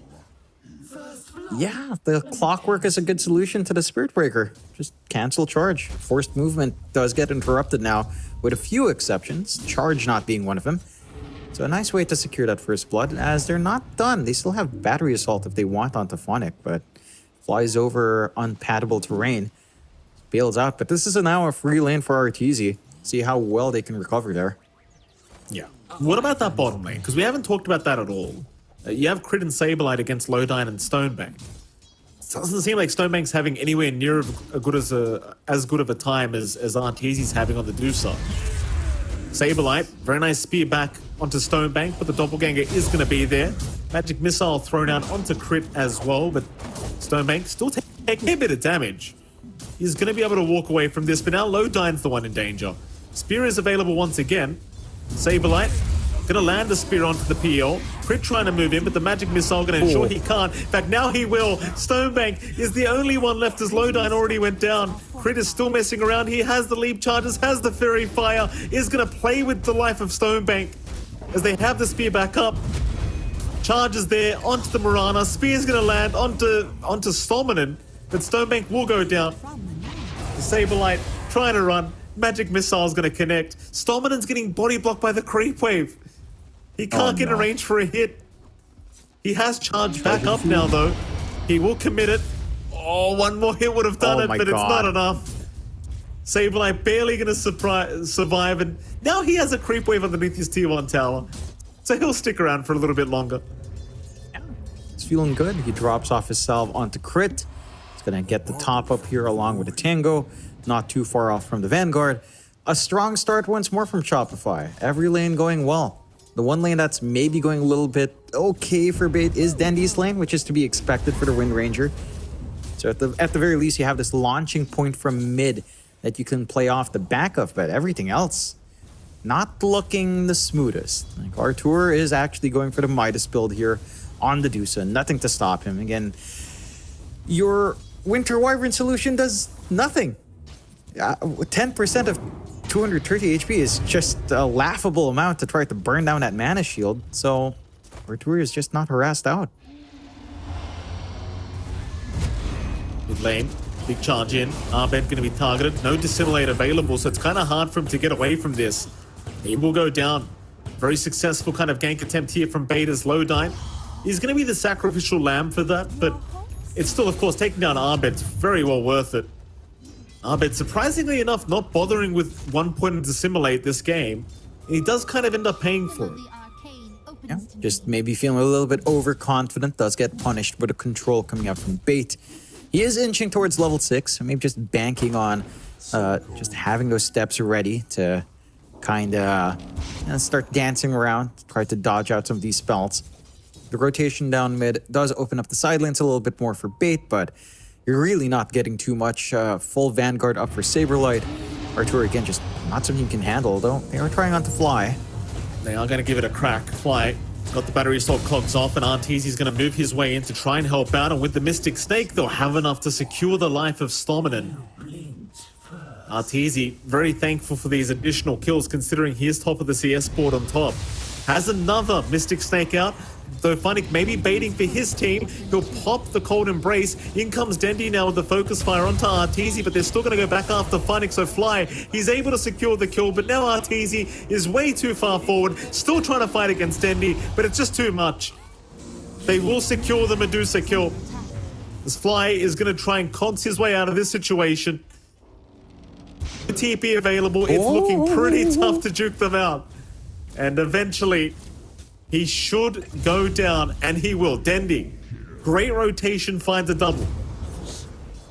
Stonebank, though, he will go down in the meantime. That's a worthwhile sacrifice. I think just finding the slowdown on Arteezy is big enough. You are sacrificing your PL, which is a bit worrying. The Medusa is already at 4k net worth. We're kind of set for the same graphs as we've seen the last time when Artur plays the Dusa. It's a little bit concerning. I think Stonebank. We talked about the timings of the PL. The diffusal, the Vanguard has to be on point, and Saberlight's made this lane hellish, even in the solo lane. Again, Doppelganger, long cooldowns on the early levels. You can't always dodge out all these spells. You don't want to max that out. You need a Phantom Rush to farm. Stominen barely going to avoid going down there to Arbed. Mid, Shackle, going to land on Fly. Arbed is there to kind of zone them away from the clockwork, though. So, I mean, they're off to a good start here, Bait. Like, it might be 4-7, but this is already feeling like a better start than Game 1 was. It's a matter of whether they can keep up the momentum, because Shopify is still looking cool, calm, collected, and still allowing Arteezy that insane amount of farm that he's looking for on this Medusa. Lowdyne now being hunted down is underneath vision. So he is going to be able to just retreat, as Shopify never really find the opening to try and go in with an arrow. You don't have hookshot available yet on Fly. Needs a creep or two to have that up. Stominen, he's going to go for the charge in. Lowdyne's going to cop the arrow here on the Ven, so he's just going to drop. Fly's still going, but a nice cogs to hold down Stominen. And it also blocks the way from Dendy. It's crit. He's going to be fine to just walk away. Perfect gank here from Shopify. Yeah. They don't give the kills over to Abed, but you are getting that slowdown on the two supports.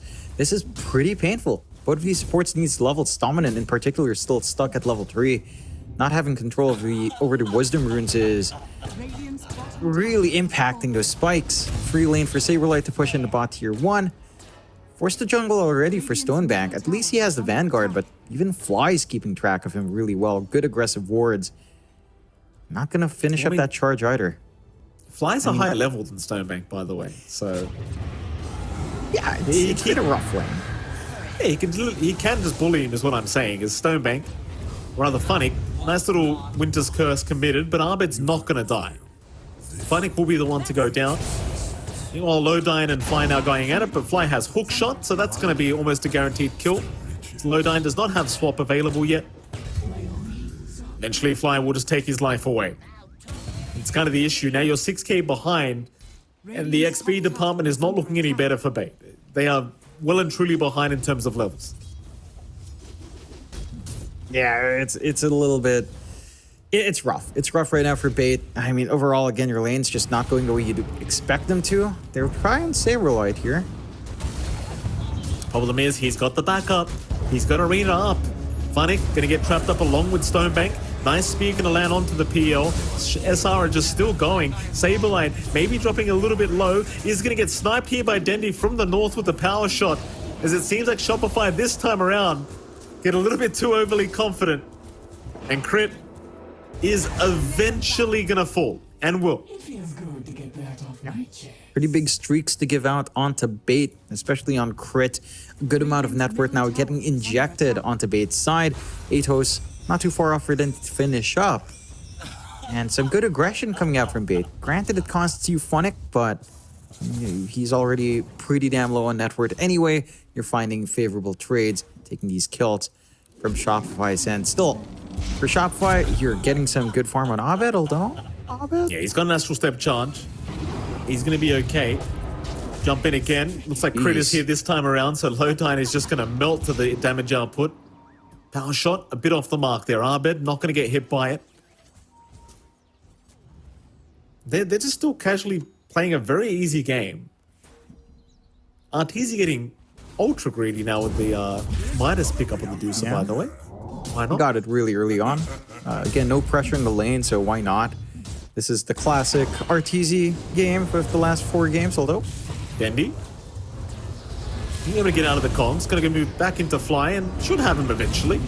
Abed still going to jump in though, seeing the win run did end, but with 4 heroes around, he will not be able to get the snipe he was looking for. And will TP away just in time. No way to cancel, sadly, as they did not have the vision. Radiant's bottom tower is under 7 to attack. 13, 6k advantage now to Shopify Rebellion. Bait just doing their absolute best to protect that mid-tier 1 tower as well. But again, things are looking rather dire for them at the moment. It's rough. At least you've got room for Stonebank to farm into this diffusal. Then you have a solution for Artur. Although, Lodine. Just gone. That'll be the tier 1 mid tower, surely to fall here as they do cliff it up, but I do not think it's going to make the difference. It'll just delay things a little bit. Though Funnick does have Curse. May look to pop it. It's onto Abed though, and well, maybe they can find him. Charges there. Abed just simulate out. Has the Astral Step, will walk away.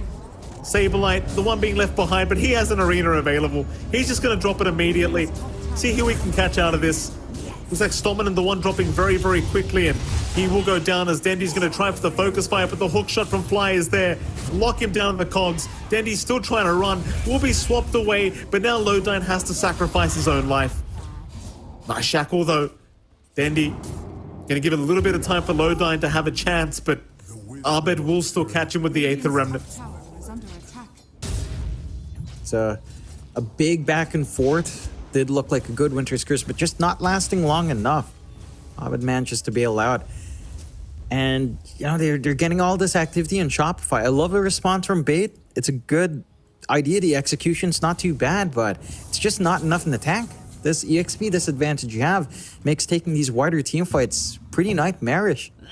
I mean, at this point, Funnick has less EXP than Crit does. You know, like, that's how far behind you are right now.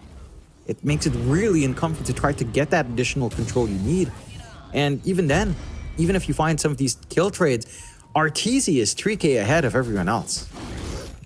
Again, this is his classic Deuce gameplay. Sit back, farm for a million years, and see what happens. Oh, nice spear. Saberlight landing a perfect spear onto the Wind Ranger. But Lodine again, going to save the day with the swap. It is going to cost his own life. And sadly, they are not going to be able to catch Abed out of this, though Stoneman, he will cancel the charge. Saberlight though, he's not cancelling, he's jumping right in. He'll cancel Dendy here on the Wind Ranger. So the Wind Ranger is just down. Stoneman, also Yule stuff here by Crit. really nowhere to go. We'll run to the high ground, but they just dive him. They don't care. Radiant's middle tower is I under mean, Shopify is just playing on the edge, and they know how far they can push themselves. They know how far they can take these heroes, take these fights. Dire's Bait top trying to tower find is space under elsewhere. Funnick just trying to farm up top, immediately gets scouted out. They've got the blink ready. No arena, but just blink spear should be enough to find this winter wyvern. Although finds a good spot to juke out and TP home. Not gonna be able to connect in Shopify Rebellion. The side of Bait, I mean, they're still kind of clumped up. Winter's Curse is ready. Radiant's top tower is under attack. Doesn't seem like they're really in position to try and go up top lane right now, though. Beta just staying grouped up in the mid lane at the moment. Maybe going for a bit of a smoke, perhaps, and they will. Lodine does pop a smoke. Top tier 1 tower still slowly being chipped away at. Bait, they are going to find Arbit with a rod of Atos up on Dendi, so this could be a huge pick-off, and it will be. Radiant's That's something you love to see here if you're a Bait fan. It's a lot of gold. It's a worthwhile rotation. Fly might be a bonus, but the cogs are more than enough to just leave him secure. Still, I mean, this does feel like it plays into the Shopify Rebellion playbook where you sacrifice some of your cores, you make all of this aggressive plays, and Artur will carry you. This movement's nice, but Right it down. He's caught two again. Saberlight immediately with the Spirit onto the Wind Ranger, going to force a swap out from Lodine. Funnick will still go down in the arena, and so will Lodine as Dominant is going to try for the TP out. Is going to make it in time. They just did not have a cancel. But they still got a great team fighter. Saberlight's still going to find Dendi. Maybe this is why he wanted the Mars. He's just so good on this hero. Just having some fun. Saberlight not going to be able to finish the job off onto Dendi, but instead, they will catch Stonebank. Ouch. It's a diffusal peel that can't touch the Dusa. RTZ's level 15, Stonebank's still 11. The butterfly is going to be coming true soon for RTZ as well. Saberlight. Oh. My goodness. So many spears, just all of them landing here from our Mars as Funnick has no way out. Saberlight just taking all the damage from this Wind Ranger. Holds the shield up. They will swap him back in. Saberlight still running away though as they yules up Dendi. Spear up into the Wind Ranger. Shish kebabs for dinner here for Shopify Rebellion. It's the tier 2 mid tower is just not gonna last. It's gone. And they're chasing for more kills. They're just having fun. They're looking for Lodine, who's got a creep wave giving all the vision that Shopify could ask for. Hook shot, perfect from Fly. Lodine. Saberlight is proving to be the bane of his existence. Radiant's top tower is He just constantly has to try and save teammates from this arena. And it just constantly means he has to die. Has to take that fall for the team. under attack. They're not able to punish this time on the side of Bait. And just under-farmed, under-leveled right now on this lineup. The best they can hope for is a solo pickoff, but at this point, Shopify Rebellion are just not splitting up, and now you have to contend with a Butterfly Dusa at 18 and a half minutes in. Tower is under Like, this is not something the PL can touch at all. You're a long way away from having any way of piercing through that evasion. Radiant's They're middle just going to keep tower gunning is for under more. attack. Moonlight Shadow up, Arena ready to go. Just look for these kills. Oh, Dominant barely avoids the gank, but they want Funnick anyway. Funnick gonna try for a TP play. Saberlight not gonna try to blink in earlier. Nice little TP up from Funnick, gonna save his life. It will allow him the chance to pick up his Rod of Atos down the Winter Wyvern. Happy days for him, but certainly not looking like the biggest core Winter Wyvern we've ever seen as Fly. Going into Stonebank. Does have help on the way. Fly's actually proving to be pretty tanky here in this team fight. But now Saberlight's out. Arena down, so that's going to be Stominant gone. Fly literally just took no damage. With the Provice, he was just tanking through all of it. As now they'll find another. Arbet, he'll get shackled up, but he has time to survive through this. As Stonebank is still trying to find a target, he'll move back in onto Fly, but Fly is taking no damage. He's out of mana, but he's safe from damage. As they are still trying here, Bait. They'll lock down Crit, but another nice spear onto Stonebank. Still, the curse is going to land. Crit will go down, but Saberlight will survive as Stonebank has gone down as well. And they just want to keep diving. Stominant moving back in onto the clockwork. Sableye might finally drop, but there's the device being committed again. He will die to Stomin in the end. His fly will now finally go down. That was a very prolonged team fight. But it seems like eventually it's going to be in the favor of Bait. Even if they do lose Stonebait. Guys managed to bail out. It would have been even worse if they... Oh, maybe not. He just needs vision for that charge. Drums popped. They do see him. Nether Strike is available, and Abed is eventually going to drop. Nice pick off here for Bait. They get the big kills. This is the punishment we were looking for. In position to retake a fight, though. Look at RTC's net worth while all this is happening. It's the same. Gonna move in. Hawkshot is perfect from Fly. Even the cogs landing to kill off Stolmanen as Fly gets a much-deserved double kill. Saberlight not gonna find Lodine, might find Dendi instead, as we are gonna have a quick pause out from Abed. And look at, like, I know it's the same thing, but RTZ's farm is getting a bit ridiculous now. I mean, he's 17.5k. Sick. Has to go. Oh, Abed has to go. That's not good. Okay, that's... Well, we wish him the best. Hopefully everything's okay. Yeah, hopefully he's all right. He looked all right, but hopefully our boy is not doing too bad. I'm sure everything will be just fine. Don't you worry, John.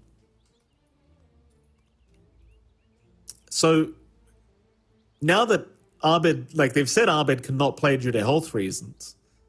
So now it's a 4v5 for Shopify. I would assume, right? I believe that's how the rules work. You just play on if he's not going to come back in time. Yeah, I believe so. Unless they mean something like nausea. You know, a little tilt-a-whirl, tilt-a-hurl, perhaps. Okay. Yeah, you're right. I mean, it could be a temporary thing. Yeah. Yeah, like sick in that sense, perhaps.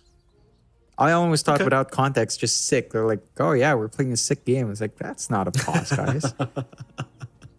It's kind of what I thought when I saw it too, but there you go. They at least elaborate, maybe realizing what they said kind of doesn't indicate what's actually happening. Yeah. It's considering how they're playing this game a little bit more loosely, you know.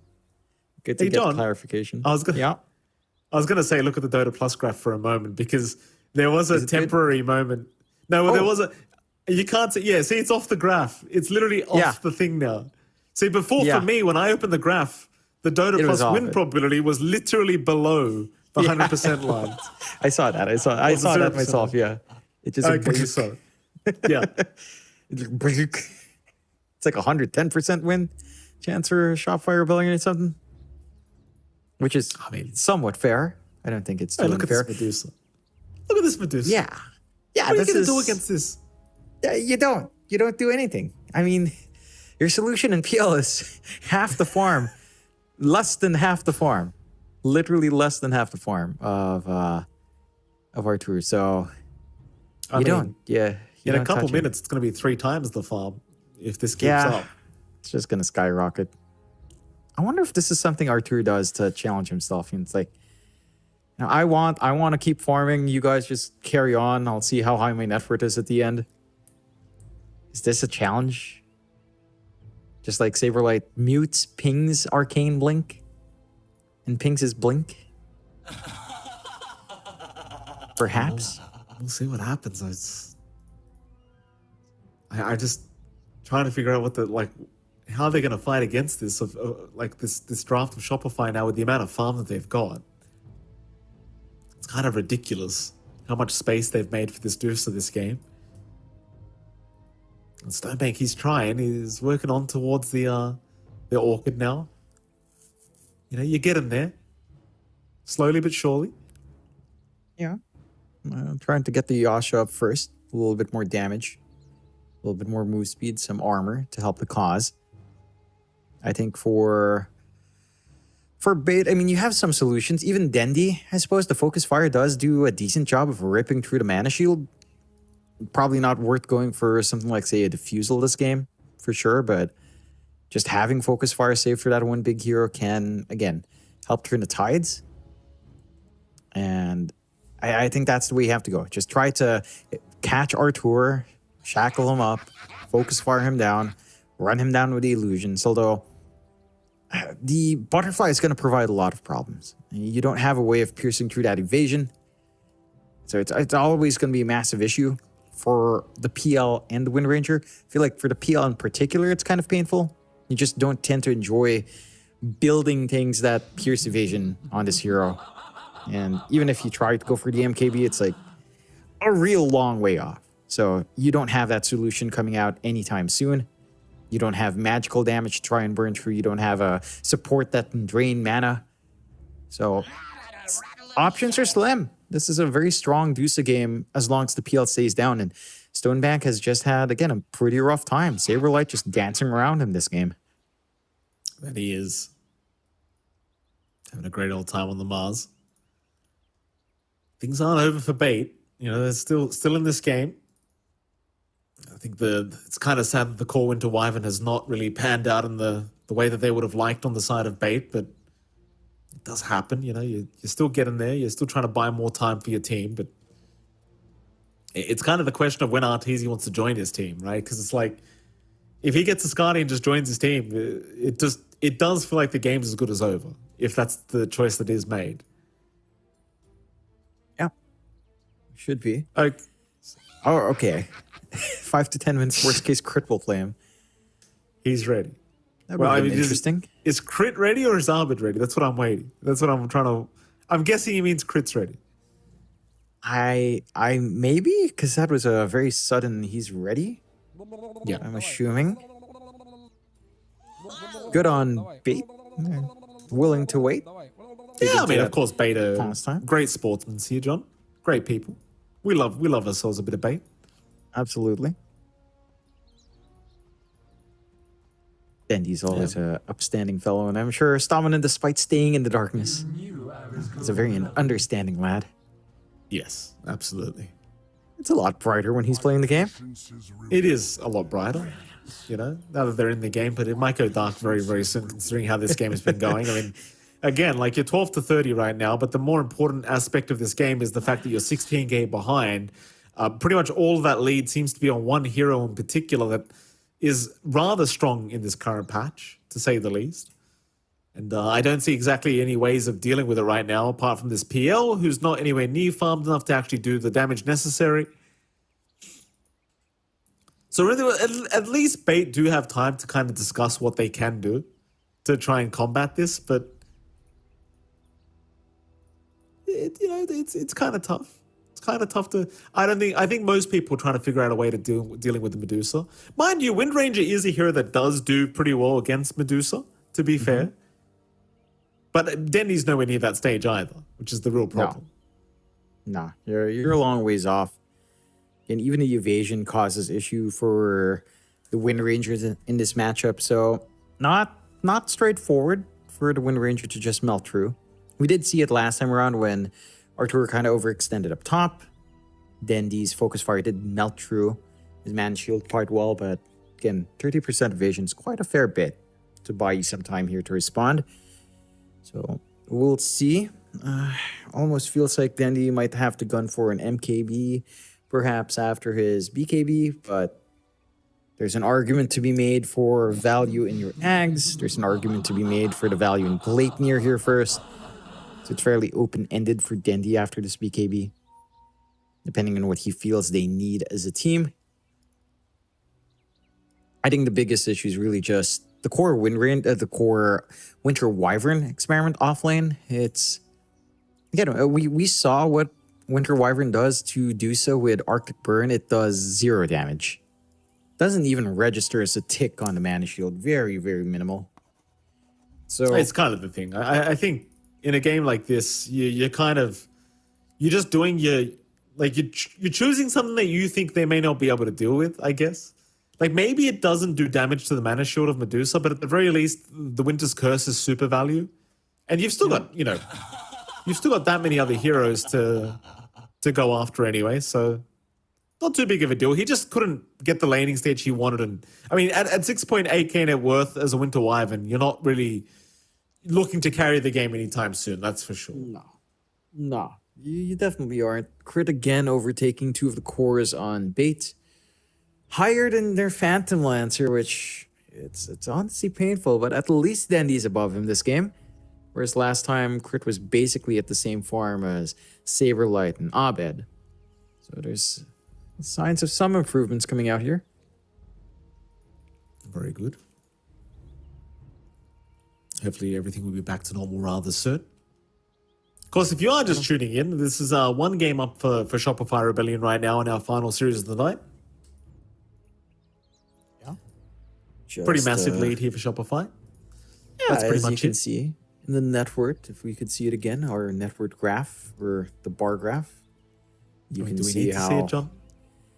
Yeah, everyone loves seeing it. Or here network, not the graph. Sorry, the network bars. There you go. There's our tour. All right, here we go. Abed's back apparently. Good news. Hopefully he's okay. Maybe just a bit of nausea or something. He made it. Maybe just a little bit too much chocolate spread sandwiches. Yeah, too much Nutella. It Too happens. much Nutella. It's good stuff. Too much of a good thing can turn bad. Maybe that's why Abed was smiling really big. He had a lot of chocolate sandwiches. Yeah. So where were we? Arteezy's still not joining his team. Arteezy's happy Yeah, to of do course. his job. Bait. Radiant's middle tower They will, has fallen. I guess they'll appreciate the space and the time that they have. Because they definitely need it right now. Does Arteezy join his team once he has the Skadi up, or is he still just hitting creeps?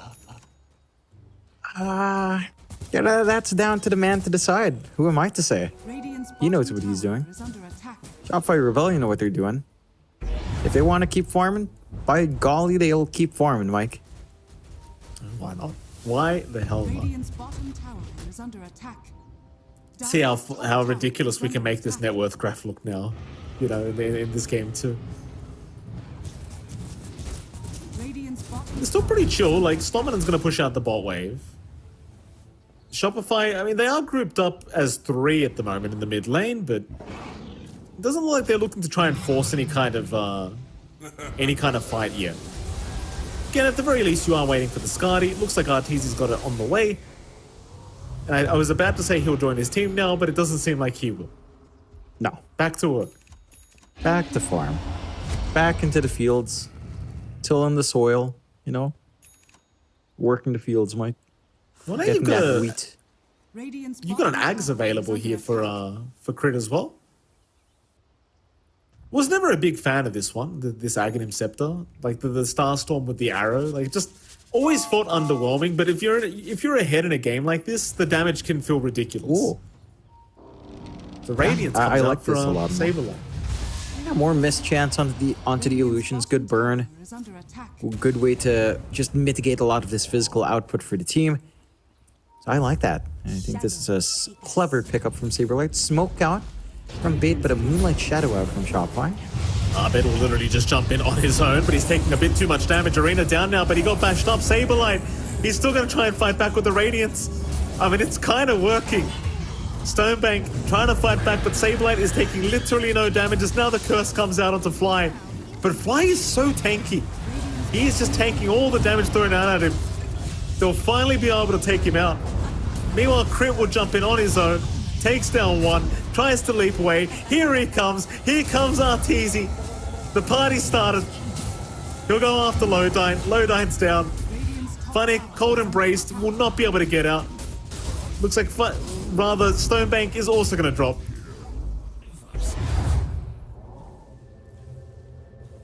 And he's TPing back away. Oh Radiant's god. bottom tower is under attack. There was a tier 2 tower you could have taken, Arteezy. Come on. No, now. no. Look at Fly. He's picking push now. He needed to get back to stack in time. And I think he missed it anyway. Oh my god. This is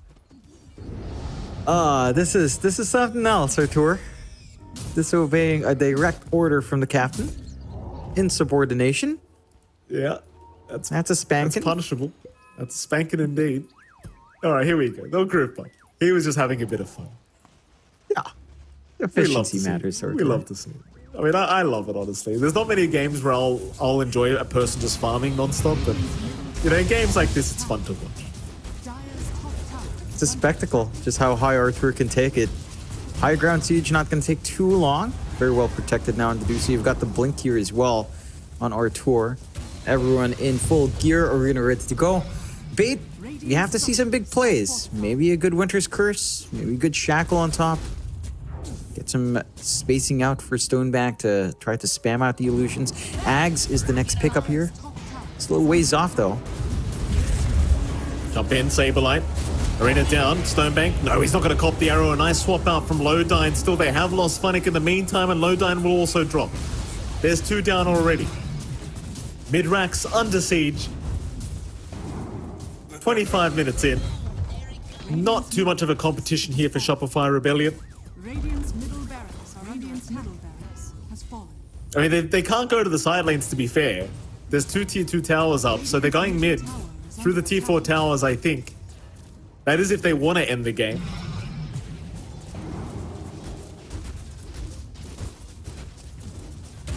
And they will. Tier 4 towers now are under attack. But Bait, they do have a good chance of trying to fight back here on their tier 4s.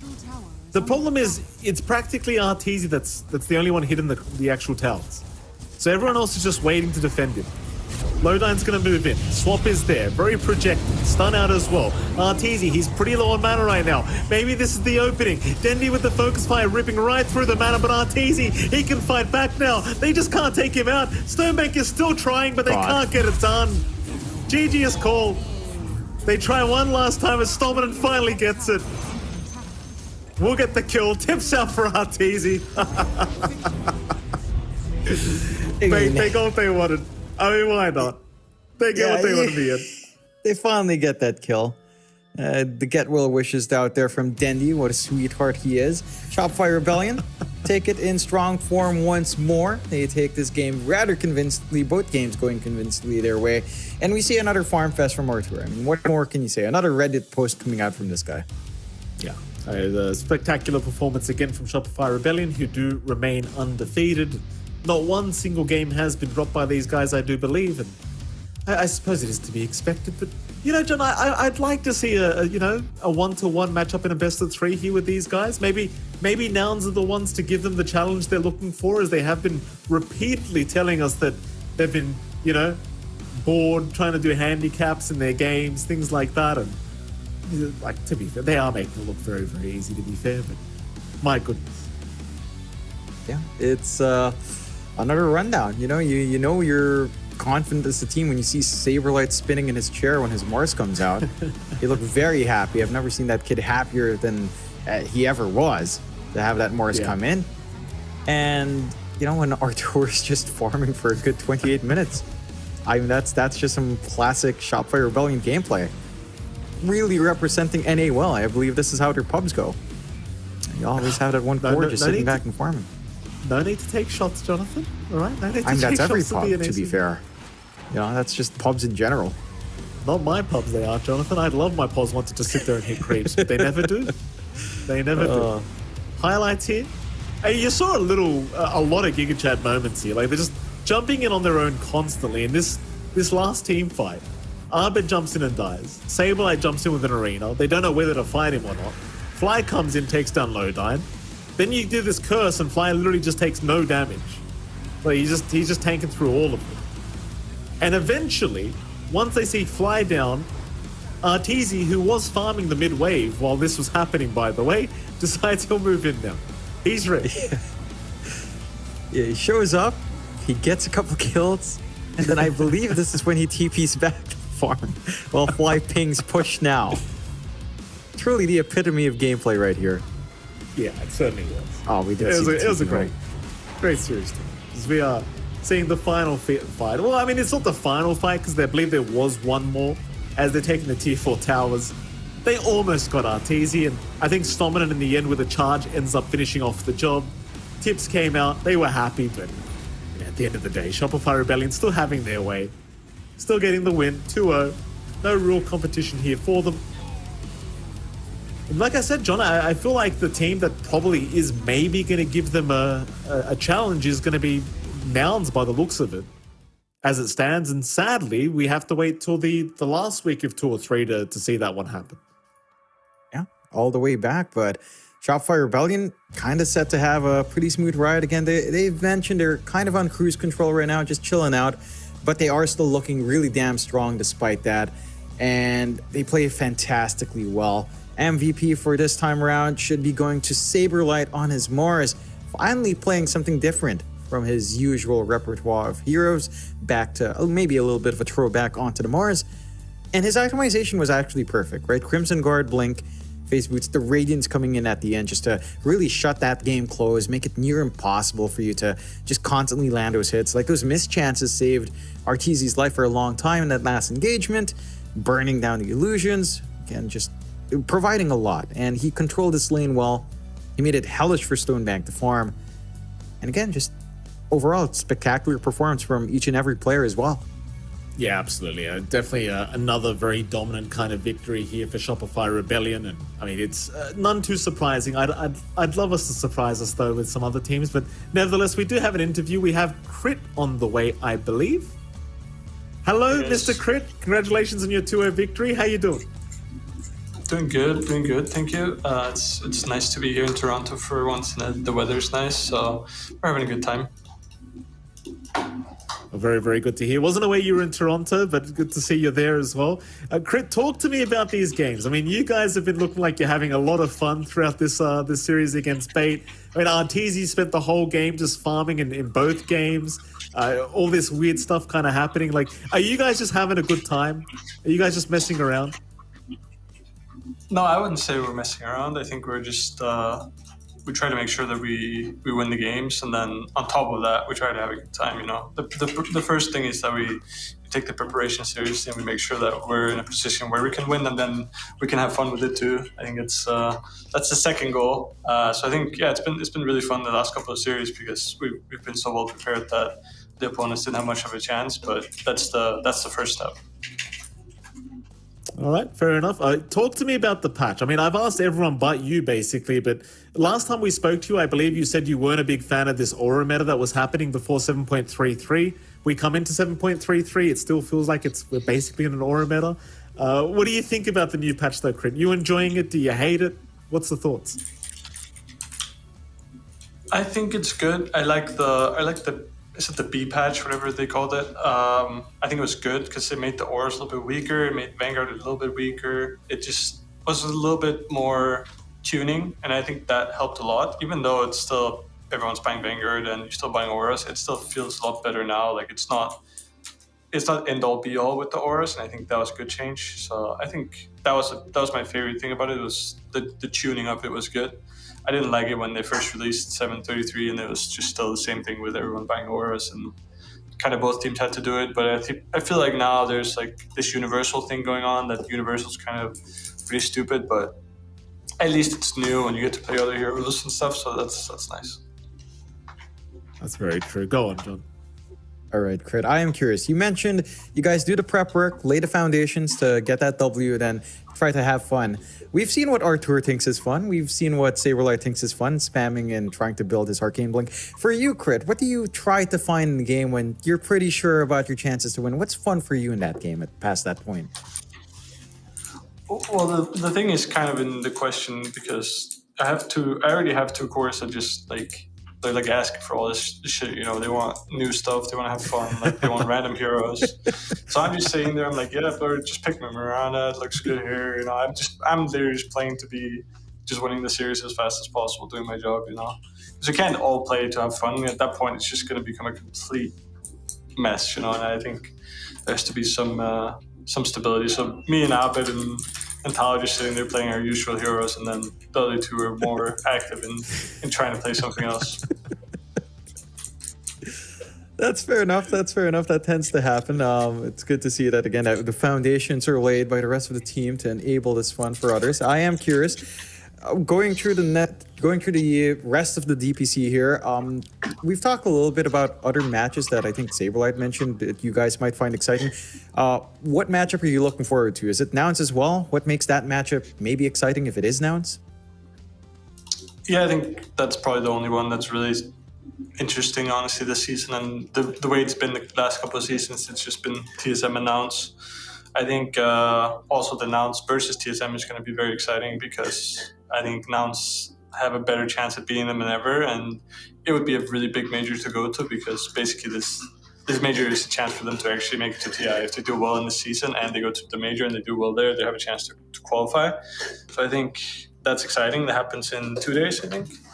So that's probably the first thing, and then after that, obviously, our game against Nouns is going to be interesting as well to see what they bring this time, just because it's always a little bit of a question mark what they bring in our series against them. Sometimes they have some crazy stuff, and sometimes they have like the basic stuff, and it's always fun to play against them. They're players that we know well, and they know us well, so it challenges us in ways that other teams won't do internationally.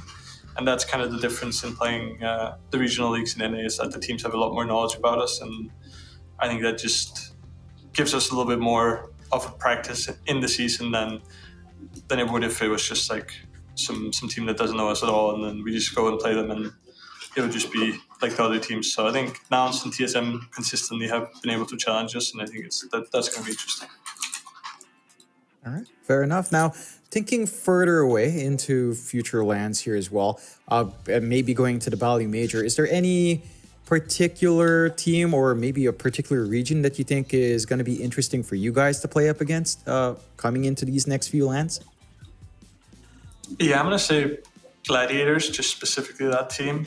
I think that's probably on a lot of teams' list because they're the best team and the team to beat. But I think for us, we didn't really have a chance to play against them in either major because they're in the other group, and then we didn't get to play them in the playoff, and then they won both majors. So I think just for us to see what happens when we play against that team, because I think that's a team that, I mean, for us specifically, we played a lot against Quinn, and seeing him doing well now is obviously awesome for us because we're also friends with him, but we also want to see if we can still handle him like we handled him in NA, you know, so I think that's the biggest thing.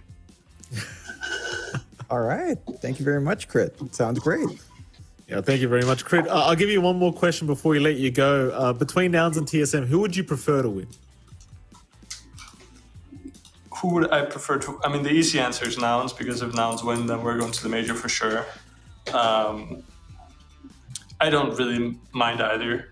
I have good friends on TSM, and I would like Nouns to win. I think they deserve to go to a major. So I think either way, it's just going to be fun to watch, and I won't be too sad with either outcome, honestly. So yeah, kind of just happy with regardless. All right. Well, thank you very much, Crit. Congratulations on your victory, and we can't wait to see you again next time. All right. Thank you, guys. Have a good night. Thank you. Bye-bye. That's the lovely Crit, as always, Jonathan. He's a man of business. I say this every time we cast the guy, right? This guy does not mess around, right? His teammates, his POS 1's messing around, his POS 3's messing around. He just wants to play his Morana, let the man finish the job off. Fly and Ahmed, props to them. They're also men of business. They just want to get the job done. TZ, Saberlight, what can you do about those two? They're just hooligans, Jonathan. Just doing whatever the hell they want. They are. You know, hopefully someday they'll let maybe Ahmed have fun. I want to see what his idea of fun is. That has me very curious because he's laughing all the time in these drafts, but it's all serious mode for him. John. He's not playing Storm. He's having fun. I suppose. He's having fun right now. Leaderboard is up, Jonathan. Let's have a look to see what's going on. Shopify Rebellion at the top of the board now, 4-0, completely undefeated throughout this tour so far. TSM sitting at 4-1. Obviously, their one loss against Shopify Rebellion on the first day of the tour. And then you have Nouns in third place, 2-0, currently undefeated as well. And then you have Dog Champ, SKG, Bait, Felt, Alpha. John, the top three. These are the at the very least, Shopify Rebellion looking like they probably will qualify to the major. But like Crit said, tomorrow, or rather the next day, the day after tomorrow, TSM versus Nouns is happening. Winner of that matchup is highly likely to get that slot at the major. So yeah, I can't wait to see, because that second and third place could be switching up very, very soon. And there you go. There's the schedule coming up. TSM versus Nouns, and then Dog Champ against Alpha straight after that. But the first series is the one everyone cares about. Who's going to be the second team to make it through to the Bali Major? Is it going to be TSM? Is it going to be Nouns? I'm sure there's going to be quite a few fans from both sides around to cheer on their teams when that matchup is happening. But man, I can't wait. I mean, that is going to be a very exciting one. Yeah, that's the one where, again, the shakeup here in NA could possibly happen. If Nouns wins, then as Crit said, it probably guarantees Shopify Rebellion to just go through. And if TSM wins, there's going to be maybe at least a draw for the bottom. So for the last slot. So a lot in the line, I think, for a team like Nouns, who's been hungry for a long time, who's gotten one taste of an international LAN with Dream League, it's going to mean a lot. It's the last major. It's your last shot at trying to get something for TI. So everything has to go up there. Same for TSM. They're not guaranteed by points yet. They need to do something in the major here as well, Mike. That they do, Jonathan. With that, though, that is going to be it for today. We're all done with our NA Div 1 games, so thanks everyone for tuning in. And don't forget to come in the day after tomorrow. NA Div 1 TSM vs. Noun starting. We'll see you all again then.